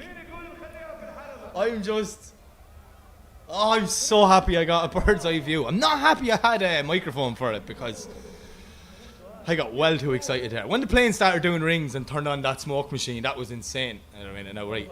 Plane started back up, so has to be just driving to the pits. But at this stage, I'm not going to rule anything out. In fact, I am not going to trust anything anymore in Oman. They told me I'm going to see something that I've never seen before, right? They definitely tick that box. But they also told me that this is just round 1. Wait till you see what's planned for round 2. What are they going to do, like? What can they do? Red Bull bringing you entertainment. That Red Bull definitely has wings. Sorry about the bad pun, but I couldn't resist. That man looks like he's lining up to do a run of the track. That's roughly about the start line. That's why all the marshals took the cones in. I was wondering what was going on. I was so confused for a good bit, and I was trying to act professional for all you guys at home, be like, look, it's alright, technical. And then they text me saying technical difficulties. What was it? A plane landing? But yeah, what? He can't take off. He's literally, there's grandstands in that corner. That's not possible. He's not even going fast. No, he's just doing a lap at arena, is he? I don't know. You, sir, you are a legend. He definitely has done stunts like this before, I'd say, because that was just... OIDC. Expect the unexpected. That is the slogan for this year. Expect the unexpected. Whether it's good battles, big drama, or airplanes landing on the circuit, I don't know. What more do you want in a drift event? What else is going to happen? Is this better be just it? You can't keep doing all these crazy things. And what are they going to do the next 2 rounds? No way. That joke's going to take off. That joke is taking off! What? It's smoking the Muscat Drift Arena out of it as the plane takes off. Has to be one of the coolest things I have ever seen in the world of drifting. Oh, yes! OIDC for life!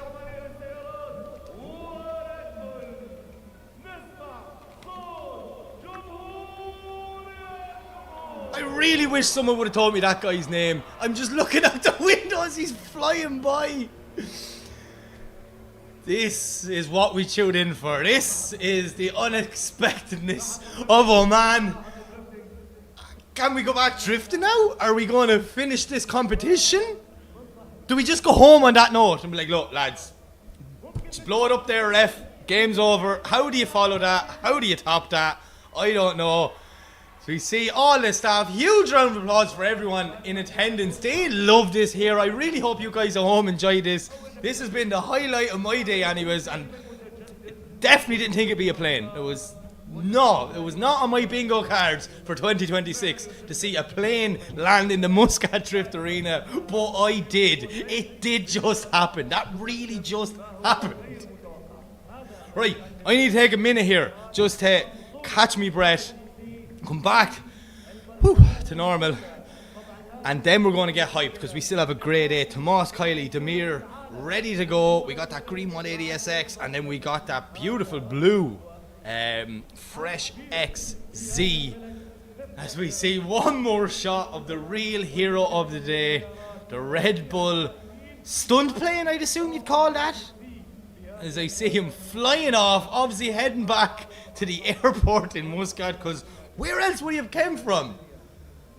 Oh, I cannot wait to see the organisers after this be like, what? And they're never allowed to keep me in the dark again. I need to know this stuff. I'll end up passing out here of just excitement and laughter. So now we're going to have to get our circuit back into competition order. Unless he's going to land again. Is he gone now? No one's answering my questions. Because there's no one here. I'm talking to myself. I'm literally talking to Yi. Yi can answer me back if you want, but Yi know as much as me. We're just looking at a screen. What? Still just trying to comprehend it.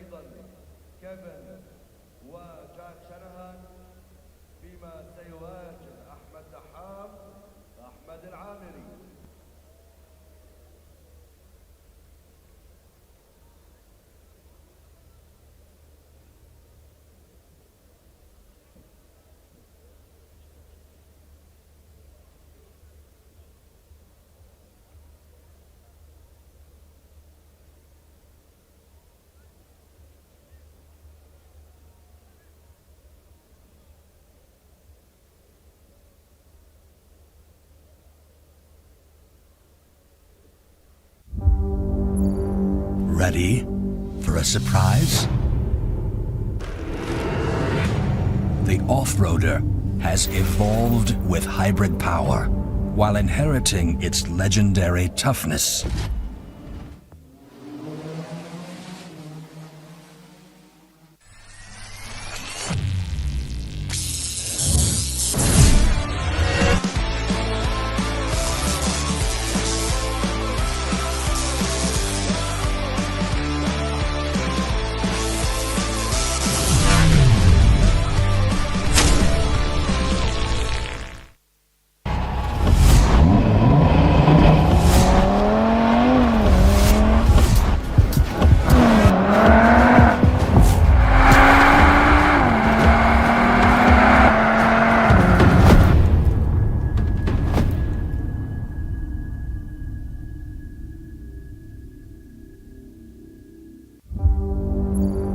Ready for a surprise?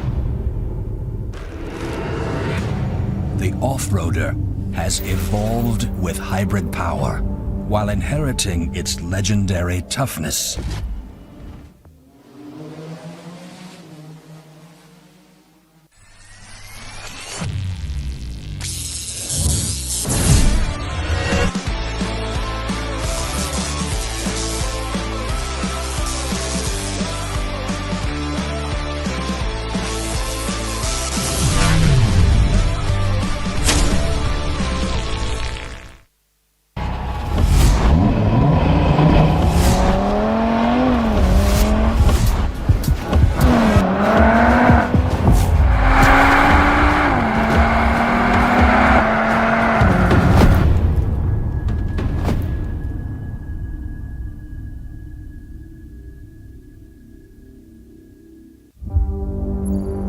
Ready for a surprise?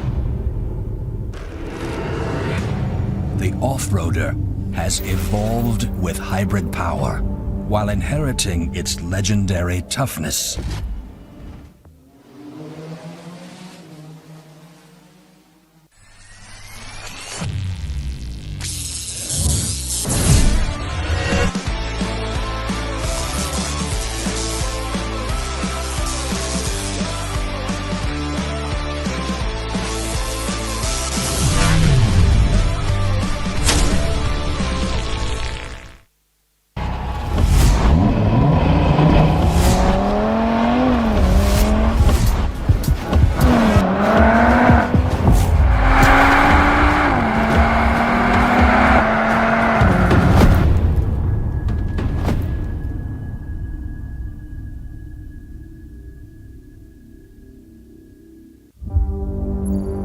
Ready for a surprise?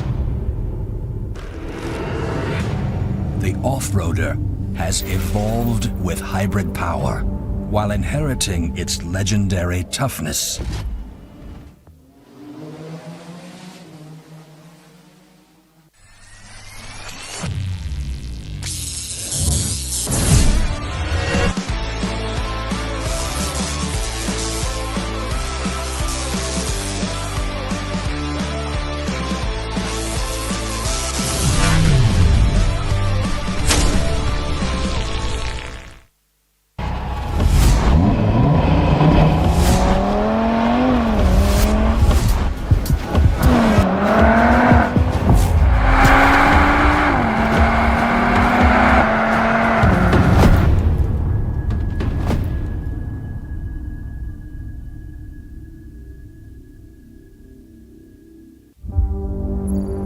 Ready for a surprise? The off-roader has evolved with hybrid power while inheriting its legendary toughness.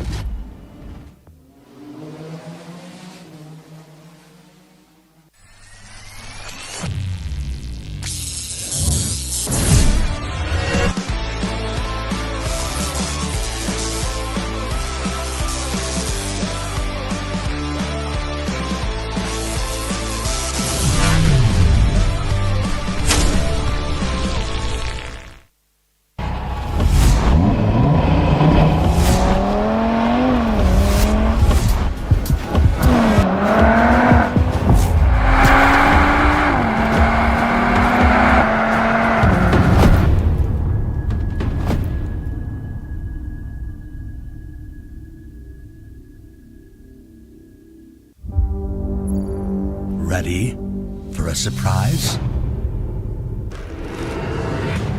The off-roader has evolved with hybrid power while inheriting its legendary toughness.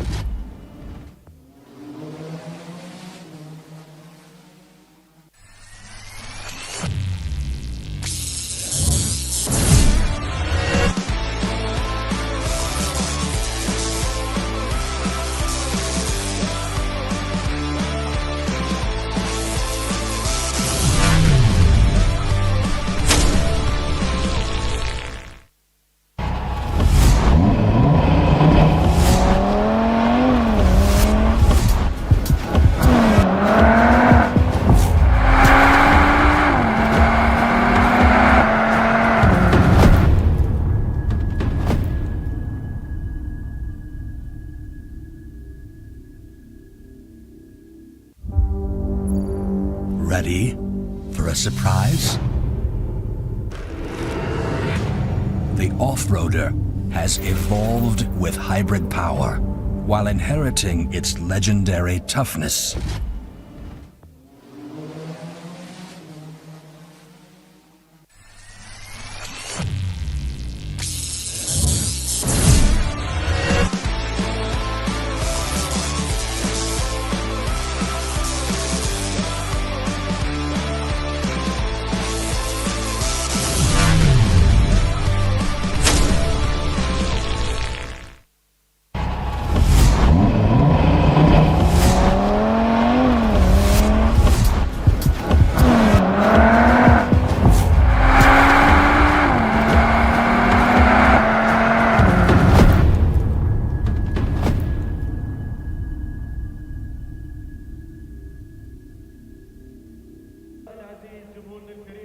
Okay, ladies and gentlemen, we are back. I definitely had to take a minute to myself. We've cones on the track, and we do have drift cars. I really hope this lives up to the expectations now following the plane.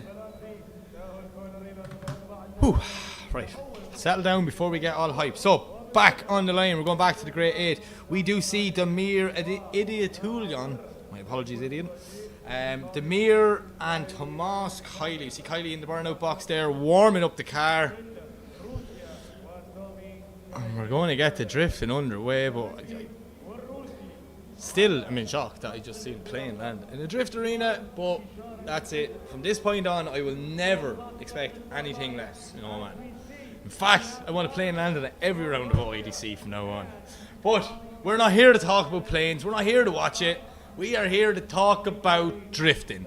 So we got Kiley, we got Damir. Damir, the higher qualifier, will lead in that beautifully prepared fresh XZ, and Kiley in his outstandingly amazing green 180SX to leave the line away they go. Kiley nearly touching Damir on the way down. This is exactly what you want to see from Tomas Kiley. Damir doing a lovely job now through that first zone, but Tomas Kiley is right there with him. What a transition from both guys. Barely making contact bumper to bumper as they push their way through. Kiley's right there on the door, touching that fresh XC, pushing him around the track as they transition now into the decel zone. Can they slow down? Yes, they can. Two phenomenal drivers, but look at the chase driving from Tommy Kiley. Man, that was epic. Absolutely epic. Right, never mind the plane, the drifting's back. Here we go again. I'm a drift fan, not a plane guy. No, Tomas Kiley with a masterclass in the chase position. Now, Damir, my man, that was an epic lead run. I can't wait to see what happens. Damir's spotter's going to be in his ear going, dude, you got to do it. You got to push 110%, get right up on Kiley and do not give him an inch, because you need to keep that proximity all the way around. And you'd barely put a sheet of paper in between them two cars at certain points of that track. Tommy Kiley representing Ireland, back for the second year in Oman, and definitely back better than ever. We're going to switch them around, see what happens. Kiley is in the lead position. Damir just taking that extra minute, probably more than likely talking to the spotter going, what do I do? How can I do this?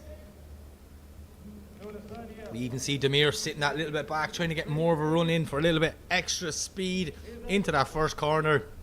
If an airplane can take off in it, a drift car can enter in it. That's the way I look at life now. Okay, so we're just waiting on the smoke to clear. As you can see, the run in straight away. The guys can't even see the grandstand down the bottom. The wind is blowing here in Muscat, so you can see it pushing off over there. One corner.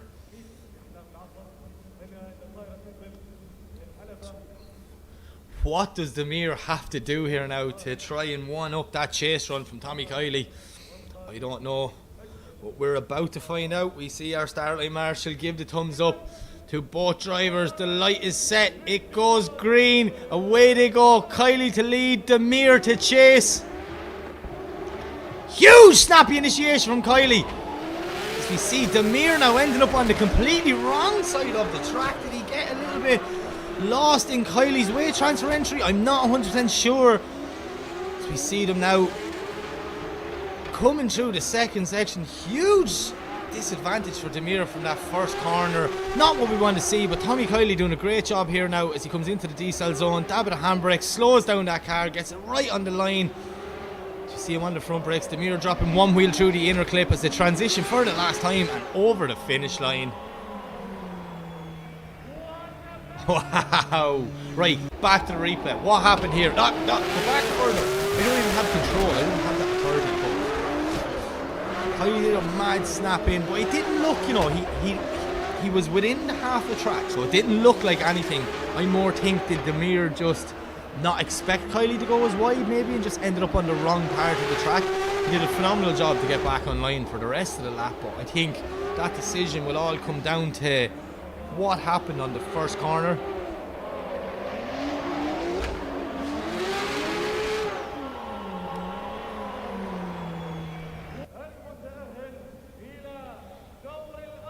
So we see both guys waiting. Probably a long way for them because they were sitting waiting for the plane. Surely they weren't in the car. Someone must have told them to get out.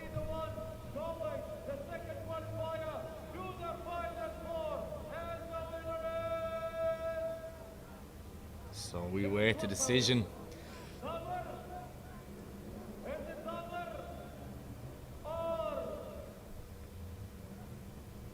Nervous way for both guys, you can see it. And there you have it. Tommy Kiley gets the win. He advances on. Massive though. Well done to Demir. Man, he drove the wheels off that sea. Fresh build. And I can't wait to see him back for the next round. But today, Kiley is victorious and he will move on to face. Oh, what? Tomas Kiley and Conor Shanahan in the semi-final of OIDC round 1. I feel like I'm going to be back in Ireland. And then Jack is on the other side of the bracket as well. Wow. This is good. That's going to be a good battle. Trust me, if you're an old school IDC fan, you've seen that battle before.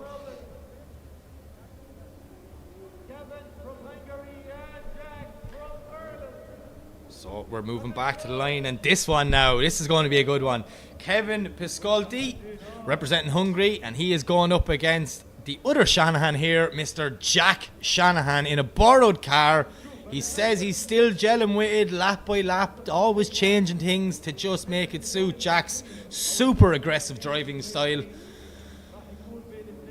But yeah, I'm more blown away that, like, one, I thought the plane was the highlight of the night, but now we have Kiley and Conor Shanahan in the semi-final.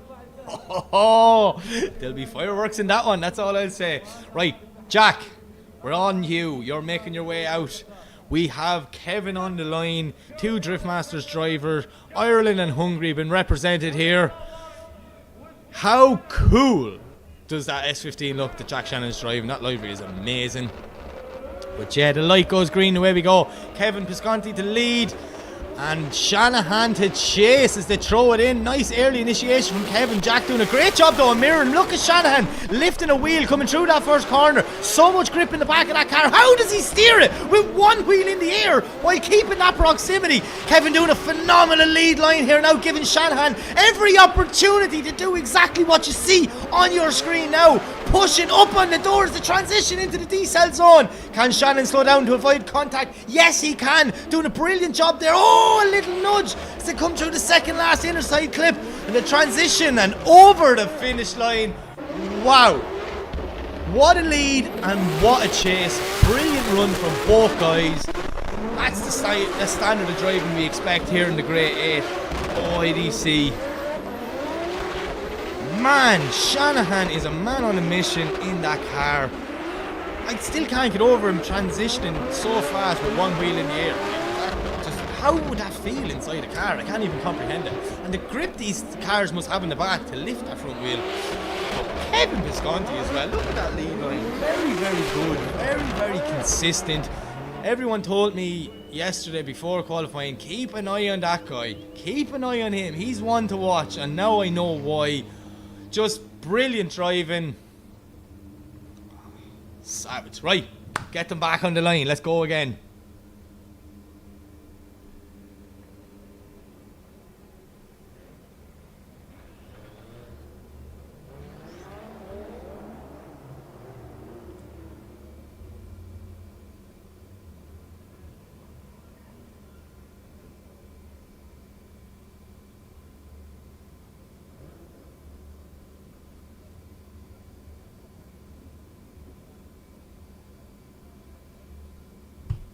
Okay, so just waiting on the smoke to clear, and then we will be going again. And this one now, Kevin Visconti, he knows his spotter's in his ear like, dude, you know Jack, you know what he's capable of. 150% for this one. Find that extra gear, push hard. Shanahan still gelling with this car. Anytime I'm talking to someone to say, oh no, he's just not happy, or he's just not happy, just not comfortable. Obviously, he's coming out of the GT86 and back into an S chassis, a completely different setup. But Jack is such a talented driver, he'd definitely be able to handle it. But let's see what Kevin can do in the chase here as they make their way down the straight. Nice initiation from Shanahan. Kevin there tucked right in, a little bit shallow on the inside, has to go on the front brakes. Now there he is, right on Shanahan's front wheel as they transition so fast through the first zone. And watch this, look at this from Kevin, he's nearly mirroring what Shanahan did, pushing him around the corner through the centre section as they enter the decel zone. Now a little dab of the handbrake from Shanahan just to scrub a small bit of speed, but Kevin Visconti's right there with him, pushing Shanahan through the second last inside clip, transitioning for the last time and over the finish line. I would not want to be a judge for that. Kevin ended up on the wrong inside of the track here, where if we go lead for lead and chase for chase, when Jack was doing it, he was very close, but he was also in the zone as well. So this one's going to come down to little details.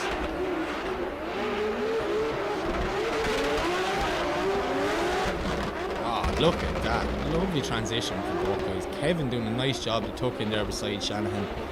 Doing well not to make contact with him. Jack on the front right there. That last zone. Brilliant driving from both guys.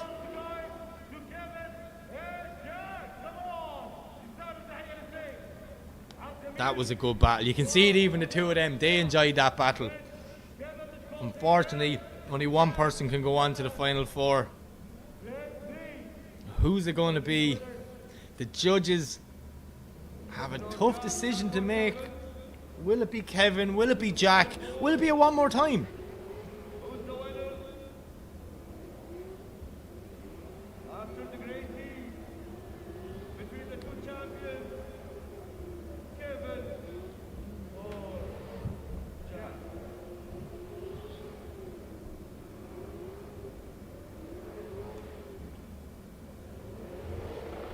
Nervous way for both guys. They both want to get on that podium at round one. Both of them making their OIDC debut. Unfortunately, only one can advance. Who will it be? Will it be Shanahan? Will it be Visconti?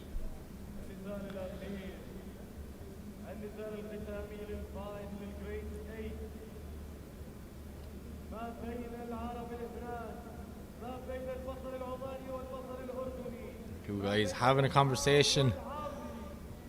Good friends off the track as well. They've travelled around the world drifting together and against each other. And here they are in a grade 8 battle out in Oman.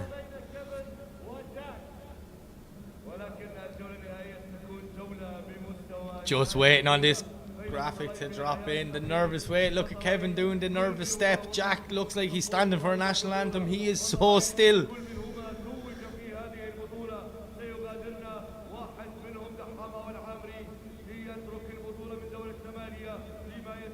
Oh, the judges going through this. Fine tooth comb, trying to make sure the right decision is made. Who will it be? Will it be Shanahan? Will it be Pascalti? I would be fairly happy with it one more time in this one as well, because that battle was epic. But nearly everything has been epic tonight. This has been one of the best nights drifting I've seen in a long, long time.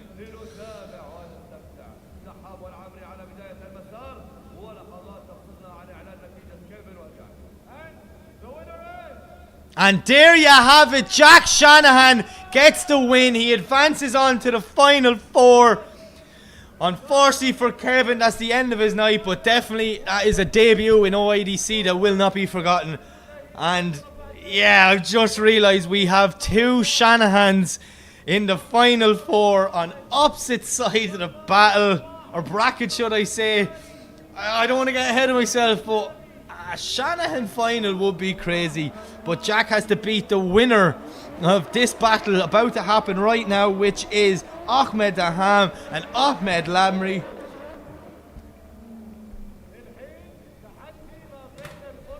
Ahmed Daham back where he belongs, looking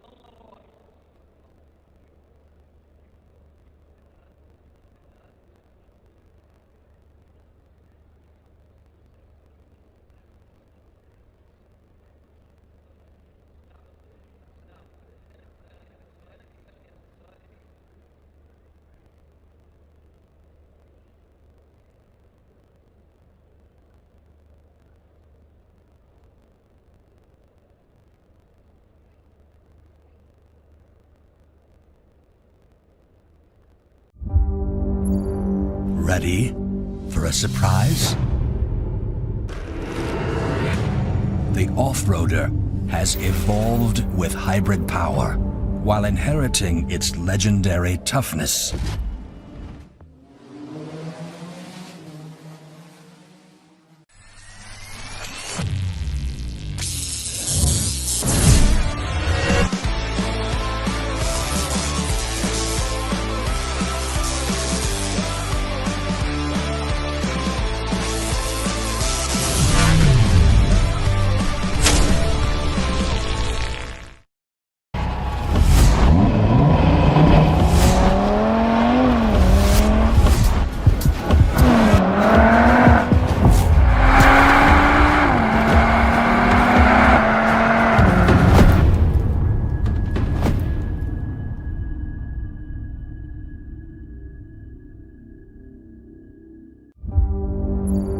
Ready for a surprise?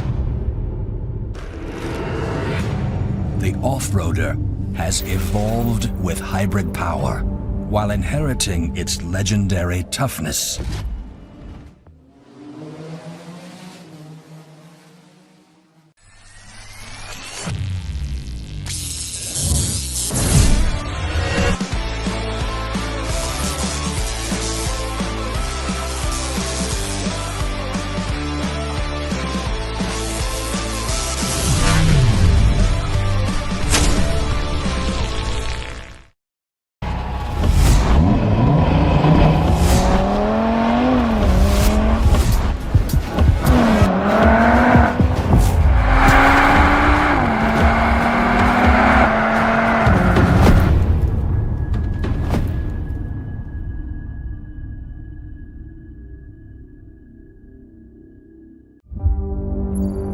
Ready for a surprise? The off-roader has evolved with hybrid power while inheriting its legendary toughness.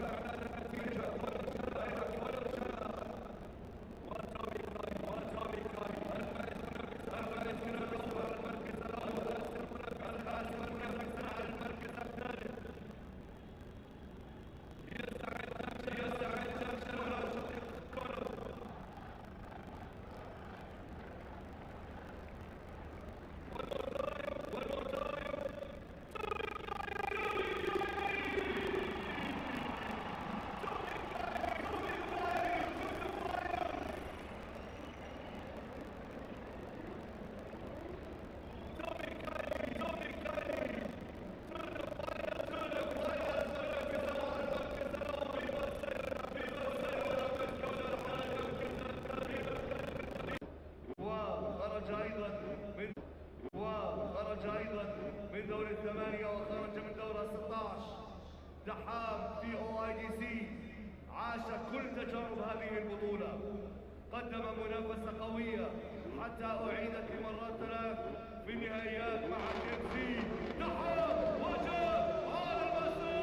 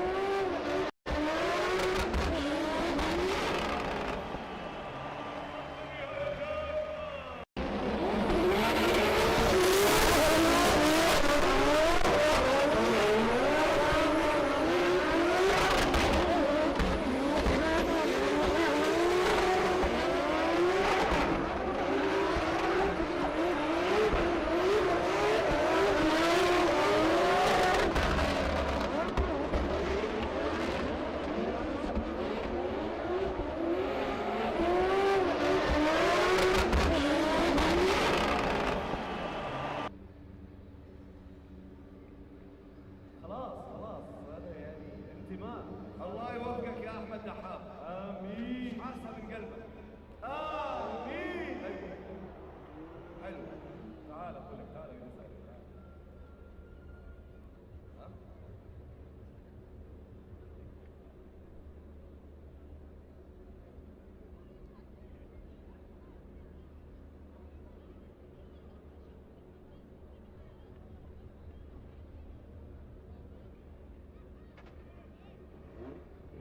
على بداية المسار. هيا يا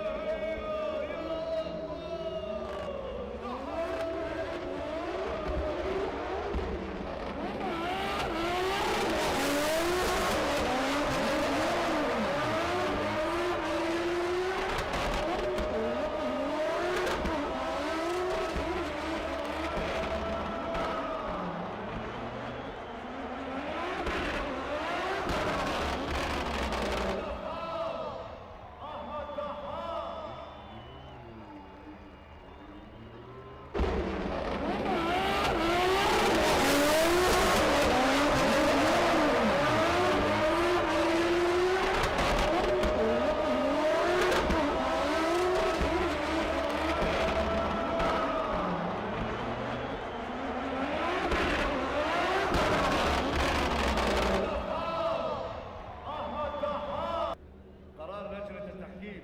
دخل جاك أمام دحام. خلنا نشوف التفاصيل راح تحكم. دحام شوي مرة يعني نفسه، لو أكمل دحام التراك لكانت الفرص أوضح. إذا جاك أو دحام، let's see, waiting for the judges. اسمع صوت جمهور قبل لا تسمع صوت الحكام. يلا يا جمهور، وين جمهور دحام؟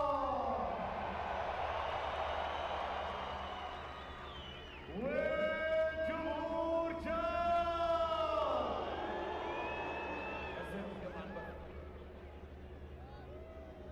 ننتظر اذا قرار لجنة التحكيم. لو اكبر دحام المسار. خلنا نشوف خلنا نترقب ونشوف. Let's wait and see who is the one gonna go for the final as a second part of the finals, the first round finals of IDC 2026. Is it gonna be Ahmed Daham or Jack Shanahan? That's what we are waiting to hear and see from the judges. And معقول one more time? Maybe.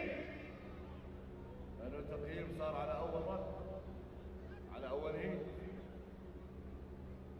والله الوضع شوي يعني الوضع منه دحام، بس هناك جاك بعد. يلا يا سيدي سالم، يلا بيماني، يلا. إذا إذا ما فزنا على جاك بنفوز على كونر، بس احنا بنفوز على جاك. نتأمل هذا. لا جاك إن شاء الله بالتوفيق للجميع. بعد يطلع له ترانزليشن. إذا ننتظر قرار لجنة التحكيم في هذا النزال الذي يثير التساؤلات، الذي يترك الجميع في حيرة بعد وقوف الهيت الثاني. يطلع شيء نستبق، يعني الجميع ينظر إلى يد البيماني، إذا قرر يعدل الكاب كل يتوتر. البيماني بدون يعني اور ون مور تايم، أو دحام أو جاك أو دحام جاك. قول يا رب من قلب، يا رب. ما حسيت من قلب. بعد وش تريد اسوي؟ يعني سوي دعاء. يا رب ارزق دحام النهائي.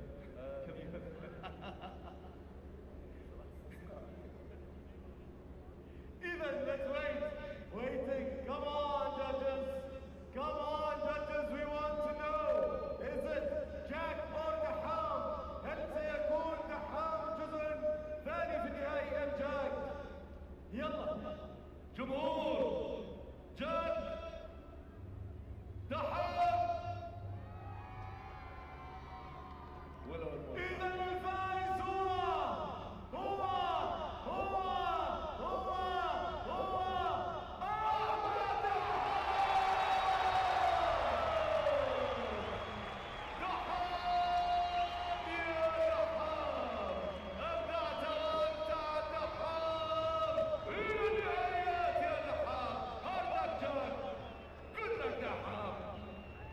Thank you, Jack. Jack Shanahan, thank you so much.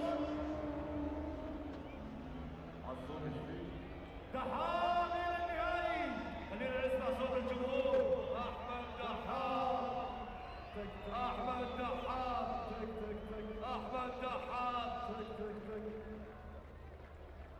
يلا يا دحام بالتوفيق للنهائي. إذا الطرفين النهائي والطرفين الثالث والرابع خلاص اكتملوا. الشقيقين جاك وكونر إلى المنافسة على المركز الثالث. هو تحدي بين اثنان اخوان على المركز الثالث، ومنافسة على المنصة واحتلال المركز الأول. كايلي أو دحام.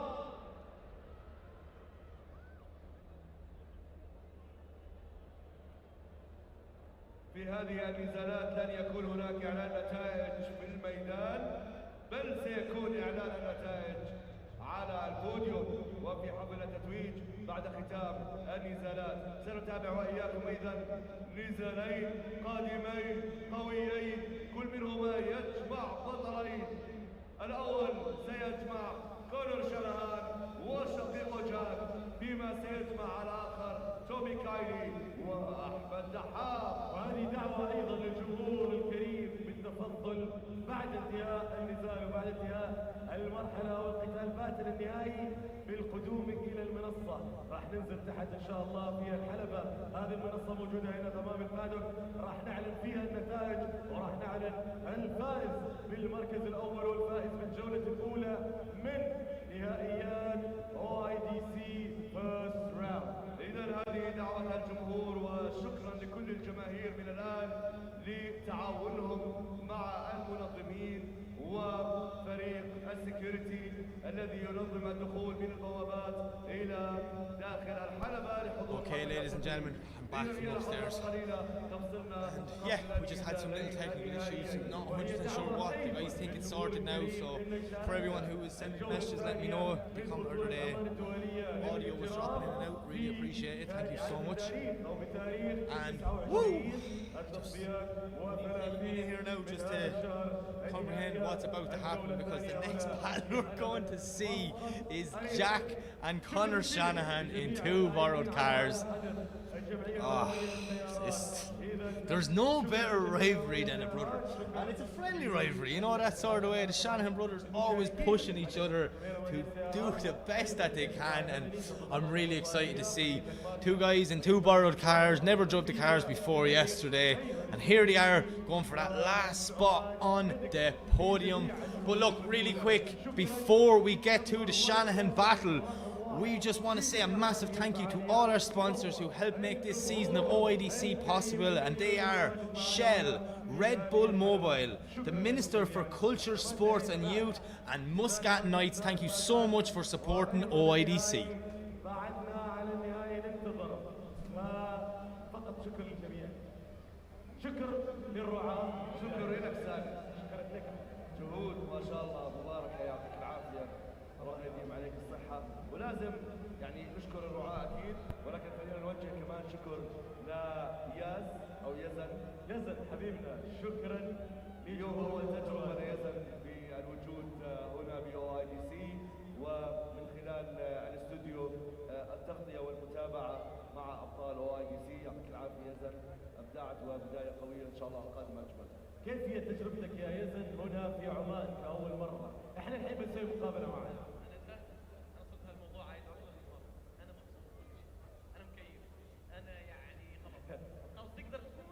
بعمان باذن الله راح نكون ان شاء الله، باذن الله. ان شاء الله، ان شاء الله. انت شرفتنا ونورتنا، صرت جزء من عائله OIDC في هذا الحدث الكبير. يعني وجودك اضافه قيمه لهذا الحدث بالمقابلات وبالضيوف اللي استقبلتهم واللي كانوا متواجدين معنا هنا من درفترز ومتسابقين ومنظمين ومشاركين ايضا في هذا الحدث. تسلم. ولي شرف كمان اني اكون متواجد معكم، اسماء ذو خبره كبيره كثير بعالم رياضه السيارات والام سي، وانا جدا مبسوط بهذا الشيء. شكرا يا زن، بكفي مجاملات. يلا هلا دوري اسالكم. يلا تفضل. يلا اول شيء، حليتوا المشكله اللي بينكم؟ المشكله اليوم ما بتنحل. لا خلاص ان شاء الله دحام. خلص ما ضل عندك خيارات، بس انت بتعرف ان انا دائما مع العمري، وانا دائما مع كل عربي متسابق في هذه البطوله. الله الله الله، صح لسانك يا شيخ. طيب انا عندي سؤال لكم. تفضل دعموس، كيف بتروح لعدم او للحياديه، خليني احكي بالتعليق؟ شوف، الحياديه بالتعليق احنا بالنهايه مفروض بنعلق بجزئيه مرتبطه بالتكنيكال سايد، بالاضافه ايضا لتفاعلنا مع الجمهور الموجود، فدائما هناك جانب من الحياديه. ولكن بجوز سمعتني انت لما كنا بنحكي انا وسالم اليوم بتوب 32 كنا بنتحدث عن جزئيه لا تخفي المشاعر، لانها راح تبين يعني انه الموضوع بالنهايه فيك، راح يكون ما راح يكون حقيقي.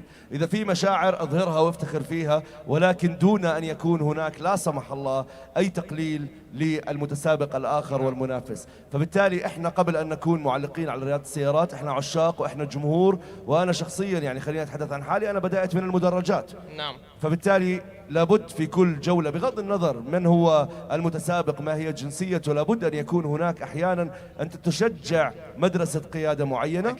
ولكن لو كان في مشاعر في هذه الجولة هي مشاعرك كمشجع أظهرها باحترافية. ما لا أعتقد أنه ممكن يكون في هناك مشكلة بهذا الموضوع. نعم، حكيت إشي مهم جدا، ونحن كلنا بالأردن بنعرف خبرتك برياضة السيارات وبالسيارات وبحبك كلهم بالتعليق. بس بدي أسأل سالم، وانت سألت عن الحيادية، هو ما شاء الله جاء أردني قال الأردن نشأ ما نشأ. أنا أحاول أسحبه، لا يا حبيبي احنا في موضع لازم نكون حياديين شوي يعني. زين ترد علي على طول دقيقة من المقابل انت تسمع، لازم انت مايك يا أخي. احنا حياديين كنا، ولكن في جزئية قلت لك لا تخفي المشاعر. أبدا، شوف أبدا. طيب متسابق لا احمد العامري وصل للنهائيات امام كونور، مين راح تشجع؟ احمد طبعا. تخيل تقول كونور ما راح تقدر تطلع من المسقط، تطلع من الحلبة. لا هي المشاعر لا تخفى دائما. انت سالتني ليش اعطيته المايك من الاردن برضه. حلوين شباب حلوين. جيبوا لي واحد عماني يصير معينا. طيب سالم، سؤالي لك. أيوة. كنا نحكي عن خبرة المعلق برياضة السيارات والسيارات، هذا الموضوع كيف بدأ عندك وكيف بدأ تشعر انه عندك حب تجاه هاي الرياضة؟ والله شوف، هو الموضوع كله صدفة. أنا كنت دائما أسمع المحركات من خارج الحلبة هذه، يعني كنا نسمع أصوات وهدير المحركات من برا. سبحان الله، في فرصة كان الله يعني يرحمه ويغفر له، الحبيب وزميلنا أخونا المرحوم والمغفور له إن شاء الله حبيب الزواوي. هو مدرسة في التعليق والكل يعرف هذا الشيء، هو مدرسة بدأت هنا وهي مدرسة واسم كبير، يعني كان صدى واصل لأقاصي الدول العربية. المغفور له حبيب الزواوي هو طبعا سبحان الله كأنه يسلمني دفة، كان موجود علقنا إحدى البطولات، بطولة الريد بول كار بارك درفت، وأيضا بطولة OIDC، ومنها يعني سبحان الله أخذ الله أمانته وكملت المسيرة لهذه تكريما لهذا الرجل. وأيضا يعني هو من الأشخاص اللي بثوا فيني حب هذه الرياضة، رياضة المحركات. والحمد لله الدعم اللي تلقيته من الجمهور الكريم، الجمهور مسقط دائما متواجدين، أصحابي أخواني وأصدقائي موجودين في المدرجات، دائما التشجيع، دائما الكلمة الطيبة اللي تخليك أنت دائما تبذل أقصى ما عندك لأجل أن تمتعهم وأجل أن صوتك يكون صوت مسموع، صوت ممتع في هذه الرياضة. لا نستطيع هنا أن نذكر الحبيب حبيب الزواوي، وإذا ذكروا بأنه زميل وهو فعلا زميل محترف، نذكره أيضا باسمه وباسم سالم بأنه هو أستاذ في التعليق على رياضة السيارات. ويعني في كل OIDC نستذكر حبيب الزواوي، وهذا المعلق الرياضي الذي يترك دائما بصمة في كل مكان.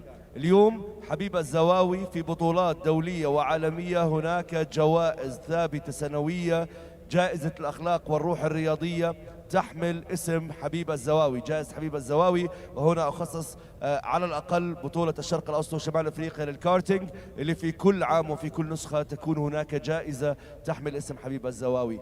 حبيب الزواوي الذي بدأ من هنا، من هذا الميدان، والذي أفنى عمره في التعليق هنا في هذا الميدان، وصل صوته لكل مكان في العالم، سمعناه، تعلمنا منه، واليوم نذكره. ولا يستطيع أحد أن يملأ مكان حبيب الزواوي، ولكن تبقى دائما رسالة حبيب الزواوي هي من تقودنا إلى قلوب الجماهير من خلال رياضة السيارات. نعم أكيد، ونتمنى له أكيد الرحمة والمغفرة. وقبل ما ترجعوا تكملوا بصوتكم الجميل التعليق على الجولات النهائية، بدي أسألكم سؤال إلكم اثنين هالمرة، وراح أعطيكم المايك وخلص وأروح. يلا. التناغم ما بينكم، الكيمستري كيف كان وكيف صار؟ احكي الحقيقة ولا نحكي جواب دبلوماسي؟ الحقيقة خبرهم القصة اللي صارت قبل لا نلتقي أصلا. بكل وضوح. أيوة بكل وضوح. في أول مرة كنت باجي OIDC. أنت بتعرفني أنا بحكي حتى لو بابك. وصلت لمسقط وعلمت إنه راح أكون معلق ضمن فريق تعليق. طبعا احنا OIDC عشان نكون واضحين يعلق عليها باكثر من لغه. Okay, ladies and gentlemen, we are back. So yet again, I'm going to apologize for the technical difficulties. Obviously, the Irishman downstairs was shouting too loud, so they turned it down upstairs. الفيرست امبريشن انه طب يعني افرض ما قدرنا نكون اصحاب، يعني كيف بدنا نقدم واحد من اهم بطولات العالم انا وشخص انا وياه ما بنعرف بعض. We are ready to go to could be potential battle tonight, or this could be a disaster. But we have the third and fourth place playoff with Connor and Jack Shanahan, both Shanahan brothers, first time out in Oman. Who is going to get the third step on the podium? Who is going to have to settle for fourth at round one? Only time will tell. Both in a borrowed car. So let's see where this one goes. I am super excited. It's been just a phenomenal night of drifting. All go from the top 32, brilliant driving, and then the plane, and now we have this. And after this, when we find out who gets that third spot, we'll be moving to the final, where we have Ahmed Daham versus Tomas Kiley. Great night for drifting, that's what this is.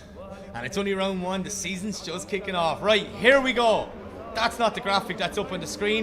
It is Connor Shanahan to lead, Jack Shanahan in the chase, both Shanahan brothers. Here we go, throwing it in, nice initiation from Connor, but Jack is right there with him. Look at that S15 hopping up and down as he pushes the side of his brother's car.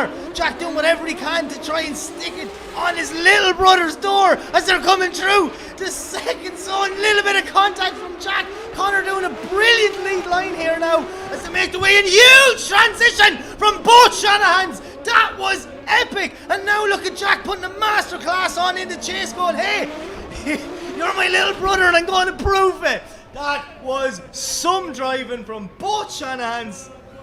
Man, I'd say their parents back in Ireland are so proud right now. The boys putting on a show, letting the world watch what phenomenal drivers they are. Look at that. That transition from both Shanahans was just near perfection, if you ask me. Small little bit of contact there. Jack was like, come on, Connor, will you hurry up? You're going too slow. But yeah, look at this. Brilliant driving from the Shanahans, man. Just, this is what to do. Driving all over the world, Europe, USA, now in the Middle East. Just some boys. They're just some boys.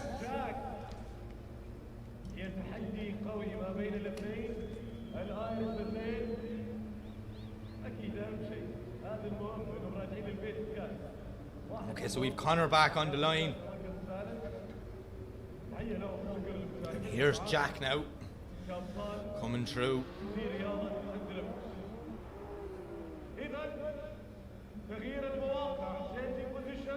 What's going to happen on the second half of this battle?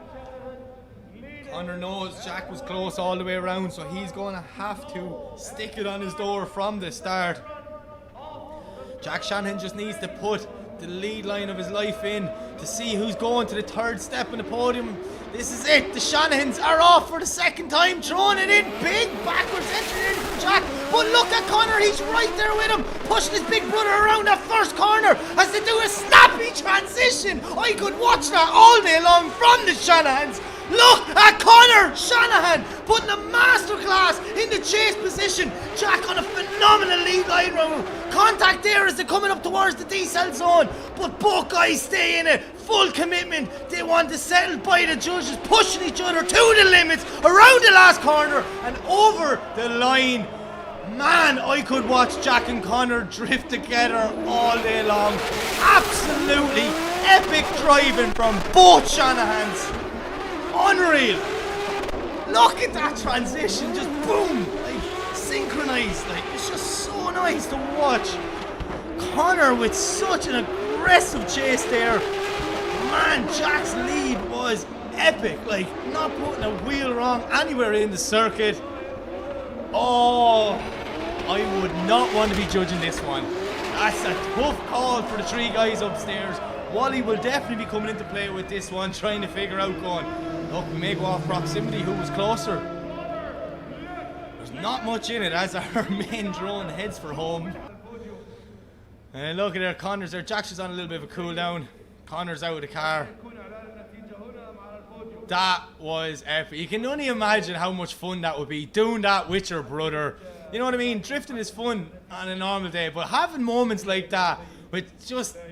Look at the smiles from the boys. Like, they're like, they don't even know. They don't know what way that's going. Jack just said to Connor, you're some man. So that chase was epic from Connor. He knew he'd have to give it 110% to try and overcome his big brother. But, oh, let's see what the three guys upstairs think. The Shanahans, just some of the best drivers in the world right there, and they come from the same house in just a little town in Cork in Ireland. Absolutely insane.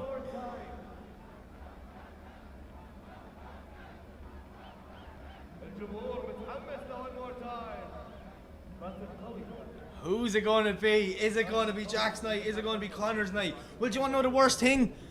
They're not going to tell us. We're going to have to wait for the podium. I'm going to figure out if we have a decision or not, and then we're going to the final. We're going to have to wait to the podium to see.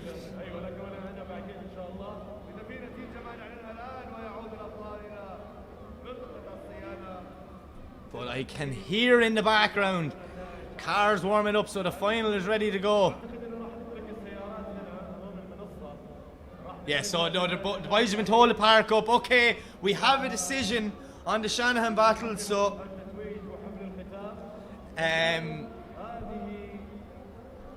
we're going to go to the final and wait for the podium. So yeah, guys, don't turn off the live stream straight away. But if you're new to OIDC, you have to understand we do 3 championships in one. So we have the local, which is the Omani driver. So the highest ranking Omani driver will get a podium there, top 3. And then we do MENA, which is basically all of the Middle East. We combine all the Middle East drivers. And then we have the main show, the international, the main finale. So that will be our 3rd podium. So yeah, just, you know, some people might be new watching this, could be tuning in watching the Shanahans and some new drivers. So just make sure and sit back, relax. We may wait and see who got that 3rd step. The old Shanahan rivalry, will it keep going for the whole IDC? Oh, I hope it does. I hope it keeps going for the whole season. But enough about the Shanahans. Let's go. It's the final. This day has been epic. And if you told me this morning I'd be standing here looking at Ahmed Daham and Tommy Kiley going to a final, you know what? I probably wouldn't have been surprised. Them boys are driving like beasts. All the last 2 days, just every run, consistency. Kiley is an animal in that 180SX. We all know that. Ahmed Daham is back where he belongs, fighting for that top step on the podium. I'm just so happy to see both guys there. I think at this point now, it's anyone's game. What can Kiley do? I seen a Wally stat online there on one of the breaks saying Kiley has had the closest proximity consistently for any run so far today. So does he have it in him one more time? Or can Daham secure a win at round 1 of OIDC 2026? Here we go! Big initiation from Daham. Tommy Kiley's right there with him though, tucked in beside. That GR86 has to make their way through the first inside clip. Snappy transition with both guys. Oh, Kiley catching a cone there and falling back. Ahmed Daham not doing much wrong in the lead position. Kiley's going to have to gain back that proximity. Try and use all 1,000 brake horsepower in that 180SX. But Ahmed Daham, look at the speed. He's pulling a gap. Daham is back. He's a beast. What happened? What? Kiley maybe just getting it wrong a slight bit from that inside clip, losing the proximity. Man, what a day. What an event. Just drifting is class. That's it. End of story. Leave it there. Look at this from Kiley. Great start to the battle, doing everything he's been doing all day long, and then just watch the first transition here. Gets a little bit too much on the inside, catches that cone, which means it would have been a wheel drop, and then from there he's just playing the game to try and get back up on the side of Daham. But Ahmed Daham is literally a masterclass there. He's really gelling with the car this year. I'm so happy to see it. Wow. Not the final I was expecting, but definitely the drama that you always get. So, we won't have to switch them around now. Daham knows he has an advantage, but Kiley is a beast, so you never rule anything out that Kiley's going to do. Has he gone to rewarm his tyres, I wonder? I'm not 100% sure.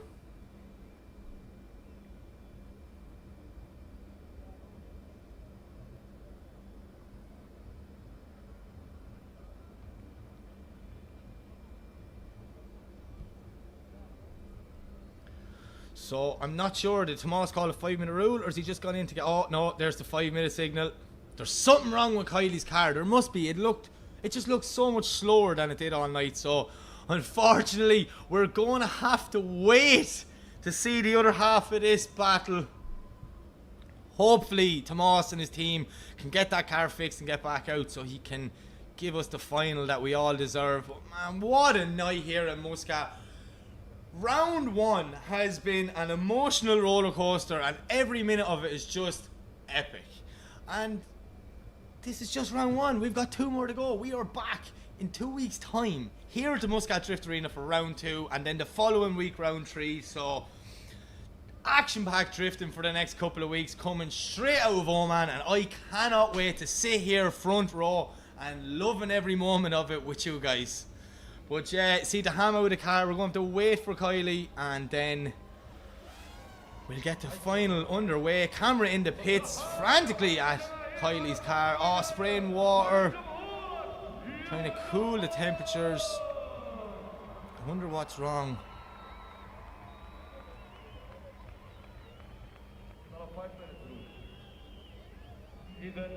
So we're just going to have to sit and wait. Hopefully these guys can make the clock. But Kylie has a phenomenal team with him there, so I have no doubt the guys are going to get whatever it is sorted. They're spraying a lot of water on it. I can only imagine the temperatures in that car. It's had a hard few days.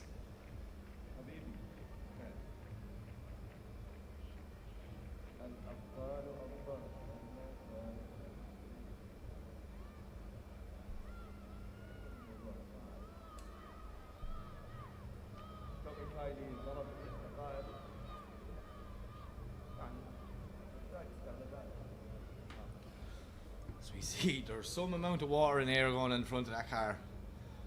Closing the door over. Just absolutely everywhere. That's the level it takes. You need a team like that around you, you know. You don't even have to think. Look, even here, get that blower over here. Cool down Tommy.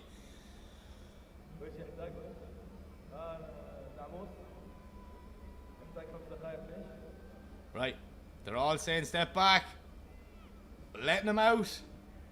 Kylie's going to head back to the start line. The Ham will have to rewarm his tyres. And we get the second half of this battle underway.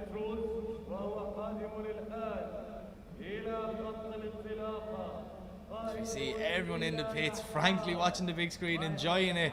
Look at all the people just sitting around going, you know what? There's a masterclass in drifting what are happening right now. We just get a front row seat and enjoy.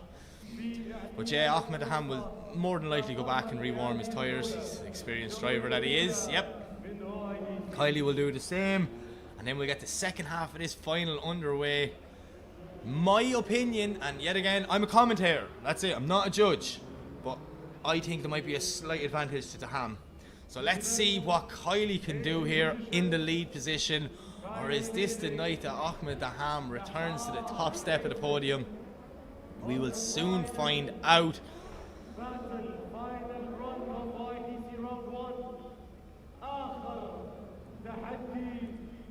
Kylie's on the line. The Ham is pulling up. This is it. One more run here in Muscat for round one of OIDC 2026.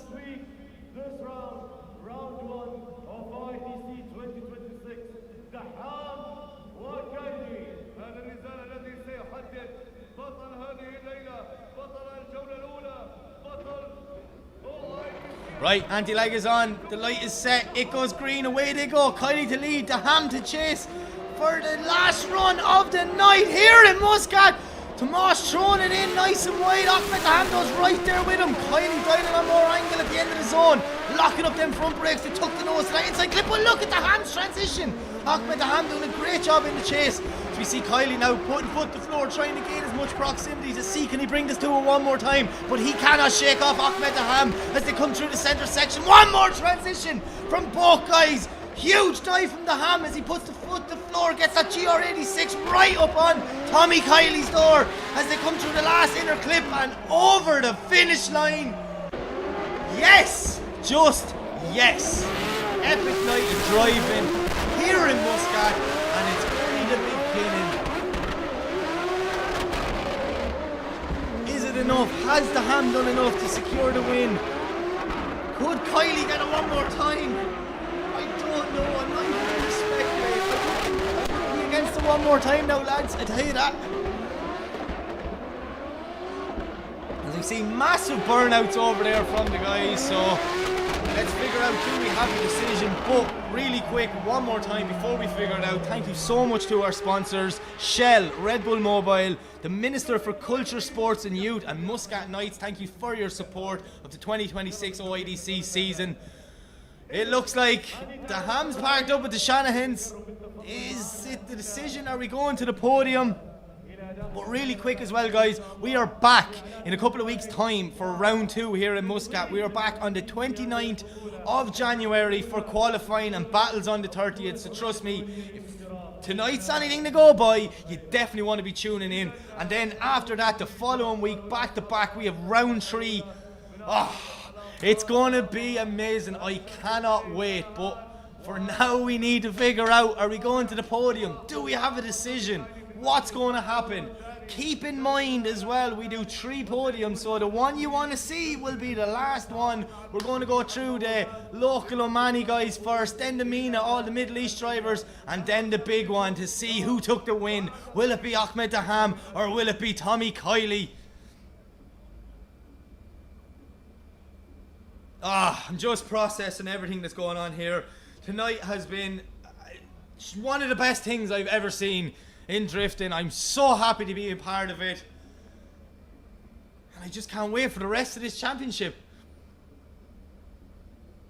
Yeah, fans are making their way on the track. That means one thing, guys. We have a decision. So, we're going to the podium. I am going to leave it here. I'm going to head down to the podium. Not sure if it's me or the boys going to be doing it. It will be in like dual lingua, a bit of Arabic, bit of English, but trust me, you'll understand the names no matter what language it is. Thank you so much for tuning in tonight. My name is Mike Leeson. I will see you back on the 29th of January for round 2 of OIDC 2026. Good night, guys.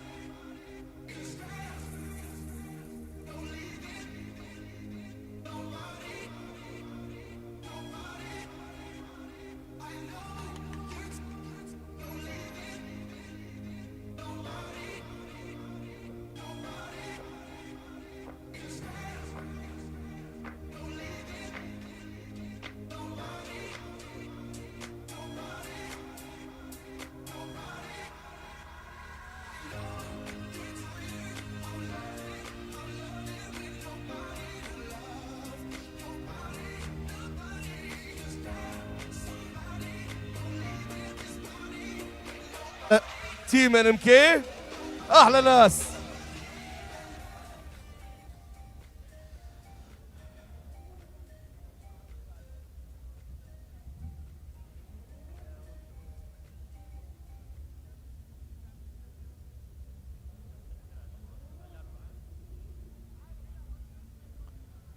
اوكي لحد ما توصلنا النتائج till we receive actually from the judges the scores. دحام please come. تعال يا دحام. I need the four. Where are the four actually drifters? هذه هي. دحام وش رايك وش توقعاتك؟ الاول ان شاء الله. والله ان شاء الله يعني صرنا سنتين مش قادرين حتى نطلع على البوديوم، الحمد لله المره هاي السياره توفقنا فيها، الشباب ان ام كي كلهم ما قصروا، الجمهور صراحه ما قصر، الحمد لله الحمد لله بدون مشاكل قدرنا نوصل للفاينل، فهذا بهمني ومبروك للجميع شو ما يكون النتائج، ويعطيهم الف عافيه جميع عمانيه، ان شاء الله نوصل للبوديوم برضه بالجوله الثانيه. يا سلام يا سلام. الله الله. شوف النشامة يا سالم، شوف النشامة والله على عين والراس. شوف النشامة يا سالم شوف.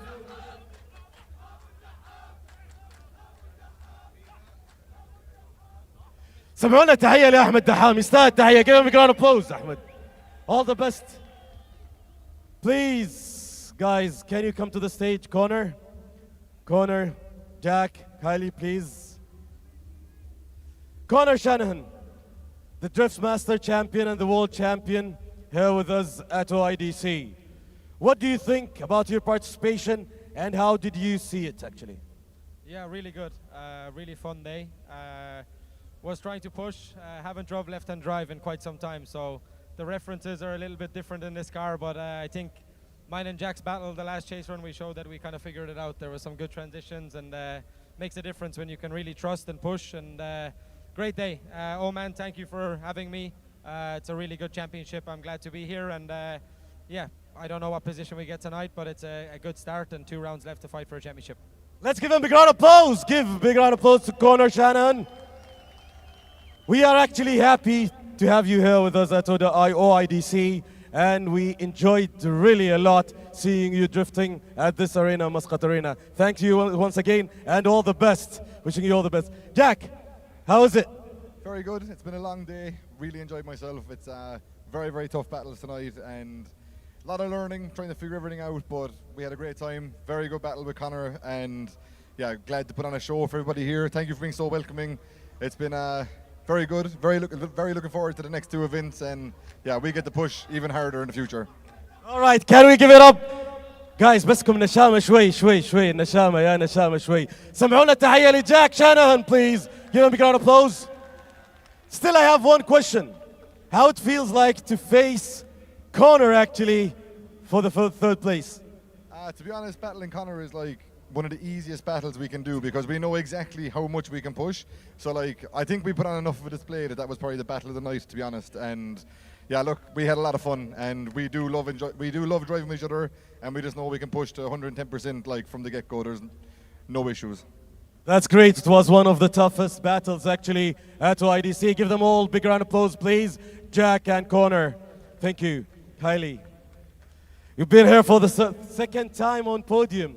Last year, Al-Suhar, it was really tough against Ali Maqsid. Tonight, against Ahmed Daham. What do you think? Yeah, super happy to be back here in Oman. It's up the level again for another year. It's been a long day in the office, but we got to the podium in the end and we enjoyed it every step of the way. So glad that we could put on an amazing show for everyone here. And it's nice to see some old faces. I just say the next few rounds, the future is looking bright here. So we're going to have to give it our best shot. But yeah, really enjoyed it so far. Thank you. Seeing you first or second, what do you think? Second, unfortunately, this time. But we're going to aim for the top step next one. Let's wish you all the best. Please, guys, give them a round of applause. Tommy, Kylie. All the best, Tommy. Thank you. Saud. The scores with Saud. سعود سعود الرواحي نحن بالانتظار. الحين الرجل اللي عليه سبوت لايت. سعود اعطينا الورقة.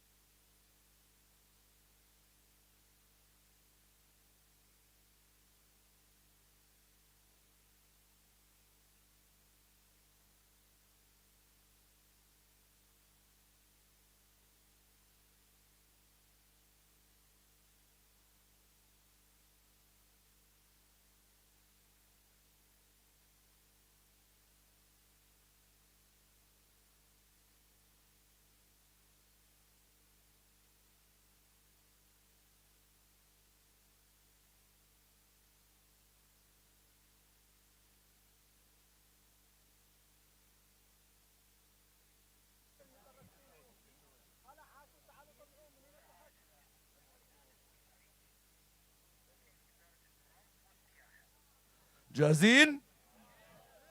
أنا جاهزين.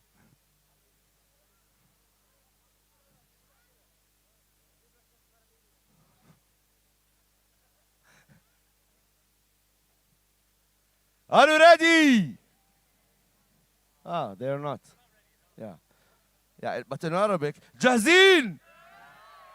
Ready in Arabic. Yeah. Try it in Arabic. جاسين. Try it in English. What was in? I can't speak English, sorry. وين؟ أنا هنا اليوم. لا المركز الأول له ناسه يا سالم. في ناس حاربت يعني اليوم. وش قصدك أنا ما أستاهل؟ لا مركز أول بس مش BOIDC. مركز أول بالتعليق.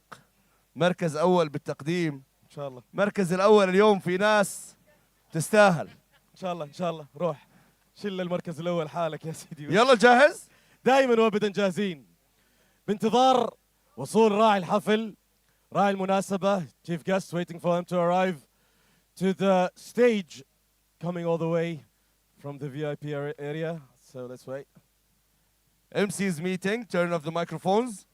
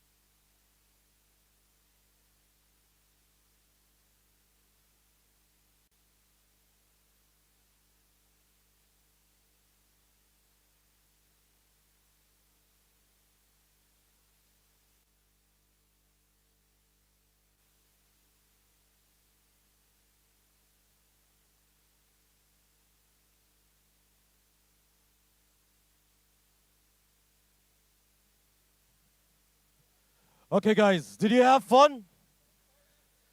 Come on, everyone, did you have fun? Did you enjoy the first round? Yeah, from two of the kids actually. طبعا رحب معانا بوكيل وزارة التراث والسياحة سعادة السيد عزان البوسعيدي والضيوف الكرام. معنا هنا لإعلان النتائج وتكريم الفائزين على في الفئات الثلاث، هي الفئة الوطنية وفئة الشرق الأوسط وأفريقيا، وبالختام الفئة الدولية لبطولة عمان الدولية للانجراف لهذا العام، عام 2026. Okay, are you ready? Okay, so we are going to start off with the national results. Okay, national results guys. إذن الفئة الوطنية، الفئة المحلية، نتائج الفئة المحلية.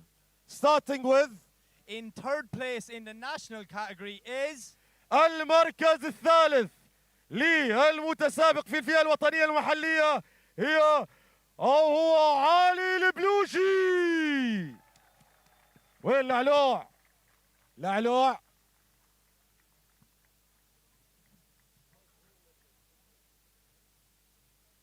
إذن علي البلوشي لعلوع ثالثا على الفئة المحلية. لعلوع لعلعها يا لعلوع. علي البلوشي ثالثا. تسونامي.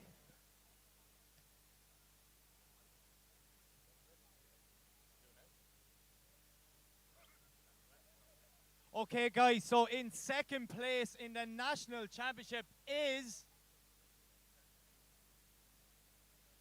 مبارك لعلي البلوشي المركز الثالث.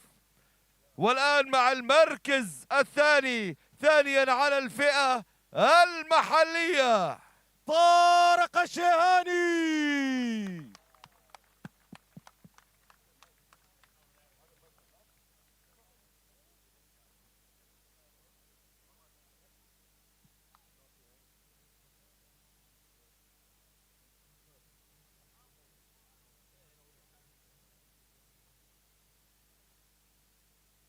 مبارك لطارق الشيهاني المركز الثاني على الفئة المحلية في OIDC الجولة الأولى. Okay, so in first place in the national championship is المركز الأول في بطولة المحلية هو أحمد العامري.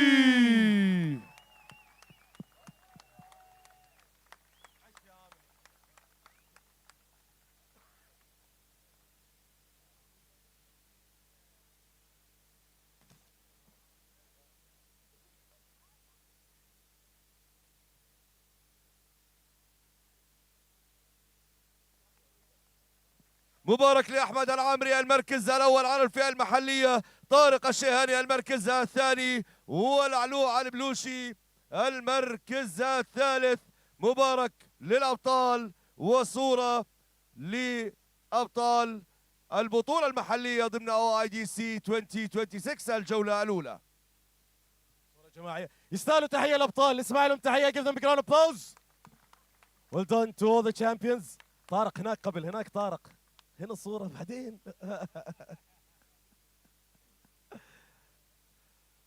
بالتوفيق. شكرا للأبطال، أبطال عمان، أبطالنا المحليين. شكرا على عين والراس. أبطال المحليين ودور بطولة الشرق الأوسط. الشرق الأوسط المينا. so going to where? Okay, so next up it is the MENA Championship, and in third place is في المركز الثالث على بطولة الشرق الأوسط وشمال إفريقيا هو خليفة الفلاسي.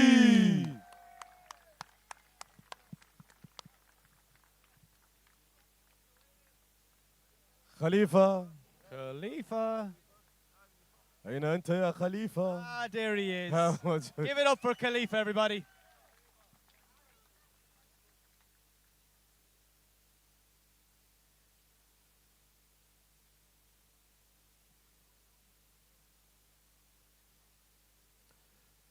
مبارك لخليفة وبالتوفيق إن شاء الله في الراوند 2. يستاهل تحية خليفة، يستاهل تحية.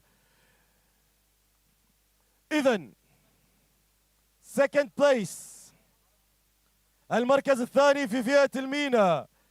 تحية كبيرة للبطل أحمد العامري. ثانيا على بطولة الشرق الأوسط أحمد العامري.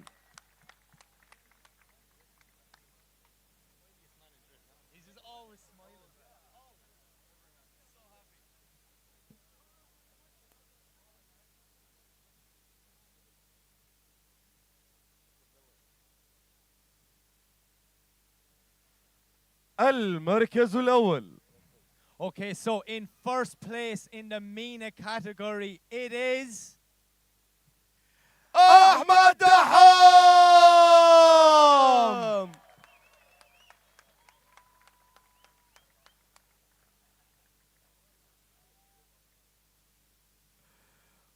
مبروك يا دحام، المركز الأول first place in MENA.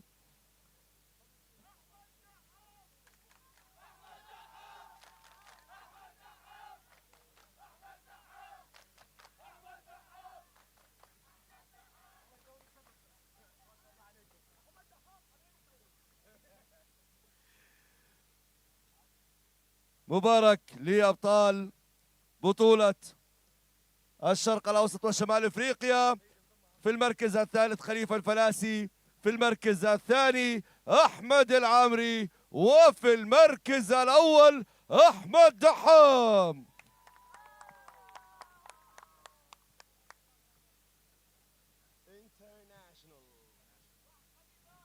Okay, so up next, it is the main one. It is the results of the international. Just really quick, can we get a massive round of applause for the 4 guys standing in the corner, putting on a masterclass of drifting for our entertainment. Some of the best drivers in the world gathered in one place. Whew, I'm excited for this one. So, in 3rd place. Okay, yeah, we're going to go Arabic. وصلنا الآن إلى تتويج أبطال الفئة الدولية في الجولة الأولى من بطولة عمان الدولية للانجراف. هذه الفئة وهذا البوديوم المنتظر. بداية تحية من الجمهور لأبطال المربع الذهبي أصحاب المراكز الأربعة الأولى كونر، تومي، جاك ودحام. نسمع تحية من الجمهور. And now it's the time. 3rd place. 3rd place on the international category for the first round of IDC 2026 goes to Jack Shanahan!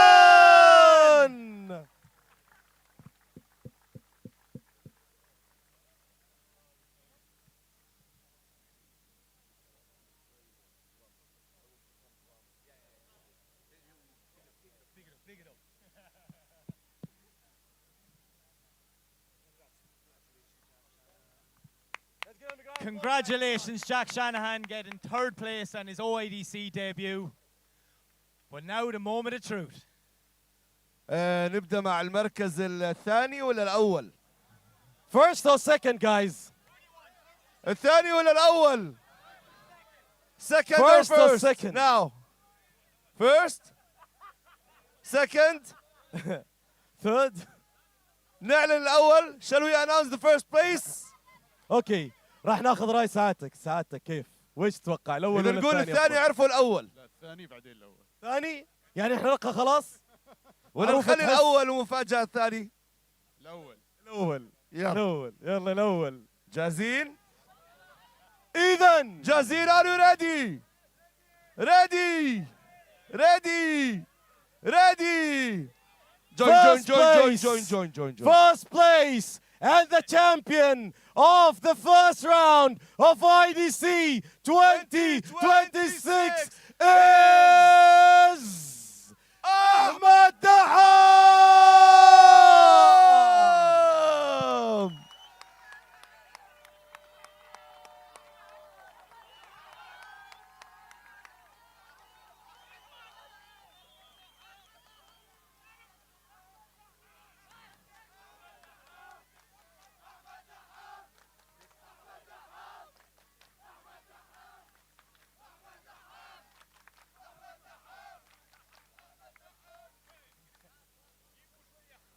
مبروك لأحمد دحام المركز الأول ولصاحب المركز الثاني. Second place goes to Tommy Kiley.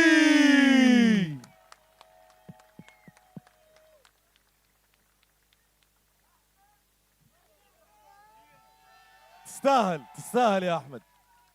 كسر النحس. الحمد لله رب العالمين.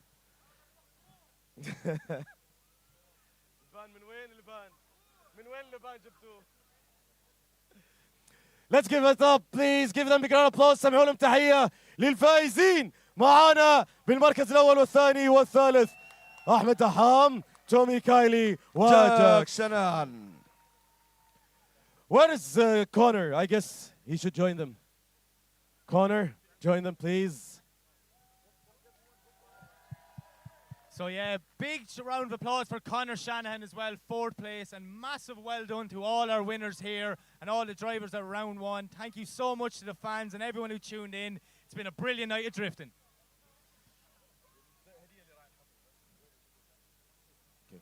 مفاجآت كبيرة كانت في هذه الجولة. طبعا في الختام مبارك لدحام المركز الأول. هدية وما طبعا زلنا لم ننهي حفل التتويج، لم ينتهي حفل التتويج. إذا شكر كبير لسعادة السيد عزان البوسعيدي وكيل وزارة التراث والسياحة لرعاية حفلنا اليوم، ويتشرف العميد جمال الطائي بتقديم هدية تذكارية إلى راعي الحفل. سمعوا لنا تحية إذا ممكن. شكرا سعادتك، شكرا لتواجدك ودعمك. OIDC أبدعت هنا، أبدعت في هذا اليوم، قدمت ما لم يقدم. رأينا الطائرات والسيارات، رأينا الأبطال والبطولات. The off-roader has evolved with hybrid power while inheriting its legendary toughness. طبعا ايضا في هديه تذكاريه مقدمه من رئيس بلديه مسقط الى سعاده السيد عزال البوشايدي وكيل وزاره التراث والسياحه. شكرا لبلديه مسقط ايضا كونها احد الرعاه المساهمين والداعمين في نجاح هذه البطوله. شكرا لكم جميعا، شكرا لوزاره التراث والسياحه، شكرا لوزاره الرياضه،